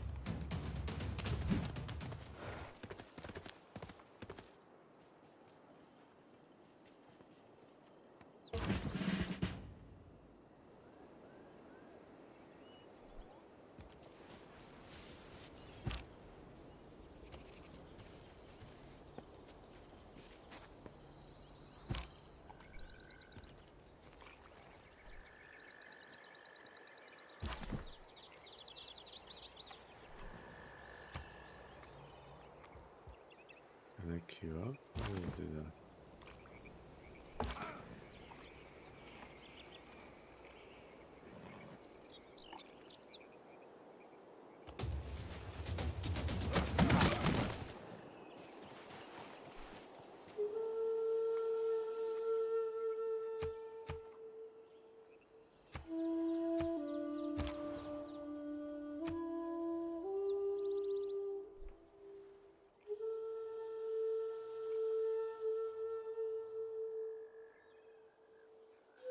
Oh, barbarians.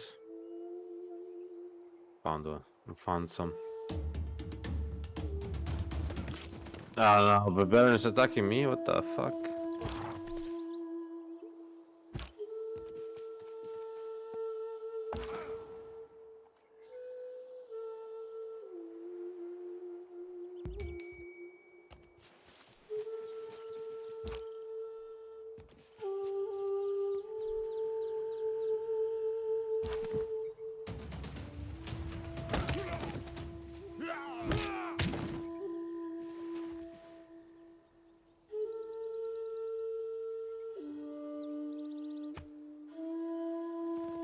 Got him.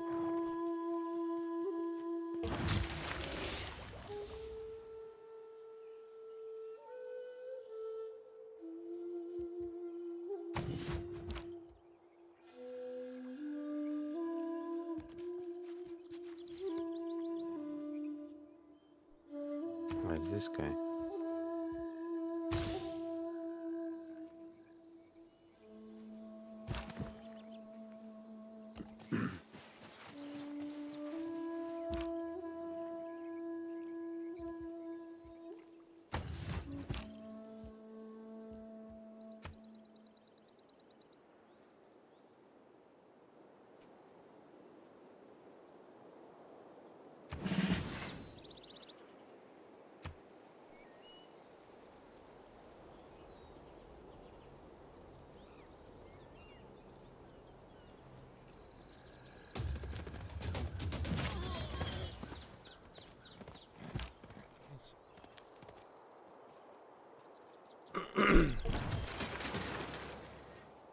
Don't ever cross a river like that.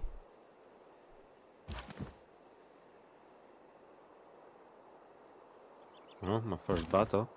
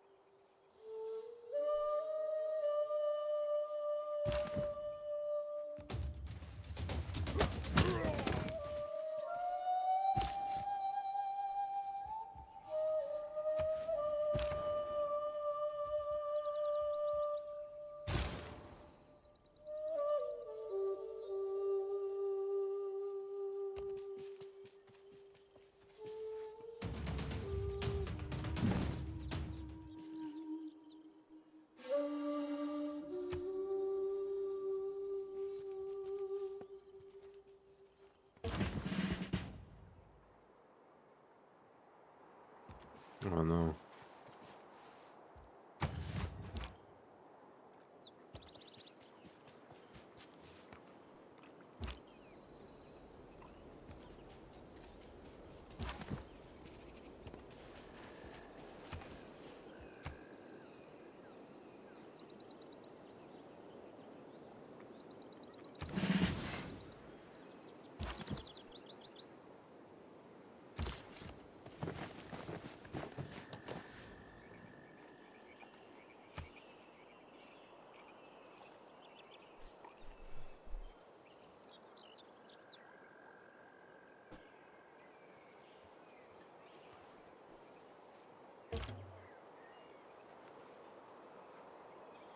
No.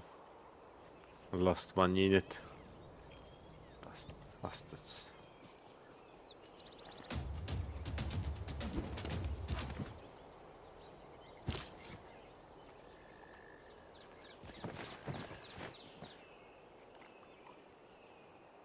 So, make a trade route. Yes.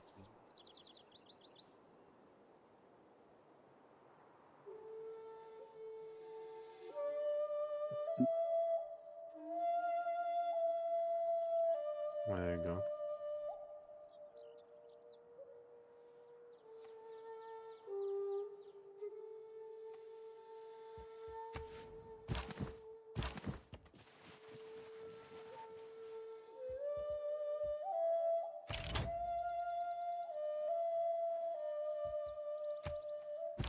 Okay.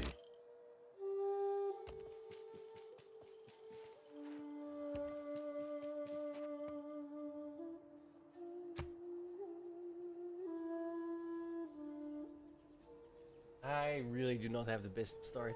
Holy shit. Oh, rough start, dying. No, rough start. Just a bad start. Like a bad starting position. Hmm.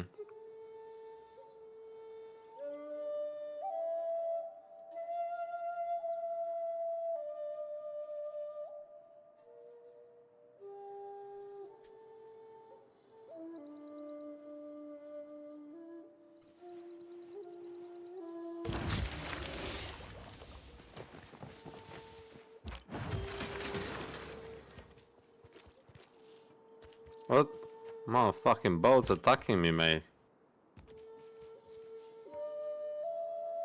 Yeah, barbarians will not fuck around. Yeah, certainly not, mate. Danger, Will Robinson. Danger. I suppose I should build research sailing, because those bastards not getting away with that shit. Cheeky sots.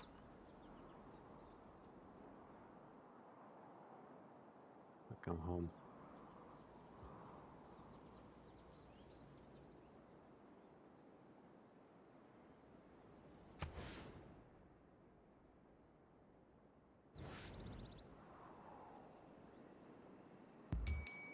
Okay.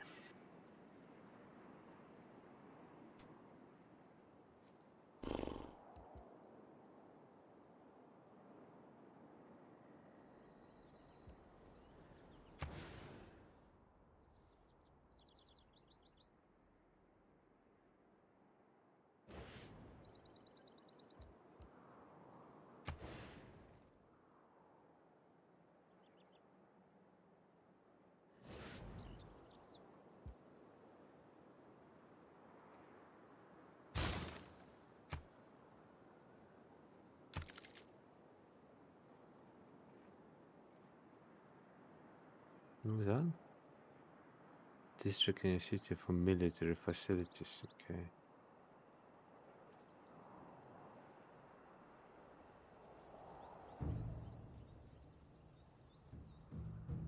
That'll be good.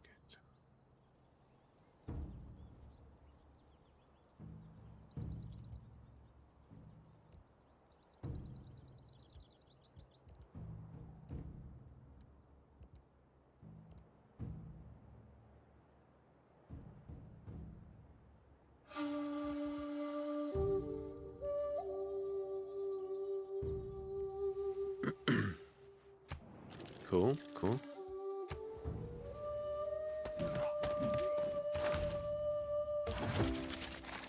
See if we can take on these barbarians.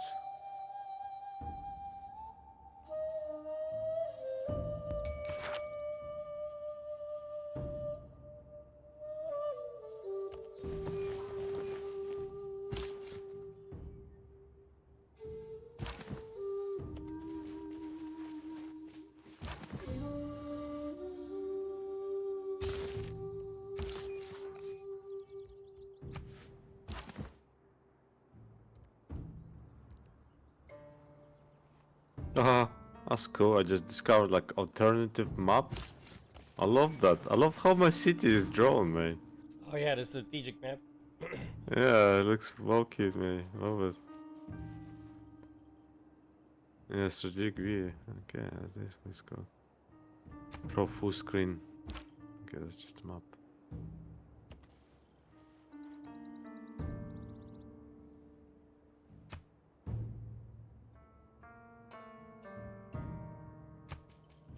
I don't want to see that.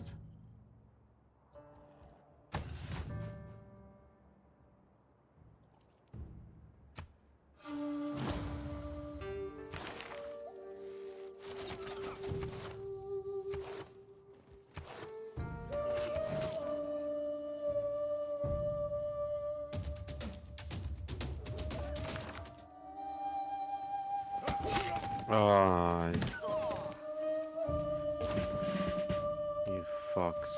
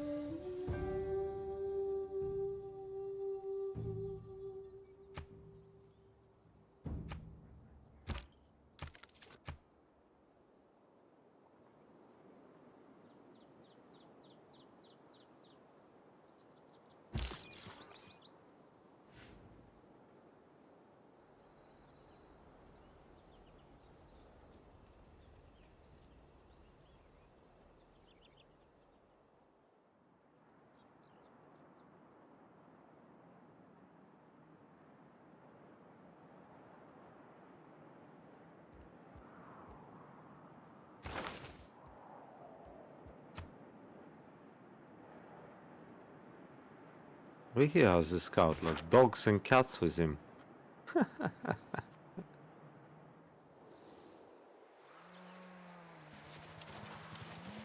Alright, hold on, I need to turn the lights on.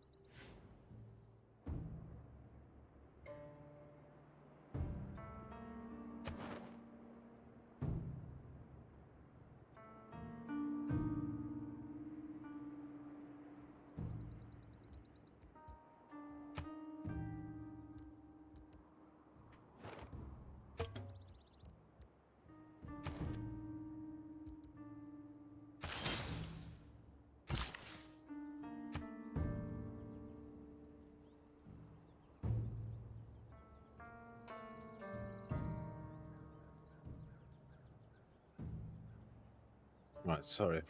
That's fine. I was just filling up my vape as well at the same time. How dare you be efficient?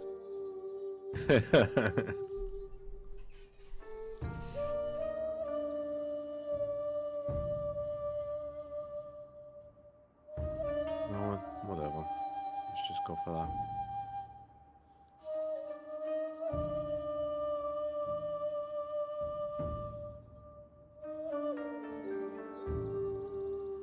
I think by the time we actually see each other, we'll probably more or less be able to play the game. I know, right? Especially since I'm stuck on an island. Better guess that boat building research, boy. Yeah, I've already been doing that. It's yeah, literally same here, done to be now. fair.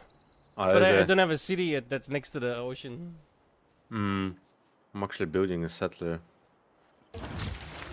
Yeah, I got the settler, I just have to build the city. Ah, I see. I don't even have a settler build yet.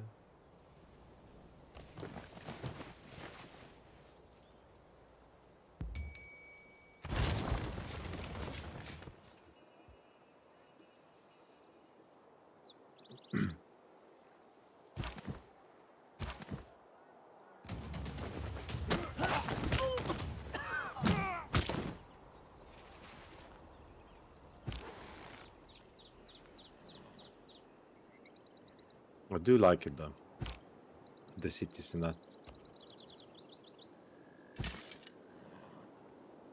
They look pretty cool, I reckon, the designs.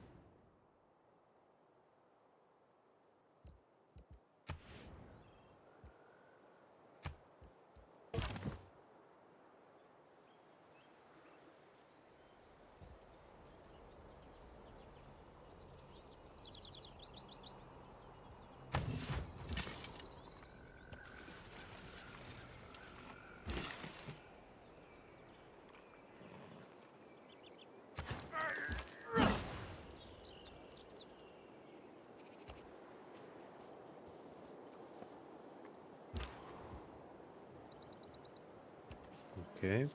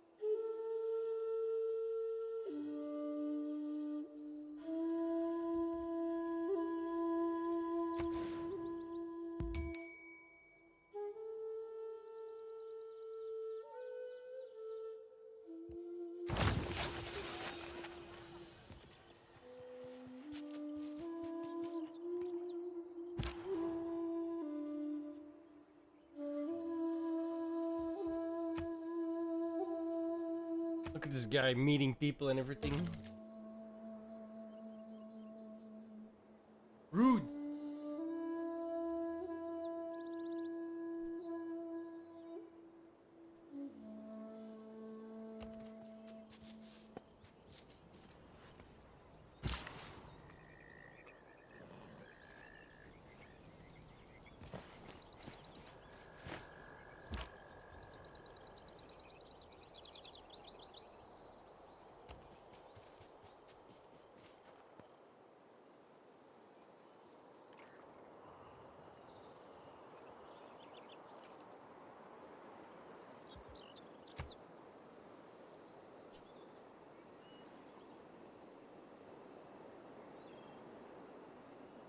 You muted or something?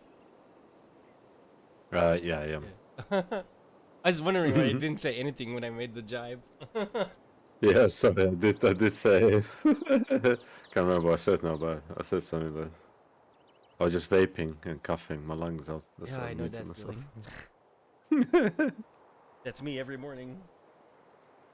Or coughing your lungs up. Yeah.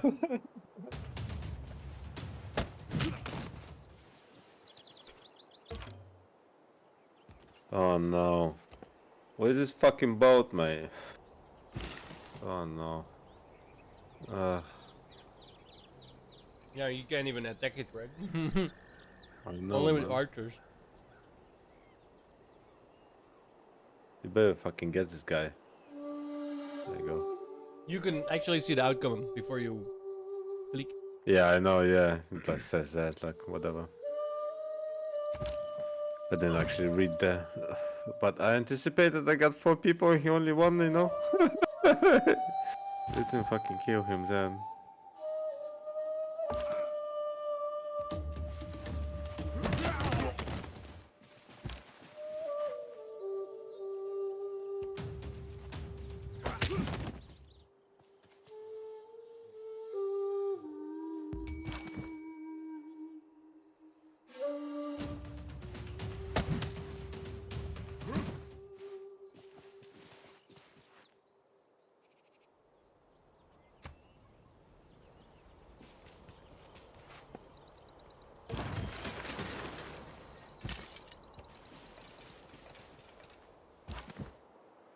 Fucking finally, mate. That took long enough.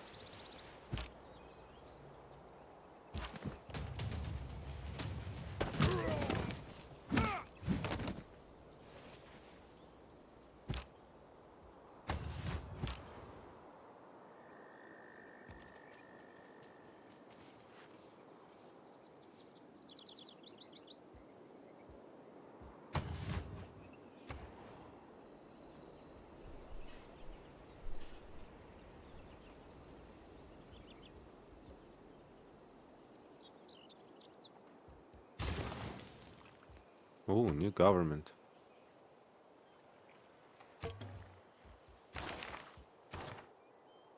Is this where I choose what type of autocracy, oligarch? That's or the slots classic you get for republic? your policies. Huh? That's the slots you get for your policies? So that's what that's what I choose, and then change government.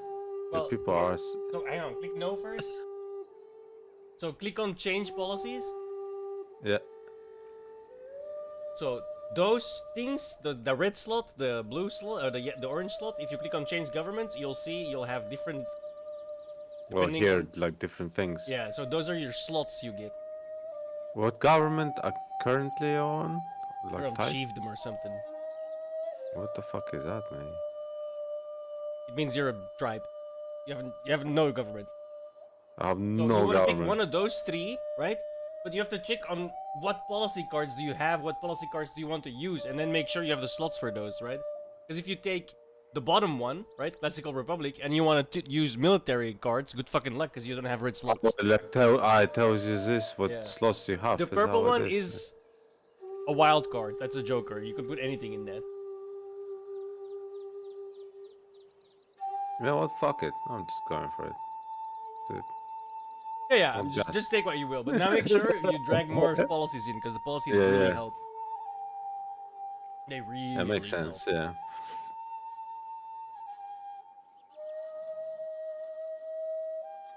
For example, next time, ignore the double recon and add in +5 damage to barbarians. It helps a lot early game. Oh yeah. I'm about to fight them as well, man.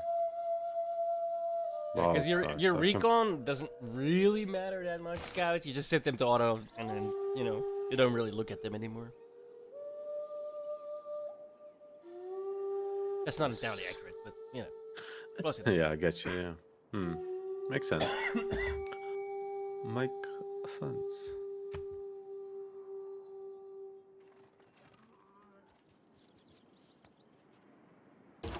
How do I send another invite?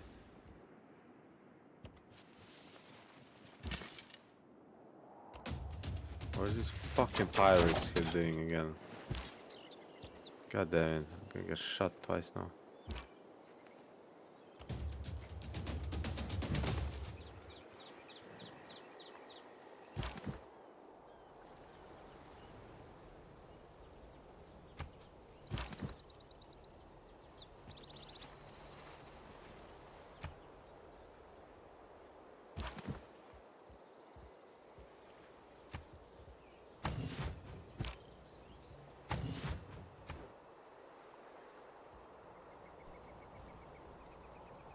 Why did my workers just disappear while clearing a jungle? Does that happen? They have 3 charges. What, 3 charges of what? Building something? Yeah, and building doing or something? clearing, and then they vanish. This is, I see. So me disbanding the workers early on was... You disbanded workers? Yeah. Never do I that. didn't know that. Okay. Yeah. Now I know. Now I know. Yeah, they only have like 3 charges. Yeah. You can improve that eventually, but you never keep them forever, I think. Yeah, exactly. You did it 5, but not 6.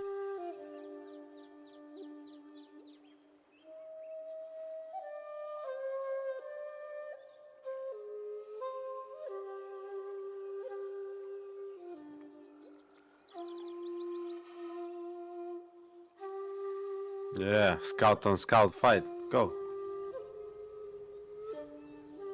Okay, we both walked away with more or less same. Oh, shit, horseman?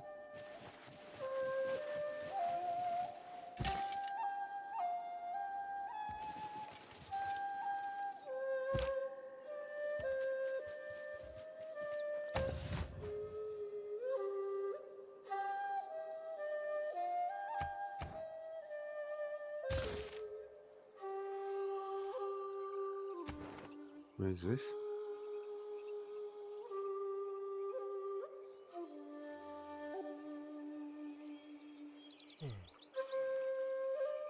I might as well. What's the And can't stand anything else anyway.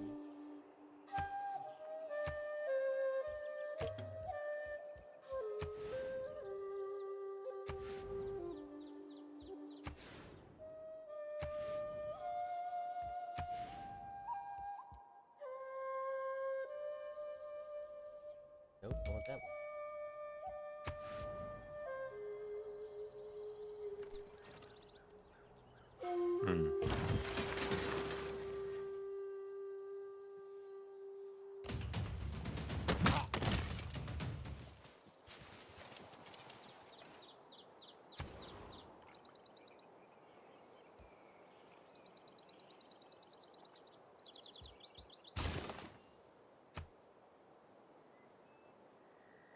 Oh, my scout got slapped me.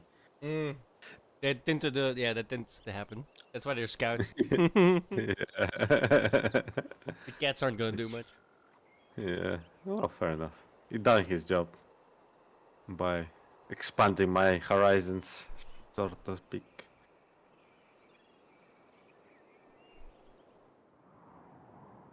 As far as I know, I'm the only humans on the planet. Wait, you haven't seen anybody yet? I'm on an island. Oh yeah. Not even city state? Yeah, I Nothing? have one city state.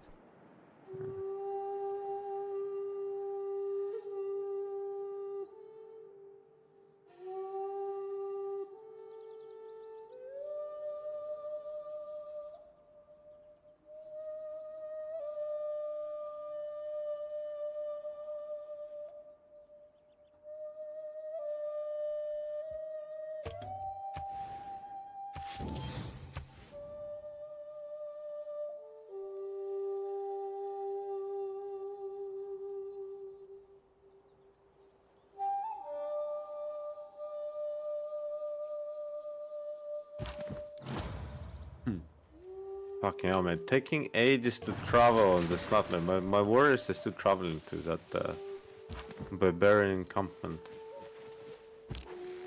That's what happens when you have no roads and stuff. It takes a while. And fucking Stone Age, man. So I will get there.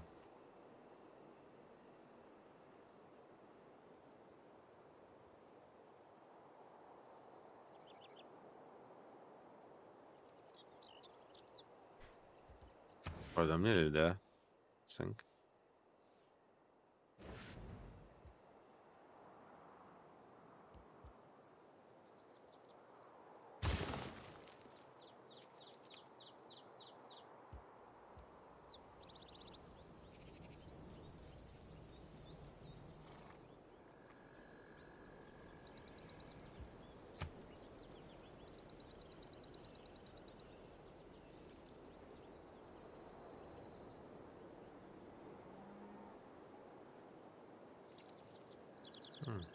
Discover natural wonder. What's that do? If you have it in your city limits, it's like a bonus. Oh, I did not. Ah, I'm too late to destroy this bear. Oh, this fucking way, mate. And the city state beside me took it. Yeah, it does that sometimes. Literally. How many turns that was? That was like a good 10 turns, easy. What a waste of time. Well, we came here for nothing, boys. Turn around.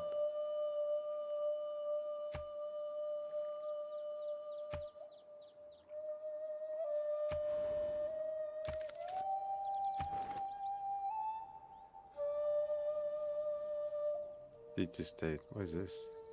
Confirm placement?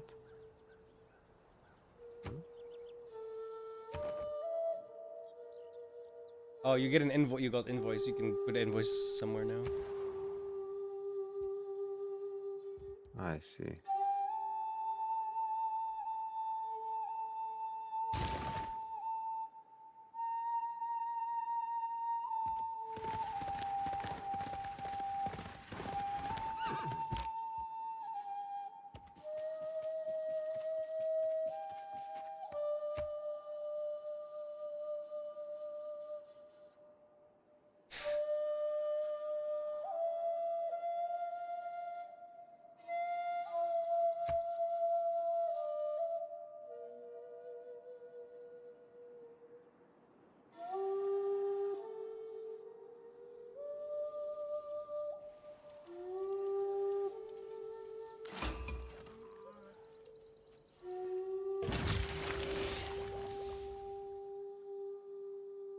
Huh?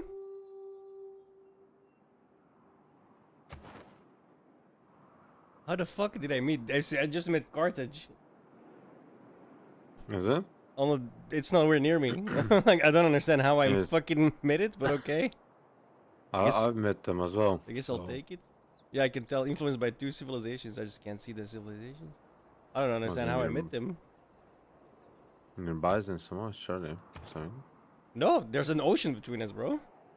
Hmm.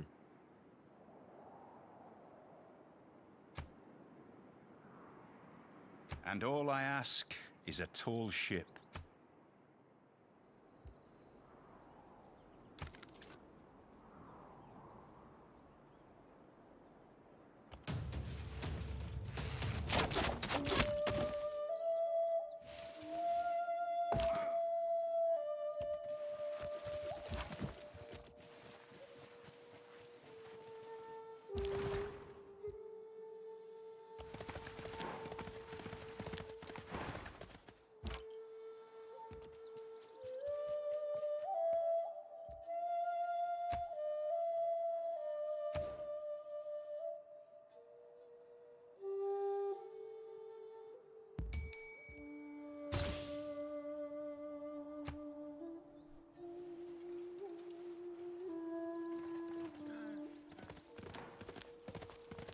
Yo. Yo. Okay, barbarian horseman. That's not too bad. Then.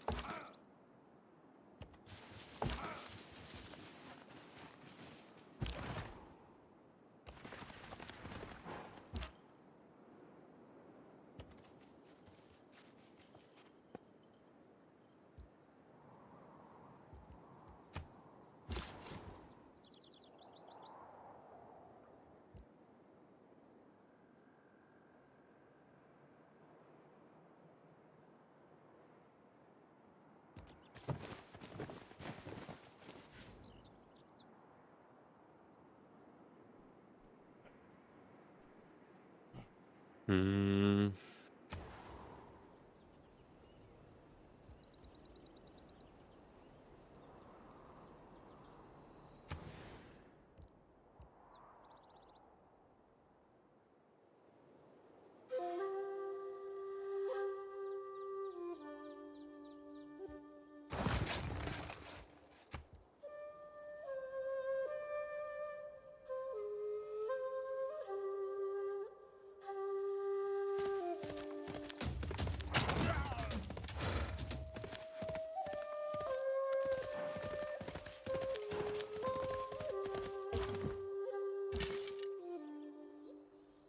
I'm tempted to attack this one of these guys that discovered Kazan. Fuck, whatever fuck his name is. Got a fair few soldiers.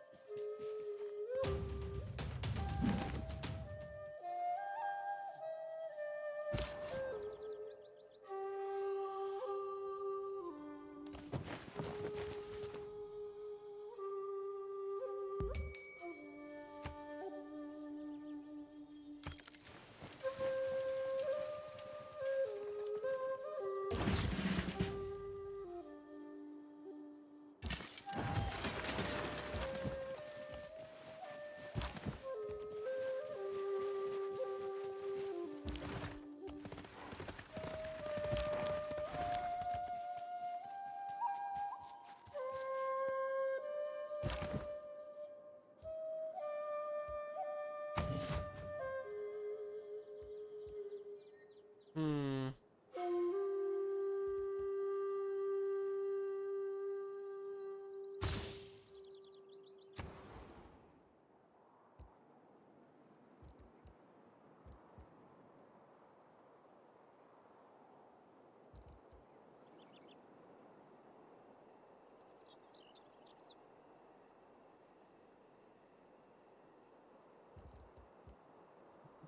Yeah, I might start the war with this with my neighbor, first neighbor I seen me.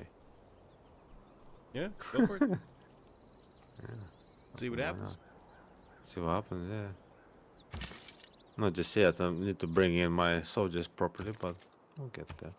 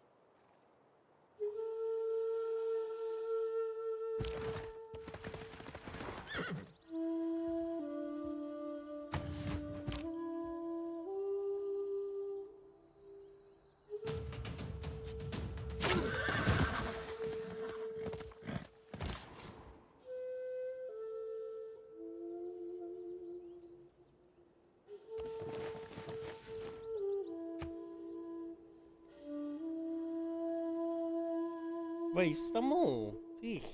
Isn't så.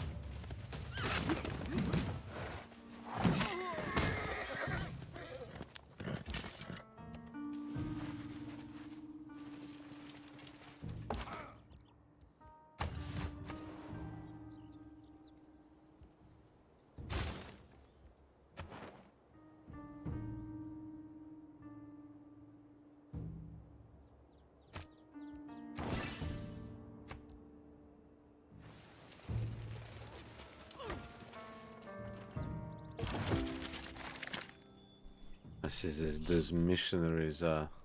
Oh yeah, they're going. You can't really stop those guys. Good luck.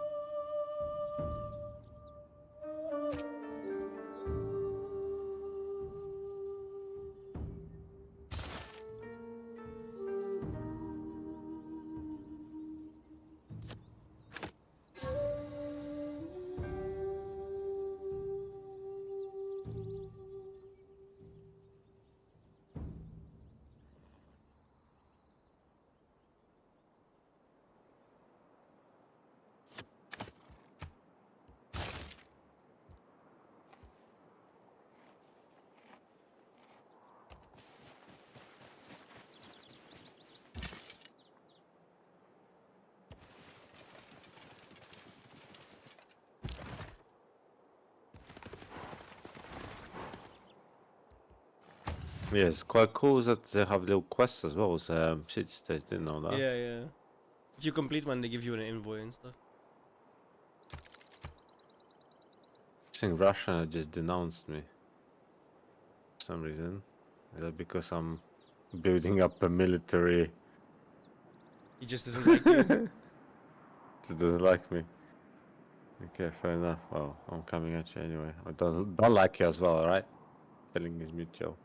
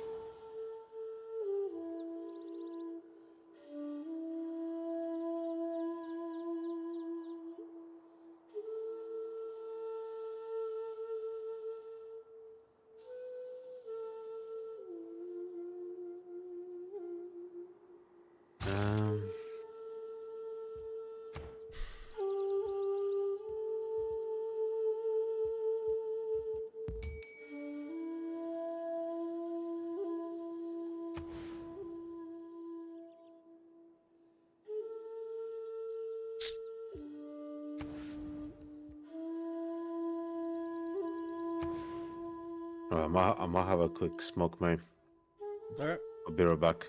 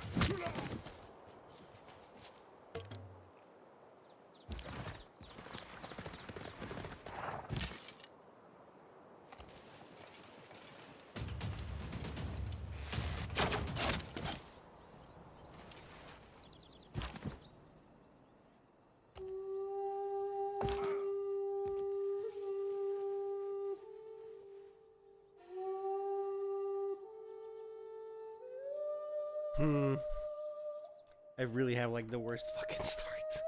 Oh my god. This is murder.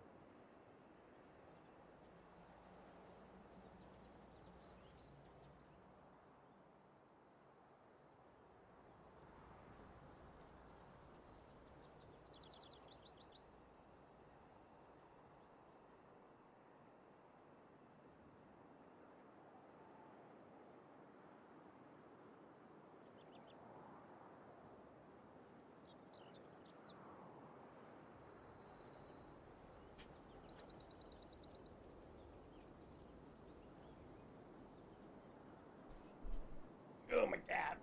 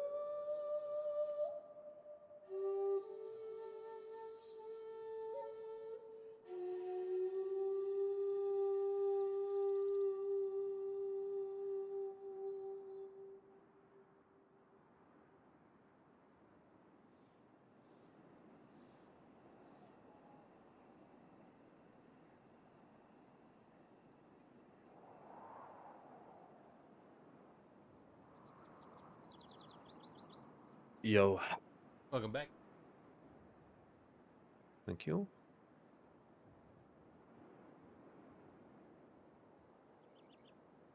Let me just move my...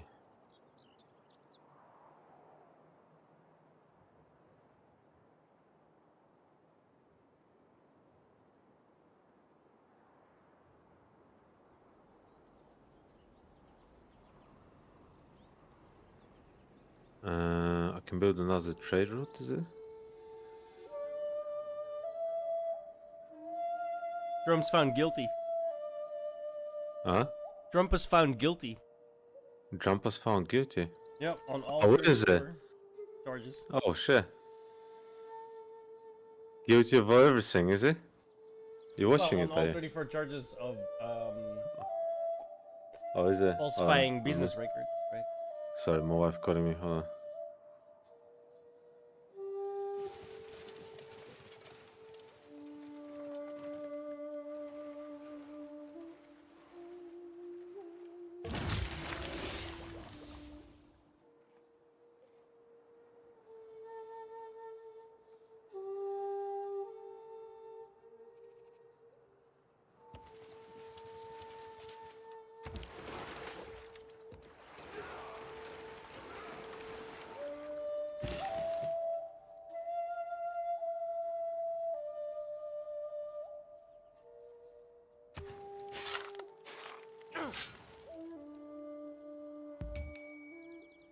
Right.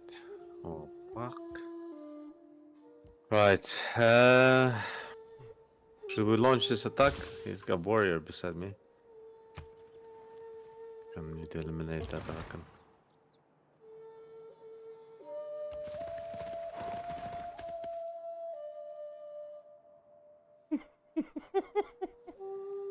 Yeah, I'm gonna play for another half an hour or so, 40 minutes, and then I'll probably stop. Alright. After that, got work tomorrow and that. I do not. Yeah, lucky. I'm off next week though, except Monday. I am not. Looking forward. Hey. I got big tests next week. Oh, you got what studies? Yeah, more tests, and then exams More. the week after that. I think, for like 2 weeks. What are you doing again? What are you IT studying? technician. IT technician. Ah, nice. What was that involved then? The first 4 modules are basic networking, peripherals, OS 1, so basically Windows, and assembly. Oh, mate. You should look into like picking up a bit of Linux commands and all that. Yeah, mate. that's OS 2. And and SQL. You do That's- that as well. If I get through these 4 modules, it's the next. Well, it's definitely the next modules in September. That's when that starts. Yeah. Mate, there is a service now. They have office in Amsterdam. You could apply for a job. Do you know there, how mate. far that is? That's like 2 hours drive. Yeah, but you could apply for remote. They do lots of remote working. Oh, okay. So that's what I It's do, like, innit? I ain't driving to I'll work it. Amsterdam every day. 2 Yeah. hours. Nah, 2 hours one way, 2 my- hours the other way. Fuck that, bro. No, well, the reason I said that is because it means you can basically apply for work, remote work within Netherlands, basically. Yeah. Because like I have an office, but it's like London, innit? I'm like fucking hours away from it, mate. But I'm like remote, so I might have to go in like once every like few months into the office. That's about it. So yeah, you should definitely have a look, man. They pay well. They pay good money. They're always I've looking never for... made good money, so I don't even know what that means. My It's best job was the job that literally, well, not literally killed me, but almost killed me, right? Exaggeration a little bit, but it destroyed my body, that's for sure. Yeah, oh yeah, physical job, yeah, but that'll be like easy in the I got office job. $1,500 bucks a month for that shit, bro. 15, how much? Bucks a month? Yeah. Yeah, nice. The service now probably Nothing. pay double that, and you'll be sitting at home. I know, You right? probably get stocks and shares and shit as well, mate. Yeah, it's decent. They pay decent. Oh. I recommend having a look there. Yeah, that's the entire reason I actually went to school again, because I can't do physical labor no more. Oh, I see. Shoulders Yeah, it's all good to fucked learn up. more skills, mate. Always useful. Alright, I'm gonna engage these Russians because motherfucker has some shit going on here for some reason. 2 warriors he has around me. Yeah, it's better to nip them in the bud early before they get delusions of grandeur, like in real life. And exactly, that's literally what I'm about to do now, mate. Had enough of this. I'm bringing my other archers in and they're just stumbling across these people, basically. Alright, fortify. Yeah. Not moving. Alright, let's attack these guys. Can be a bit reckless maybe, but...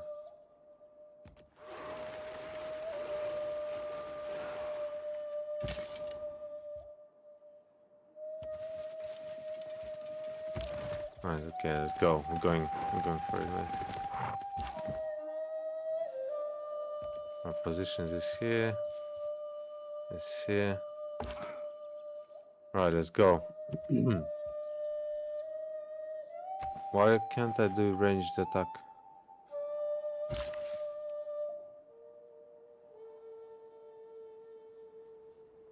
Do I have to declare war on them in order Yes. to attack them?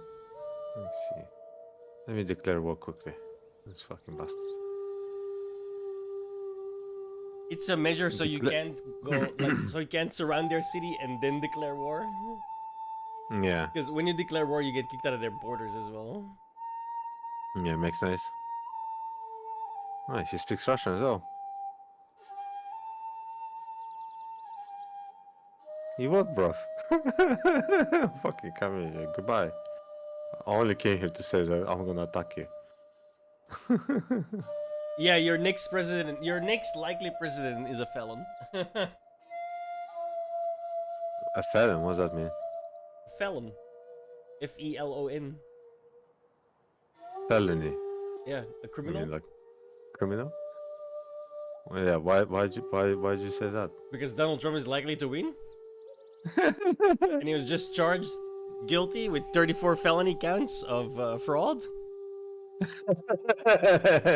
Can that happen? Yeah. What do you mean can it happen? He was literally just found guilty. Yeah, I mean, can he be elected as a president if he's Of course, he's the front runner. He's the nominee of the Republican Party. Is it like a law to prevent like criminals from running for the? I mean, let's be honest though. This is probably all like they're weaponizing the justice system. It feels like I don't know. I don't know enough about it to say that, but that's what it feels like. That's what it seems like, right? But again, I don't know. I don't have no basis to say that. I'm gonna be honest. I don't know. Fucking just- sounds crazy to me, mate. visually, it looks like Found guilty of how many counts of? 34. 35? 34. Oh my. How? This guy is running. Well, the queen is dead. It's a king now, by the way. Long live the king. The king is dead. Long live the king. Or the queen is dead. Sorry. Long live the king.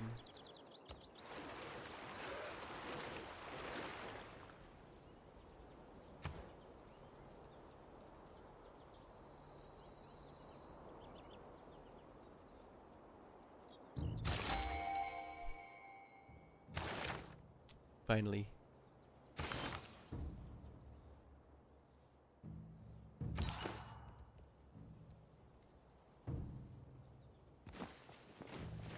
No, I didn't notice that. Fuck. I'm gonna have to wait another turn now. My scout is about to die a horrible death. But whatever. Yo, exquisite.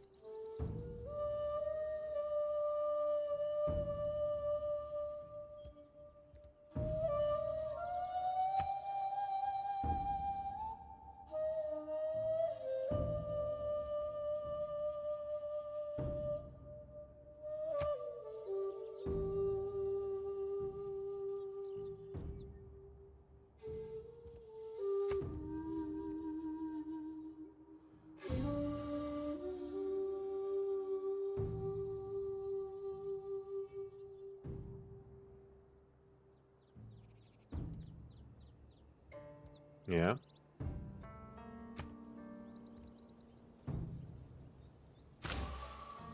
I'm doing alright. How you doing, Ghost? I'm doing alright so far. Excellent. I wouldn't say, well, kind of. In game, not so much though. Like I have the worst fucking starting position. Look at this shit, bro. What the fuck is this?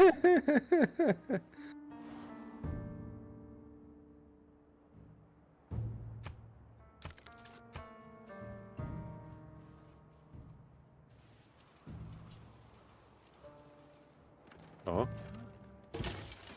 Japan. they got archers attacking me.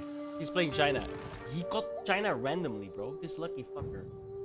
It's like the best. Is fucking- China? Bro, is it- China. is what- I don't know if it still is, but China for a long time was the best fucking. Oh, it is. That might have been 5 actually. No, Korea was 5, right? Or is Korea here? I can't remember. China was really good in either this one or the last one.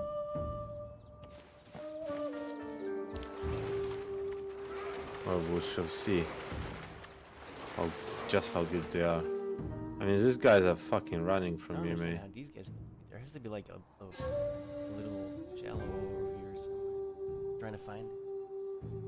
Ah, I can't reach him. Anyway.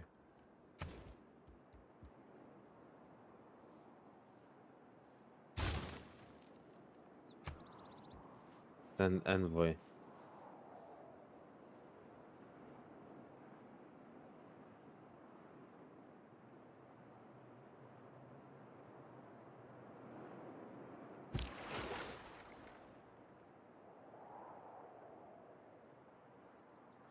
Hello, maybe.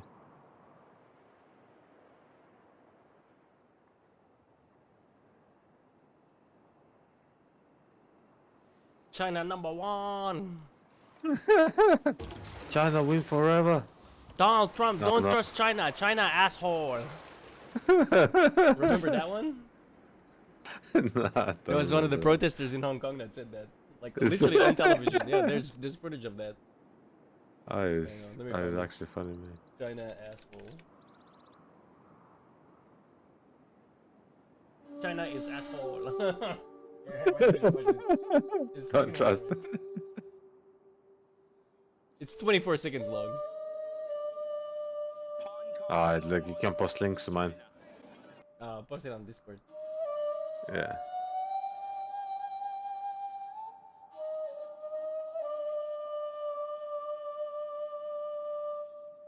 We need independence. Yeah. And what's your message to? Have you seen Donald Trump? Do you think he should step in? Donald Trump, don't trust China. China is asshole. Oh god. That's so funny to me, dude. It's true too, so. Donald Trump, don't trust China. China is asshole. And the way he looks too, bro. Like, he looks so Hong Kong, man. Like, it's perfect.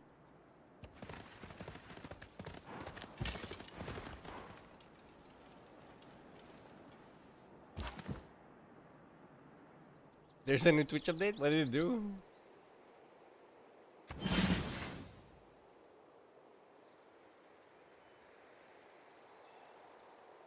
China is asshole. That's gonna be in my head all night. Ah, it's fucking hilarious, man. That's so funny.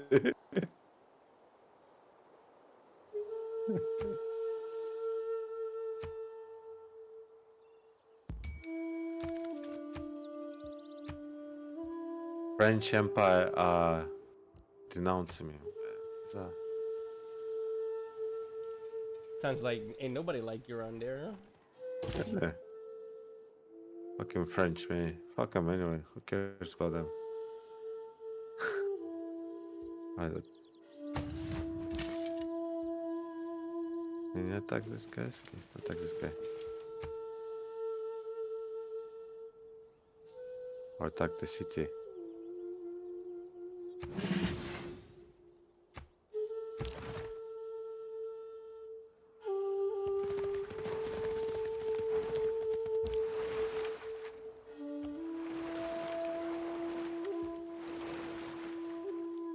Uh-oh, you found it. The land bridge.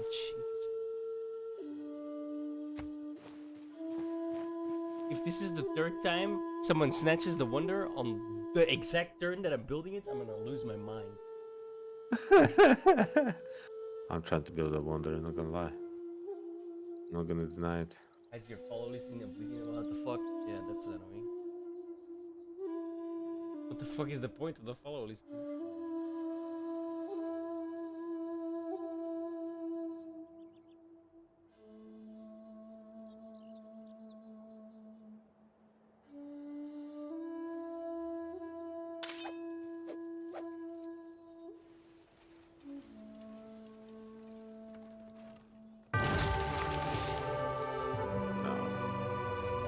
Sounds like you got it.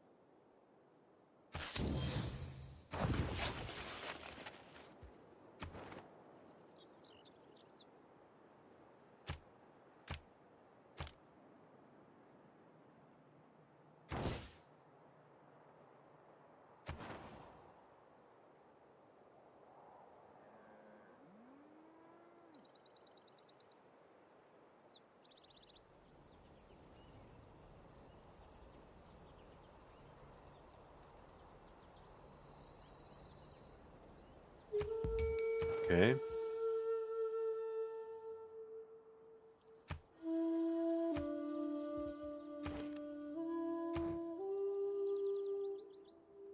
You know what? I'm gonna buy some fucking units so I can just splash out a little bit.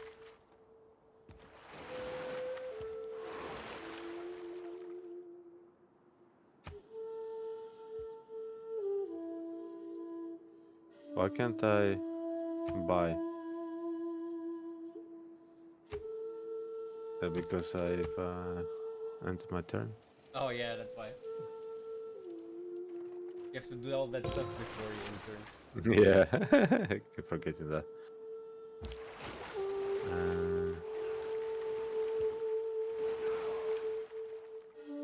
Hey, sit still. Come back.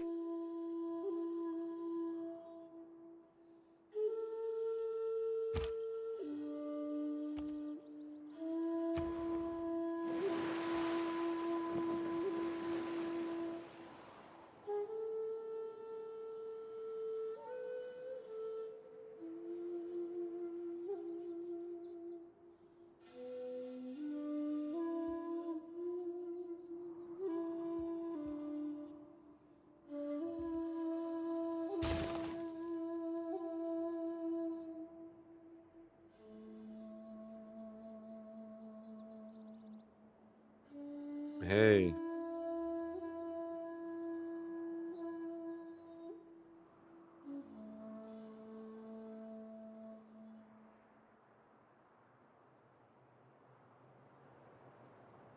Oh, I see it. Yeah, what the fuck? Yeah.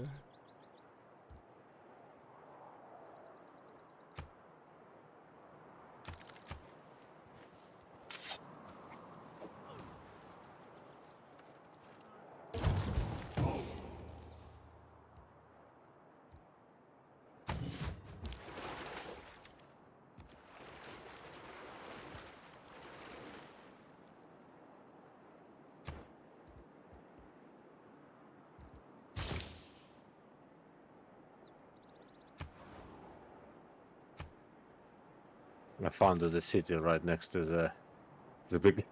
They had the settlers coming out of the border. I took them over. Lol, lol, lol, lol. Build a city right outside the fucking territory. Man. How'd you like me now?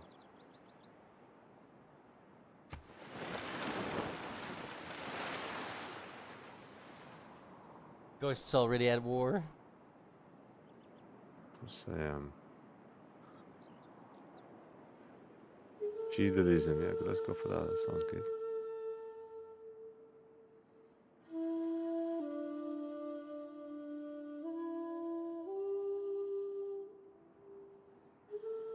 We'll build a holy site as well. There's gonna be a holiest of the holy site right at the enemy territory border.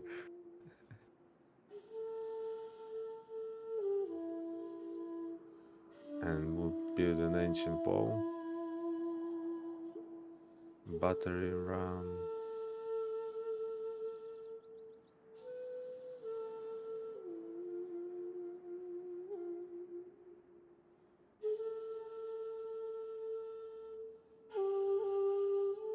What is Tamo? Huh? Oi. You want attention? You got it.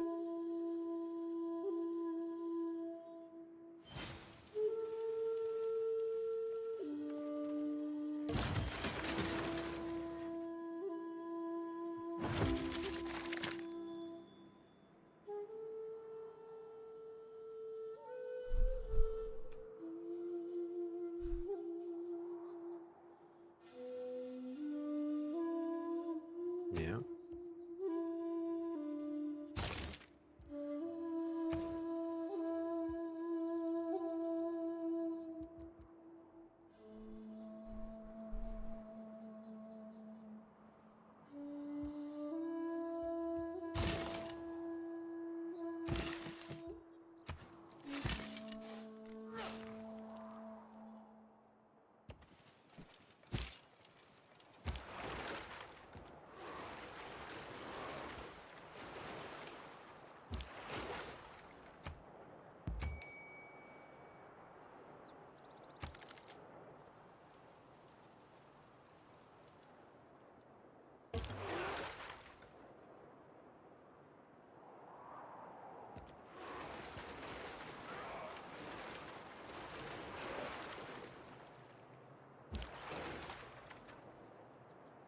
Someone lost a builder to barbarians. Did they? Yeah, they don't actually. Barbarians never get builders. So if you see a builder, a barbarian builder, that means somebody lost. Ah, I see.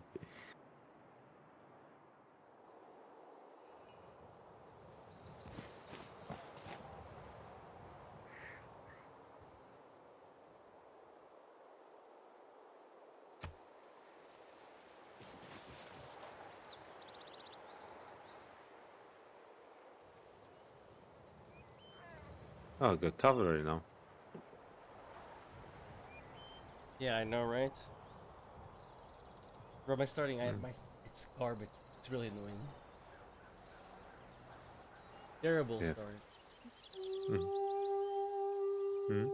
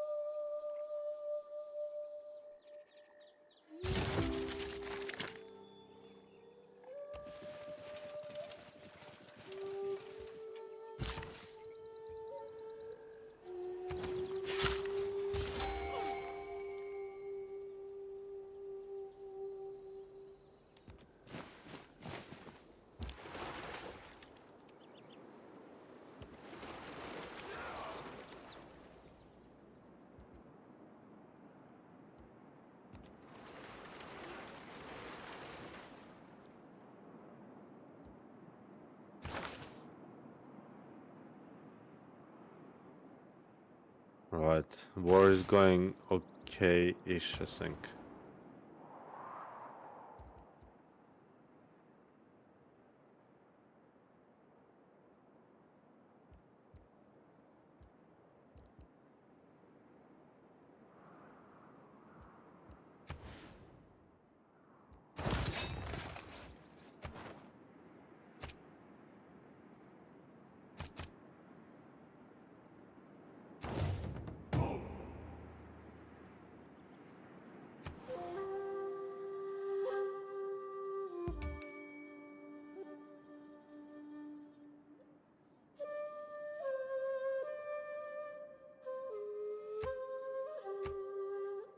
I just met Arabia and Russia.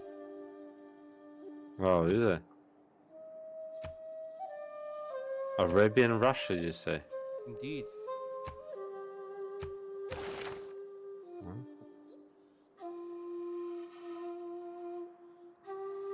Bet this map is massive.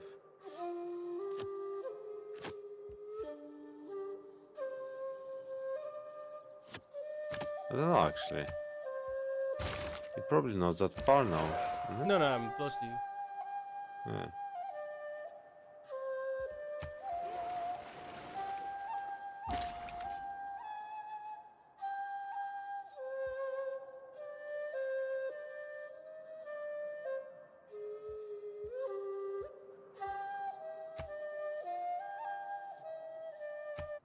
بفضل منه الواحد الأحد.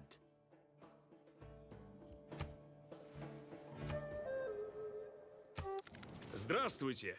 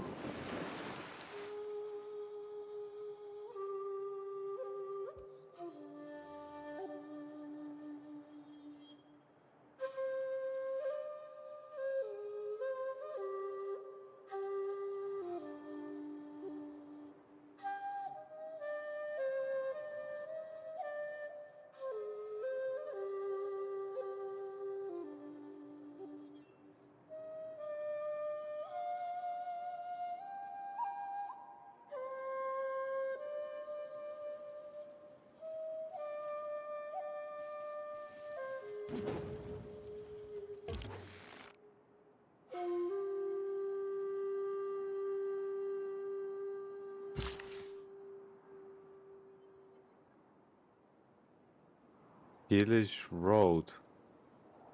What's that there? Trading route, is it?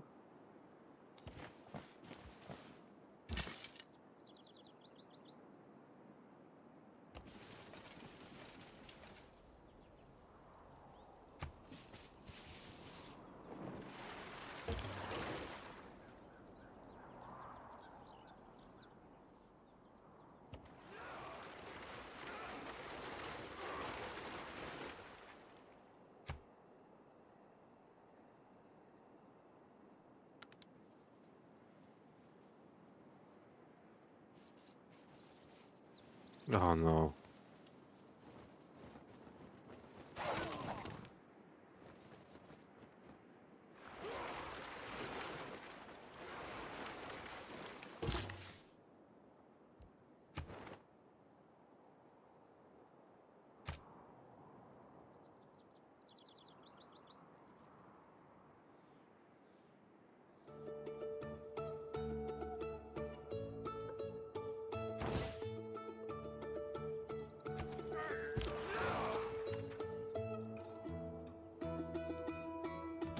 Oh nice, you can plan the trade route.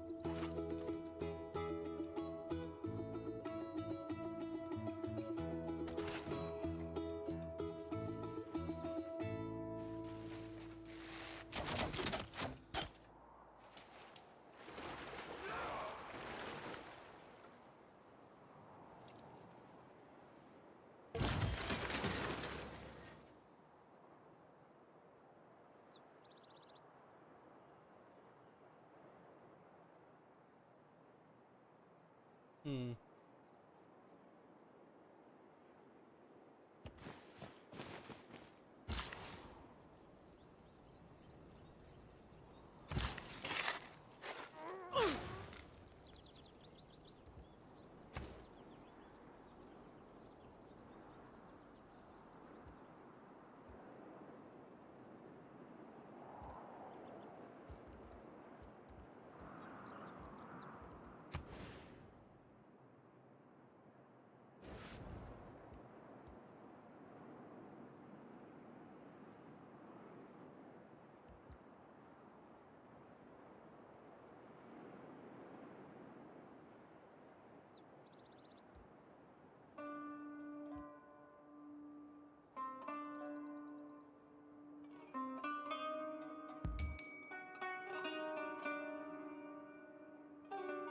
Cool, cool.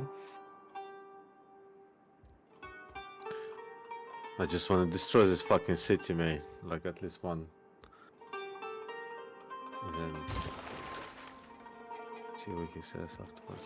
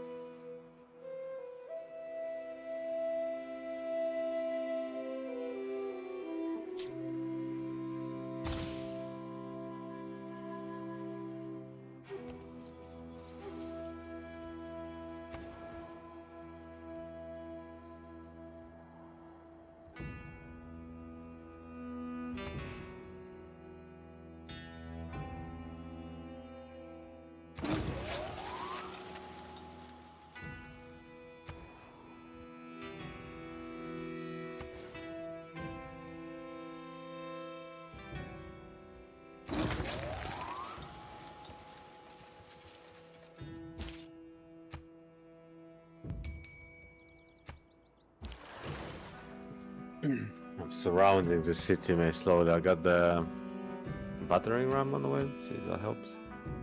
Should. Especially if it has ball. If it has balls? Walls. I see. Sorry, I was completely I senseless. think you heard what you wanted to hear. I have balls to attack this.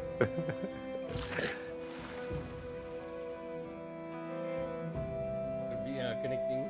I know what verbinden means, bro.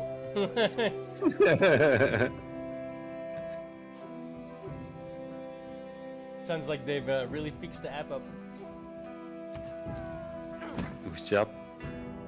The Twitch app. Alright. Squeeze is having problems. What, on TV you mean? Or because I don't really use apps, it's on the phone.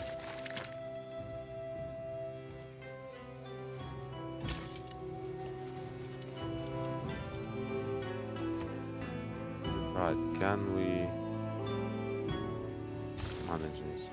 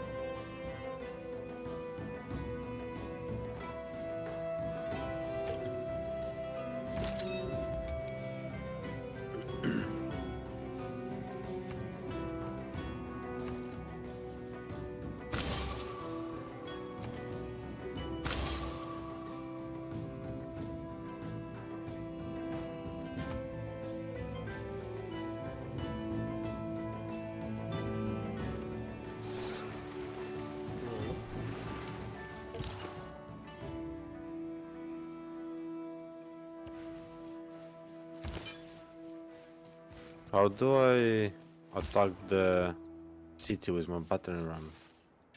Same as with the thing. Doesn't look like it allows me to. It's just. The Davy Jones locker.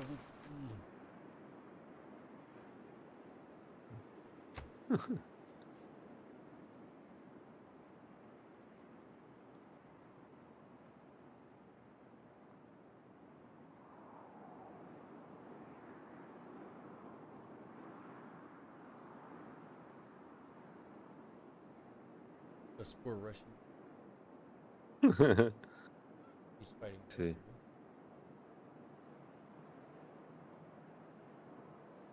Standard. So eight AI, but I took 2 off. Oh, or 8 players, but I took 2 off. So it's me, Ghost, and 4 AI. Oh shit! What the fuck? He evolved. The hell? He has spearmen and shit. Major defeat. Major defeat. Oh my lord. Quickly concentrate on those units before they fuck us up, man. What the fuck? Did that take no damage, man? Oh no! Oh, we're fucked. That was a bit. Where's the spearmen? Those 2 units of spearmen will fuck me up.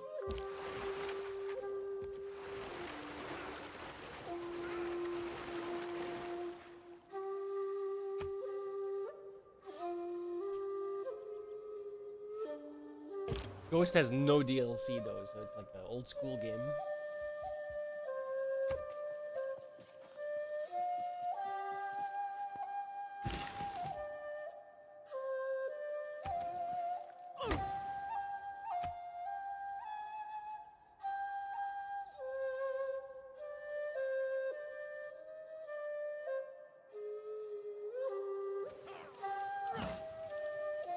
I know, right? To be fair, it was my fault, because, yeah, it's always my fault. Obviously, it's a misclick.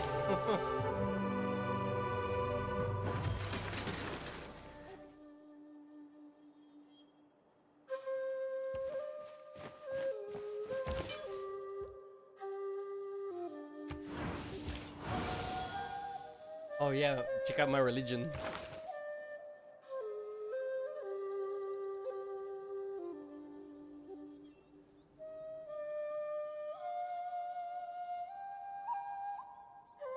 It's proving harder than I thought, man.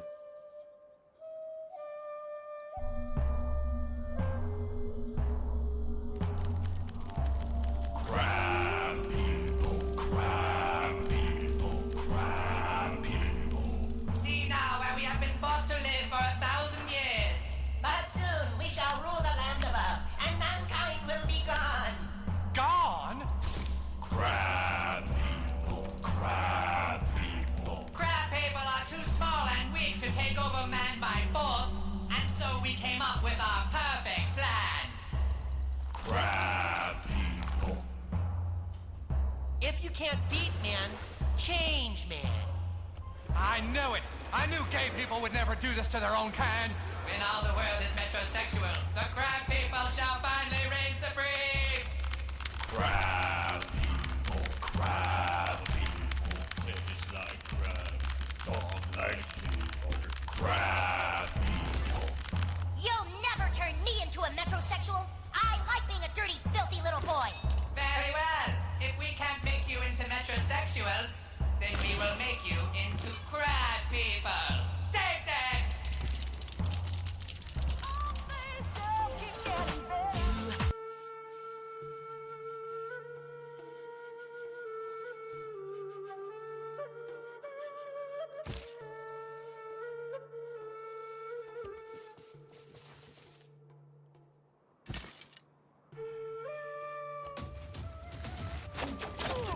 Right? It's hilarious. Bro, did you see the Lizzo shit? Bro, that is funny No. as fuck. South Park No, I didn't. chat on Lizzo. Hmm. The best way possible. I reckon another couple of turns and I'm gonna call it quits Alright. for the night. Just one more turn.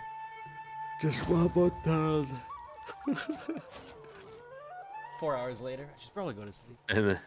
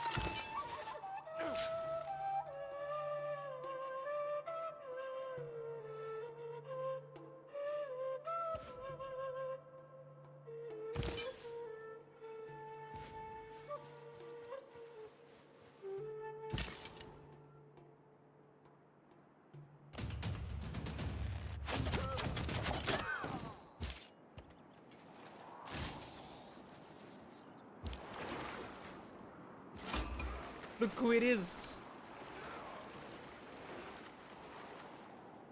I've come to say hi. oh, is that there? Yeah, I it's my usually have boat. Japan. Yeah. Yeah, man. See what I'm doing, eh? Send envoy.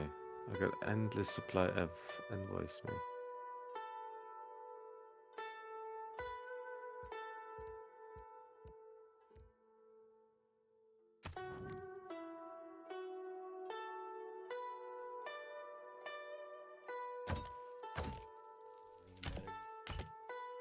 There you go. Good neighbors. Send you some money your way. Can go.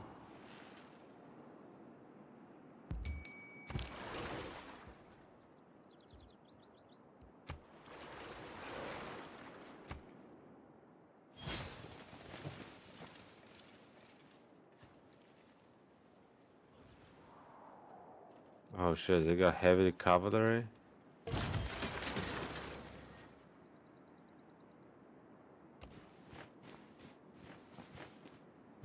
Sounds like Ghosts regretting his life choices. Getting fucked up a little bit here, man.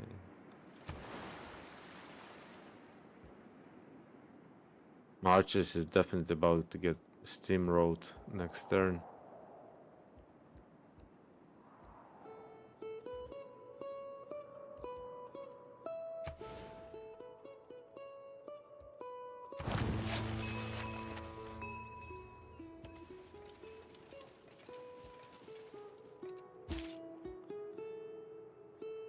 Russia, actually. Mother Rush. Smart though. Nip them in the bud before they get delusions of grandeur. Yeah, try to anyway, but my good delusions of grandeur not going so well. I'm gonna save this game and call it Arkham. Is it just enough for me to save it? No, I or have to save it. You have to I save just it have as it. well. I just did. It's good. You're good. Cool. Alright, cool. Cool, well, thank you for that. Thank you very much, Borash. Play more tomorrow. Yeah, definitely, yeah. After work, once I finish, and then straight on this, mate. Show. Yeah, just let me know. Well, you don't have studies tomorrow. Ah, yeah, you off, you said, yeah. I never have class Friday. I see. Okay, cool. Well, yeah, cool. I'll message you then. Alright, bro. Later on. Alright, bro. Catch you later. See you tomorrow. Bye.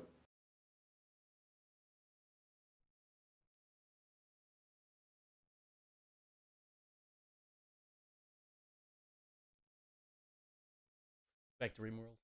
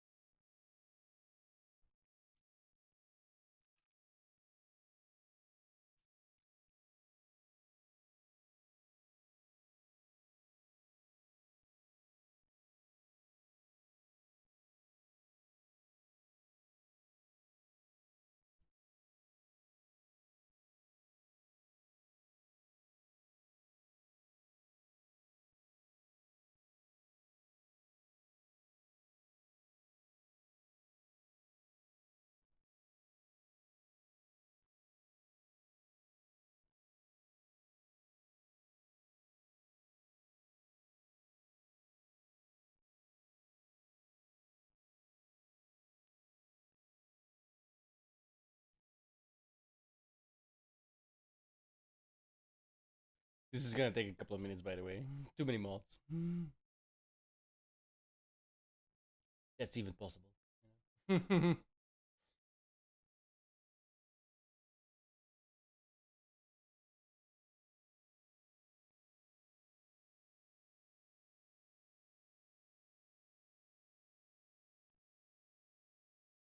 Lol. Yeah, the mods you sent me were all like 1.3. Like, holy shit, dude. That's old as fuck.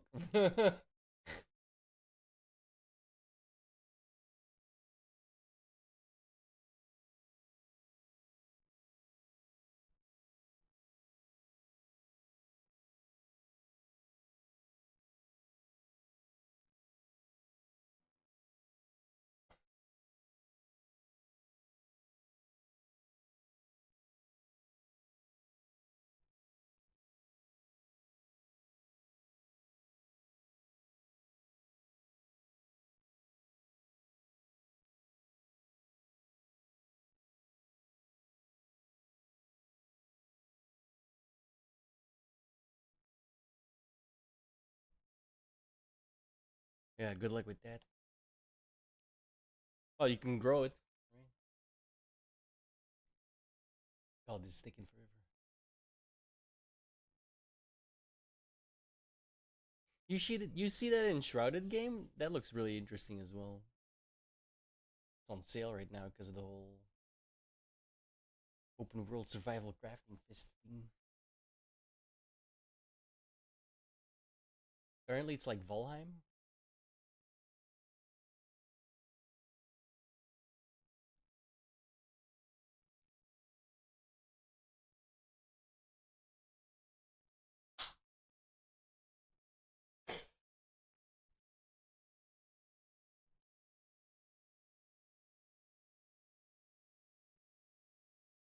Finally, Jesus.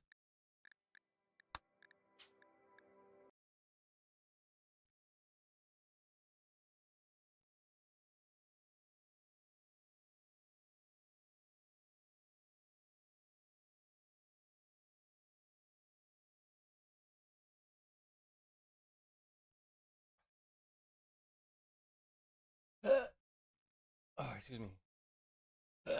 Oh.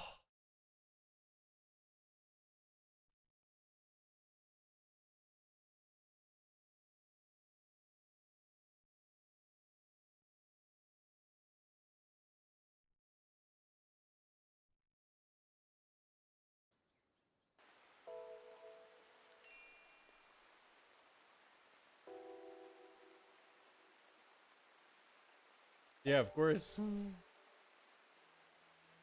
Of course it's better than Tarkov. Unlike Tarkov is garbage.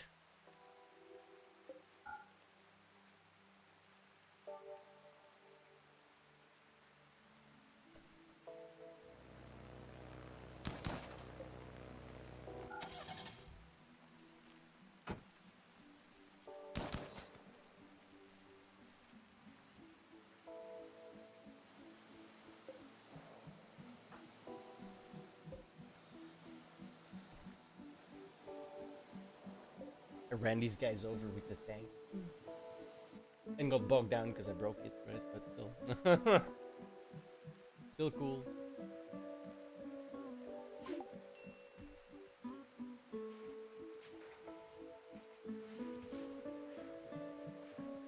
Oh yeah. And a fighter jet, dude. A fighter fighter plane, bro. It's functional. I just don't know how to use it.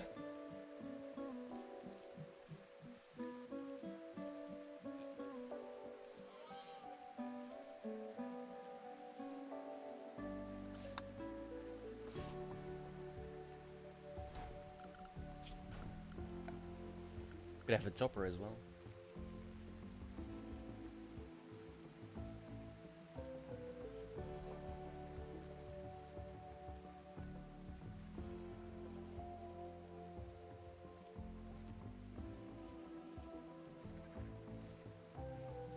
Bang bus. What the fuck?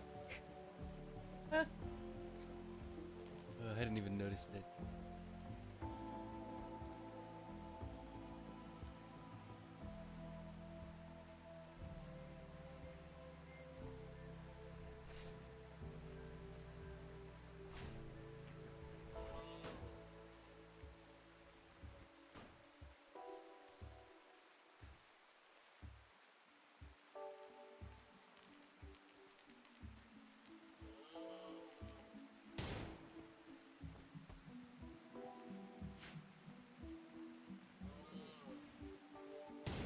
I want more vehicles though. I don't have a. I don't know. I want more. These aren't good enough.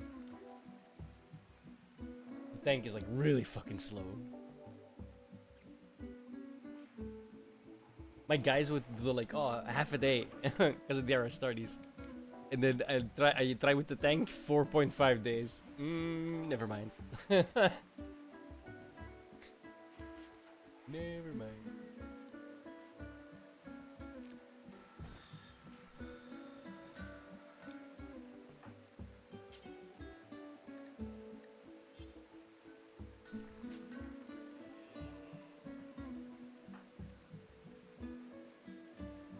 This shit like actually works though.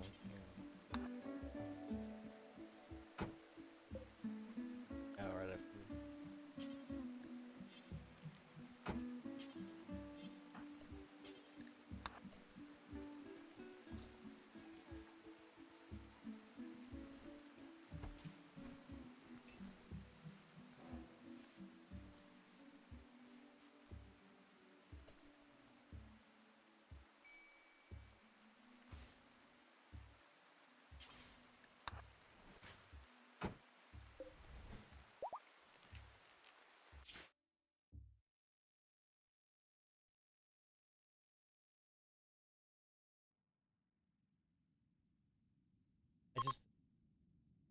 I don't know. I don't understand how this works. To be honest.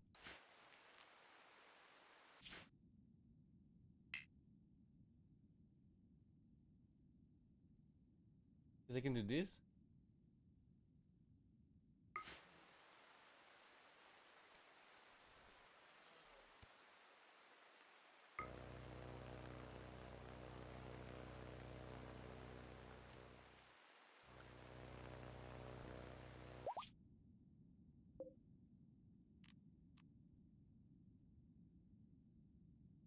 But nothing happens.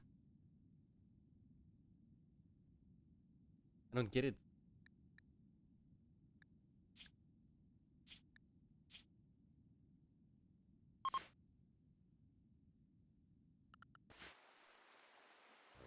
But it actually lands as well, dude. It's so fucking cool.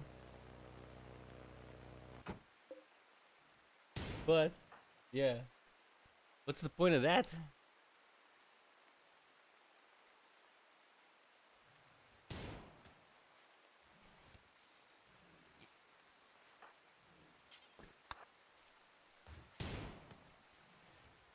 Give me a few minutes, actually.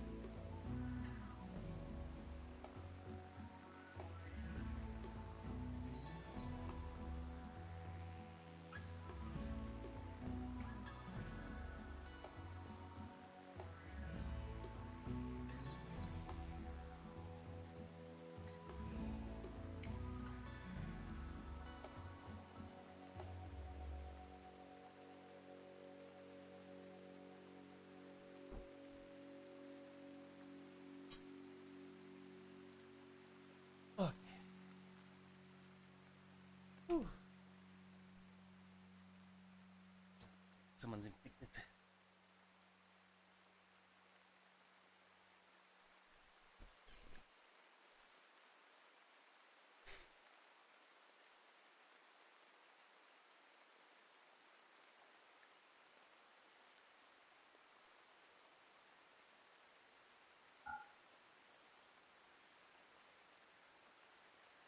Bro, 13,000 salary. What the fuck?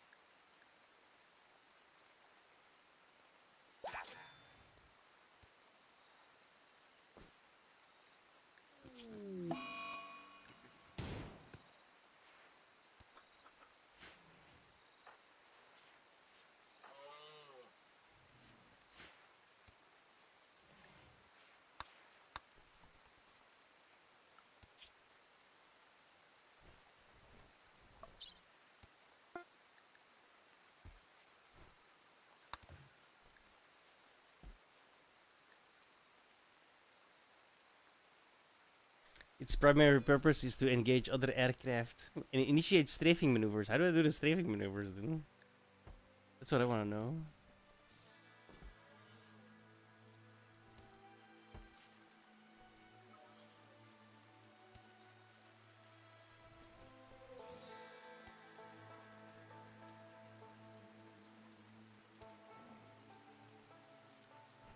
It's not finished yet. Wonderful.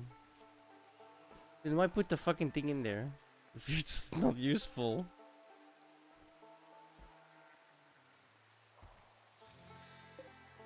Figures. They finally applied the paint job. It's about time.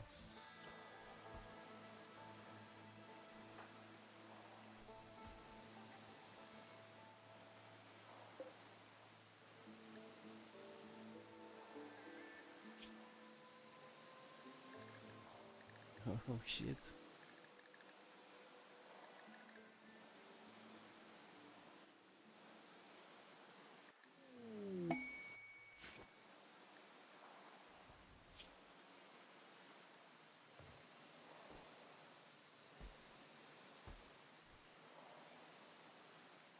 What? No?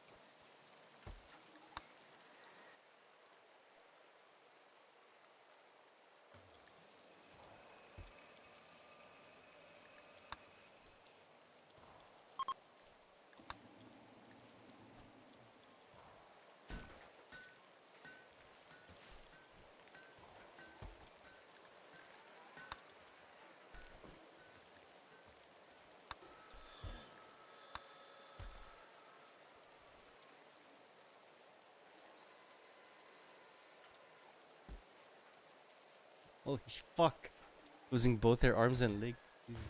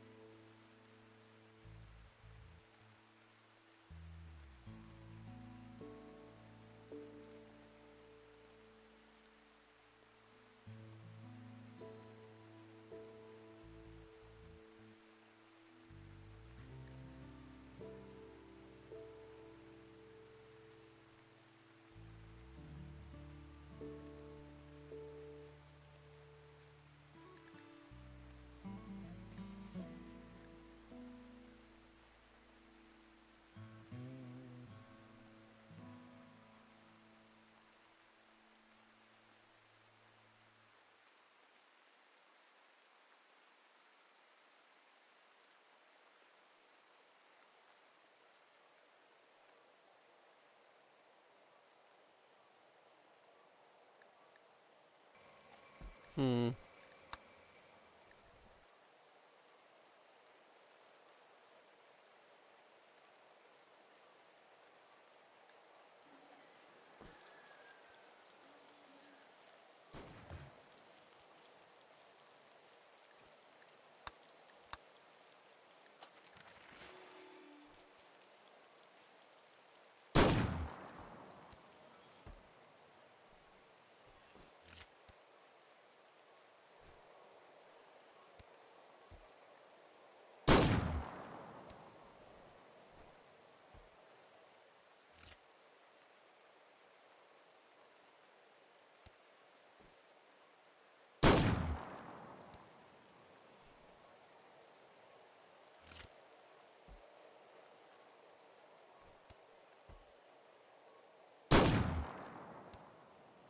He's throwing rocks because I would really, really appreciate him not shooting the small missile launched in my base.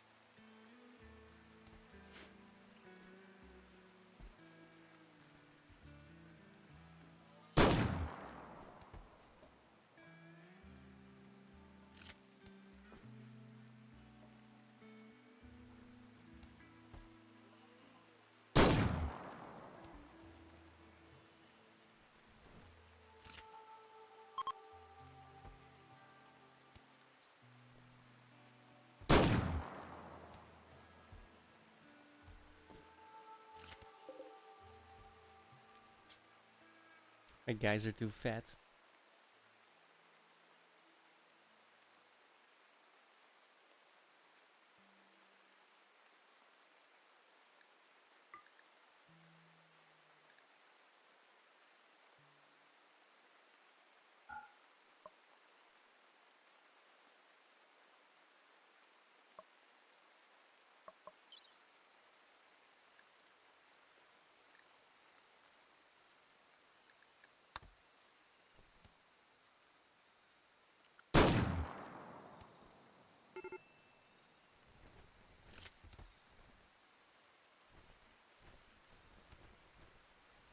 Completely forgot about this.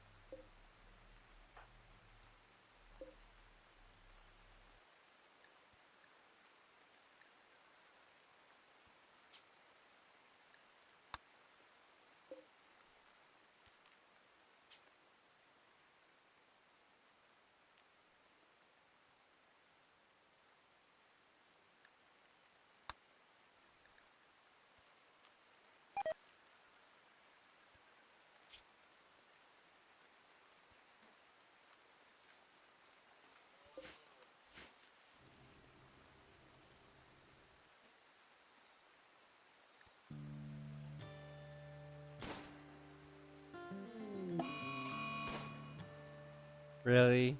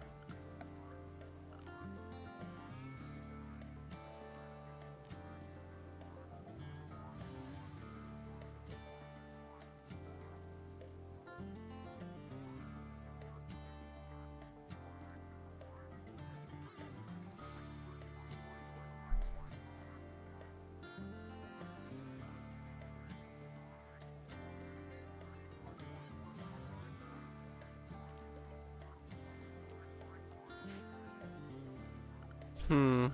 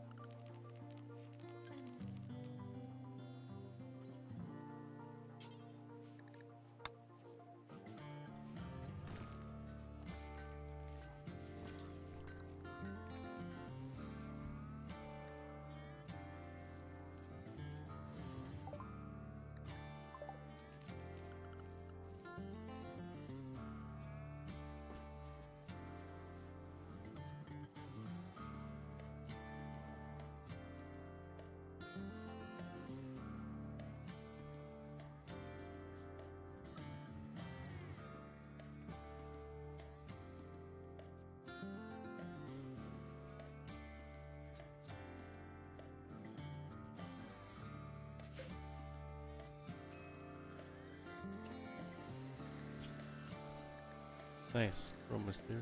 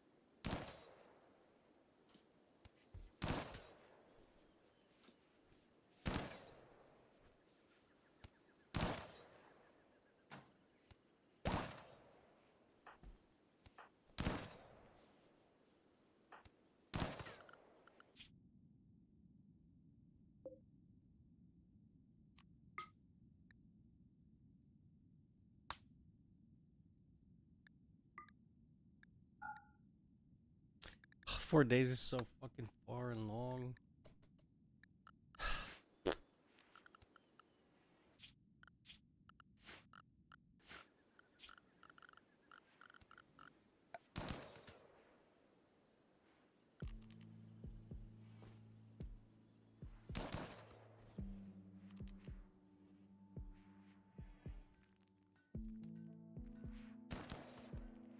How do I make roads?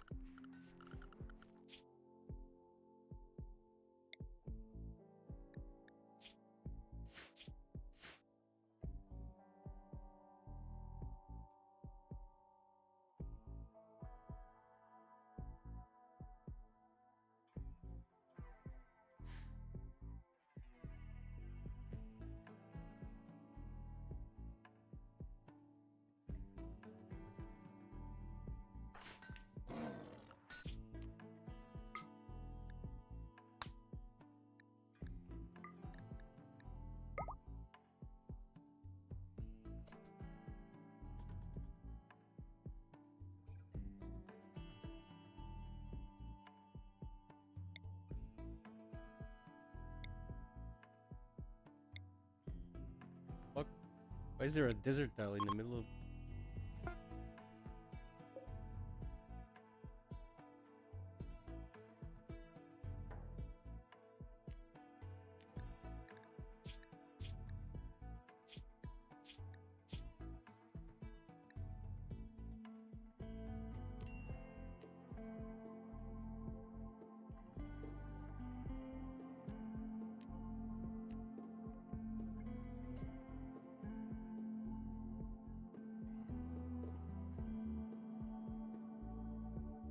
Yeah. Yeah,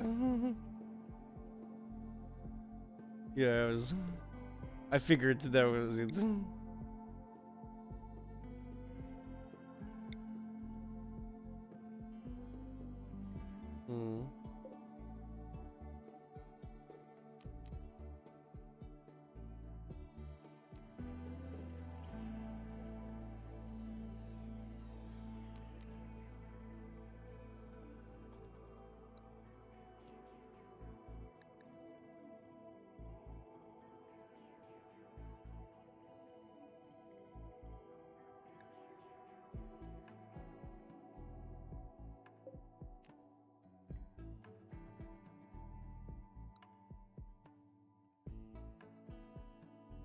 The hell?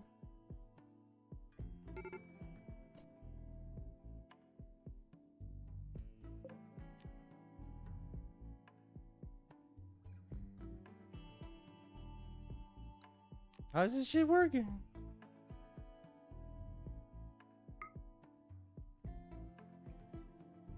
Oh, it's one at a time, okay.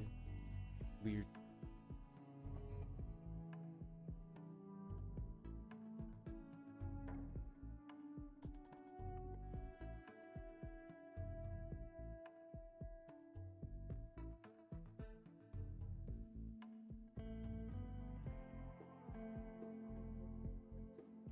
Should definitely do that with a lot more people than one. Holy fuck.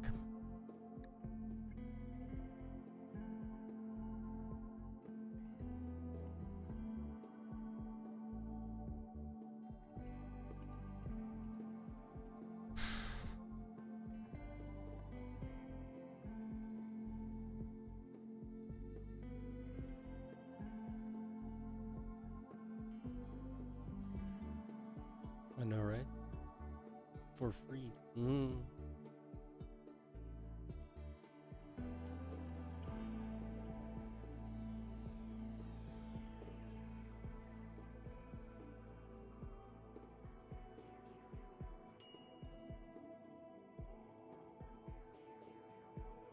Kinda wish I didn't do this now.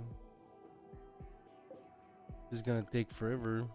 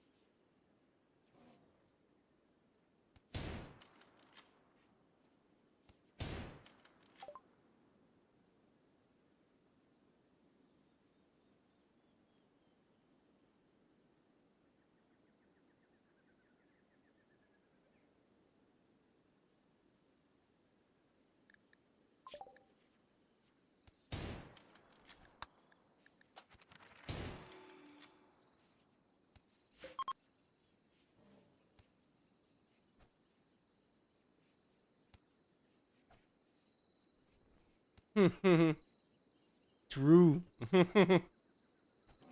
Very true.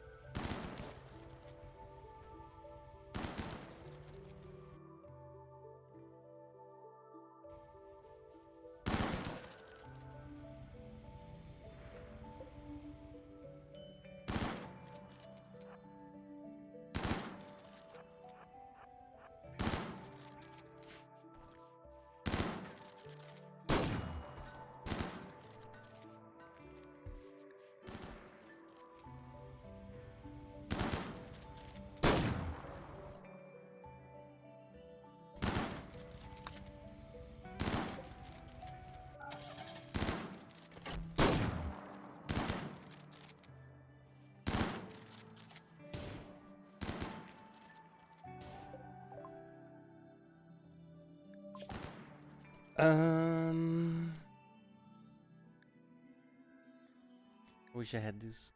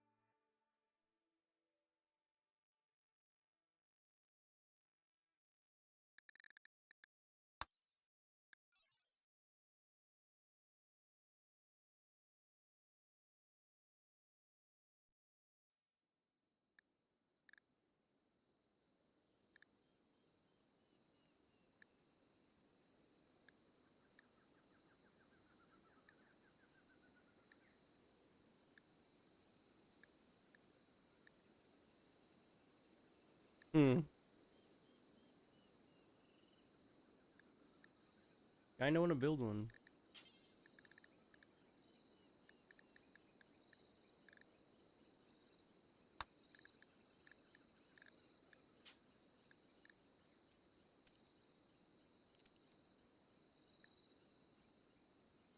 Oh.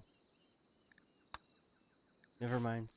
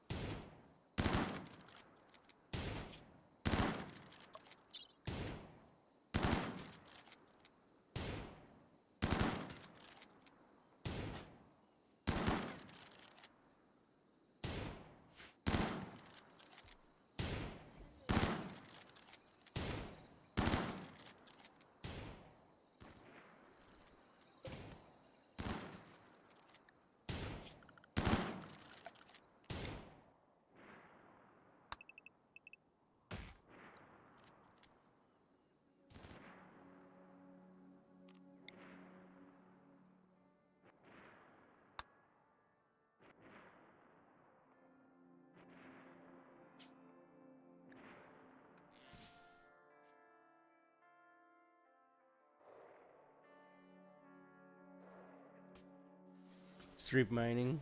It works. He's freaking out again. That kind of sucks because he's my best miner.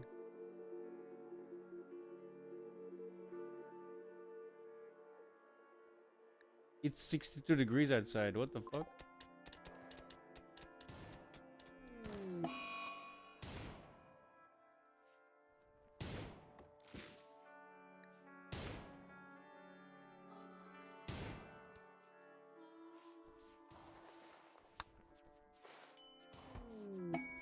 That is some heat wave, bro. I didn't realize it was 62 degrees. What the fuck? That's hot. Oh god, we're only 1/5 of the way done.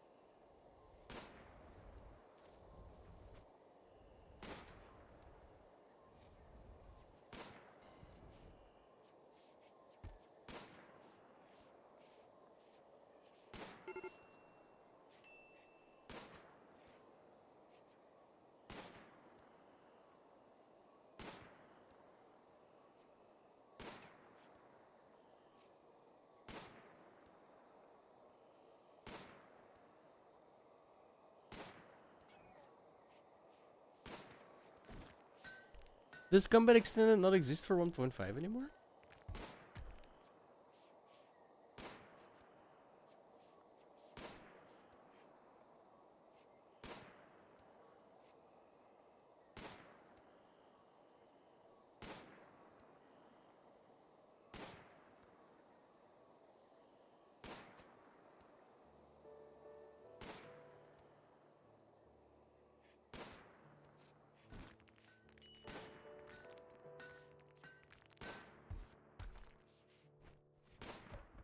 Nope.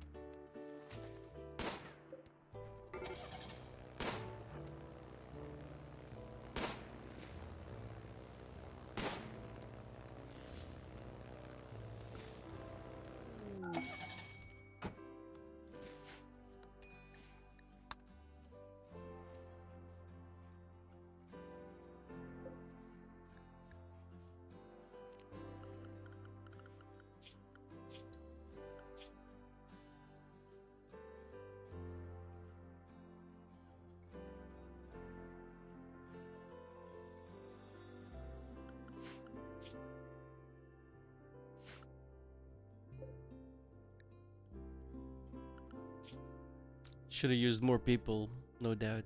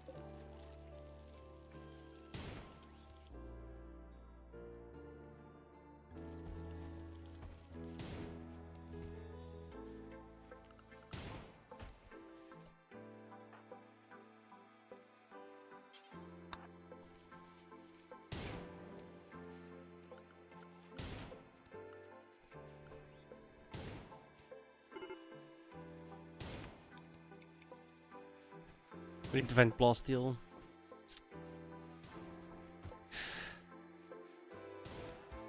Among other things.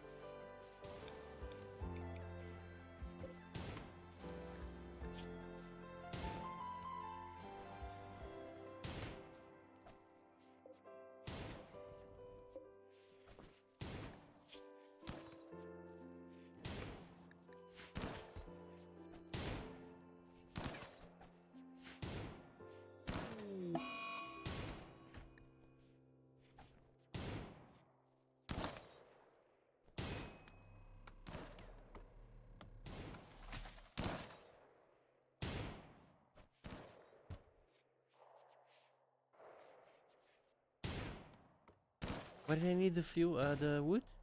It wasn't the fuel. I need it for something else.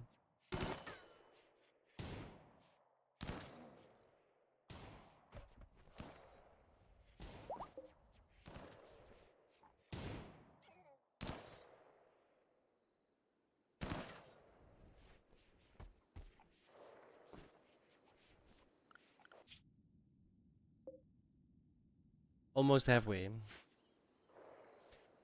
That takes a while, dude. Building roads, Jesus.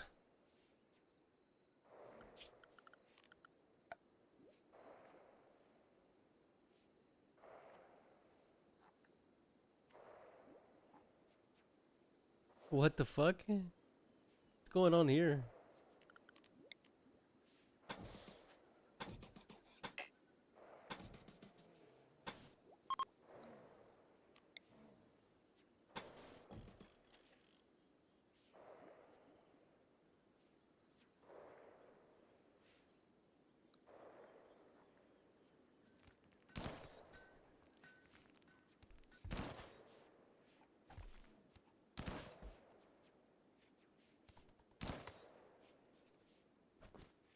What?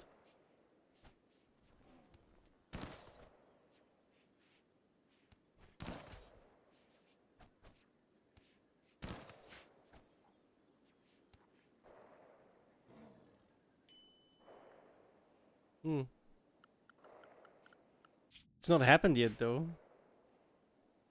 That's the first time I've seen this happen.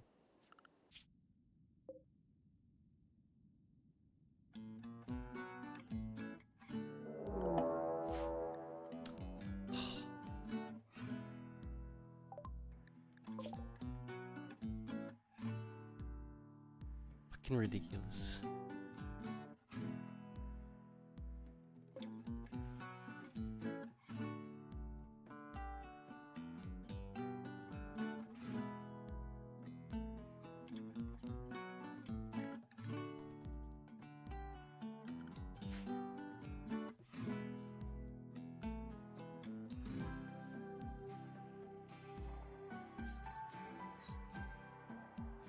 I'm not sure this guy is ever gonna heal. Look at all this shit. It's just not going away. I don't know why.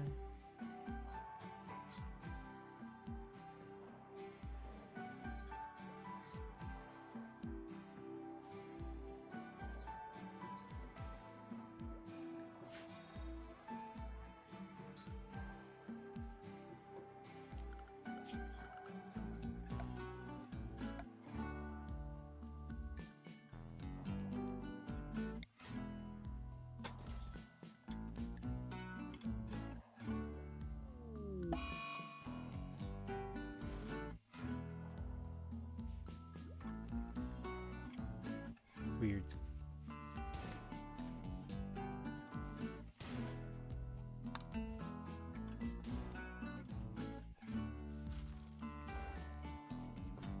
It's about as weird as that one.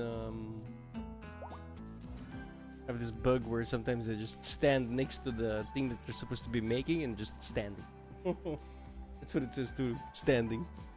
And after a while, quote unquote, they just move on.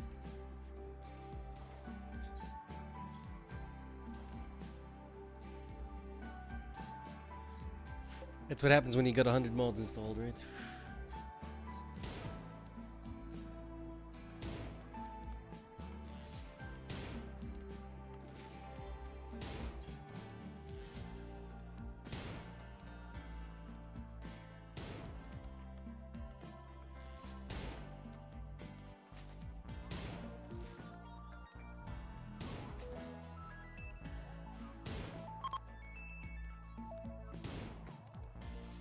To be fair, I used the blueprint for this. I didn't build any of this,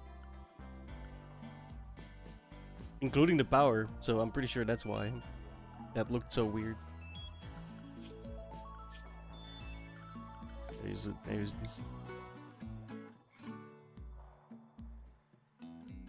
And then just placed it.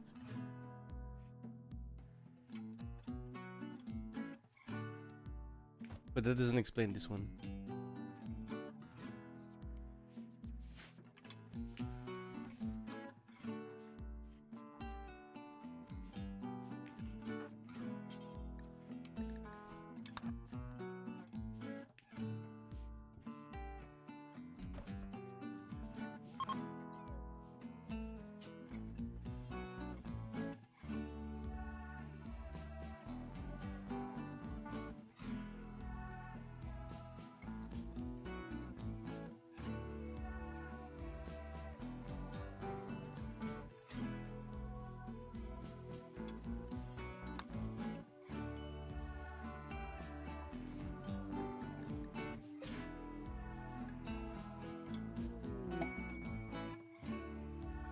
Not idle.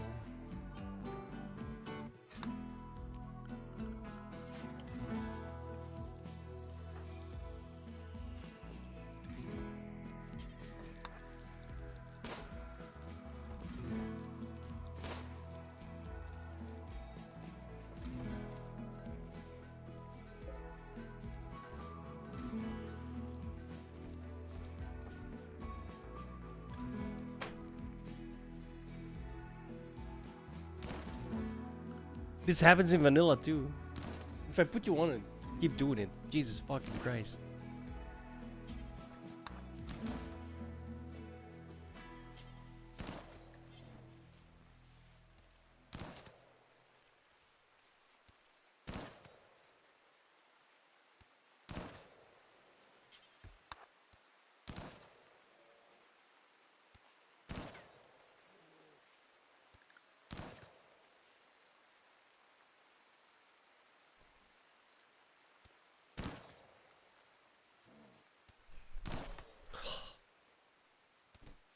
No wonder I can't find jack shit.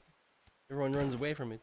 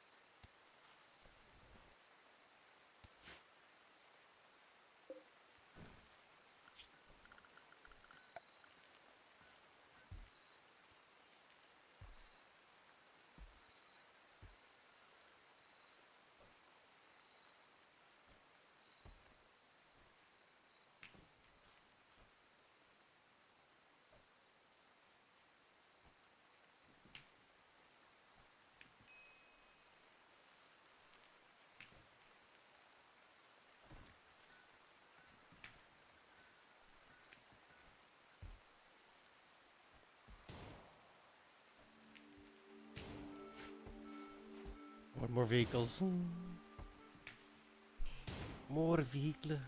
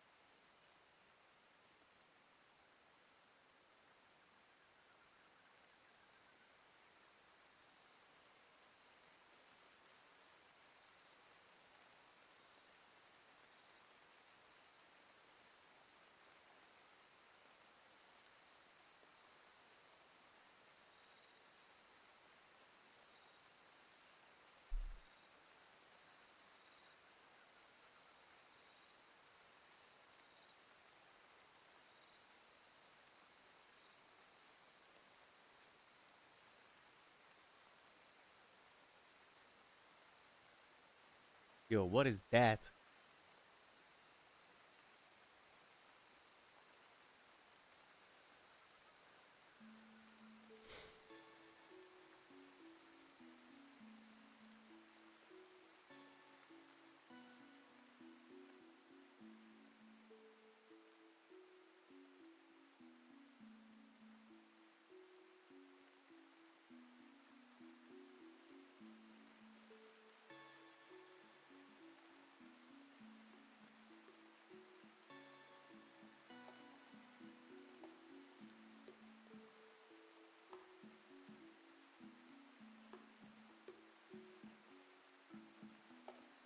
Interesting.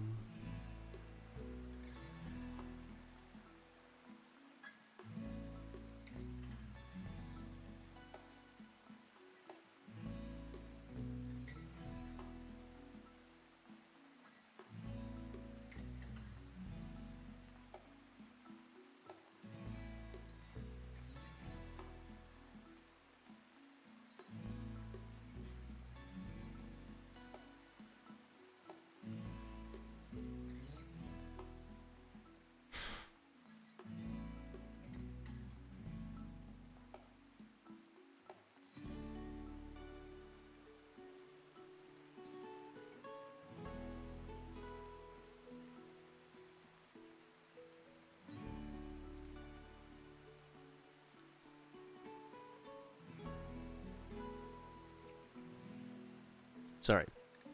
I was reading something about a mod.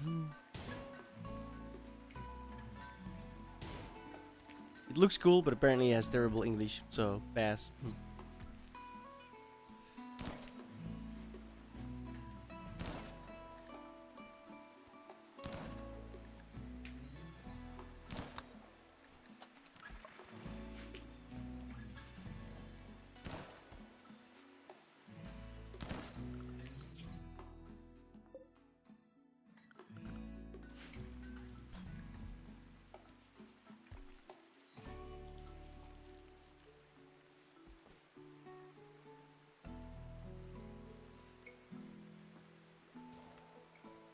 Alright, no.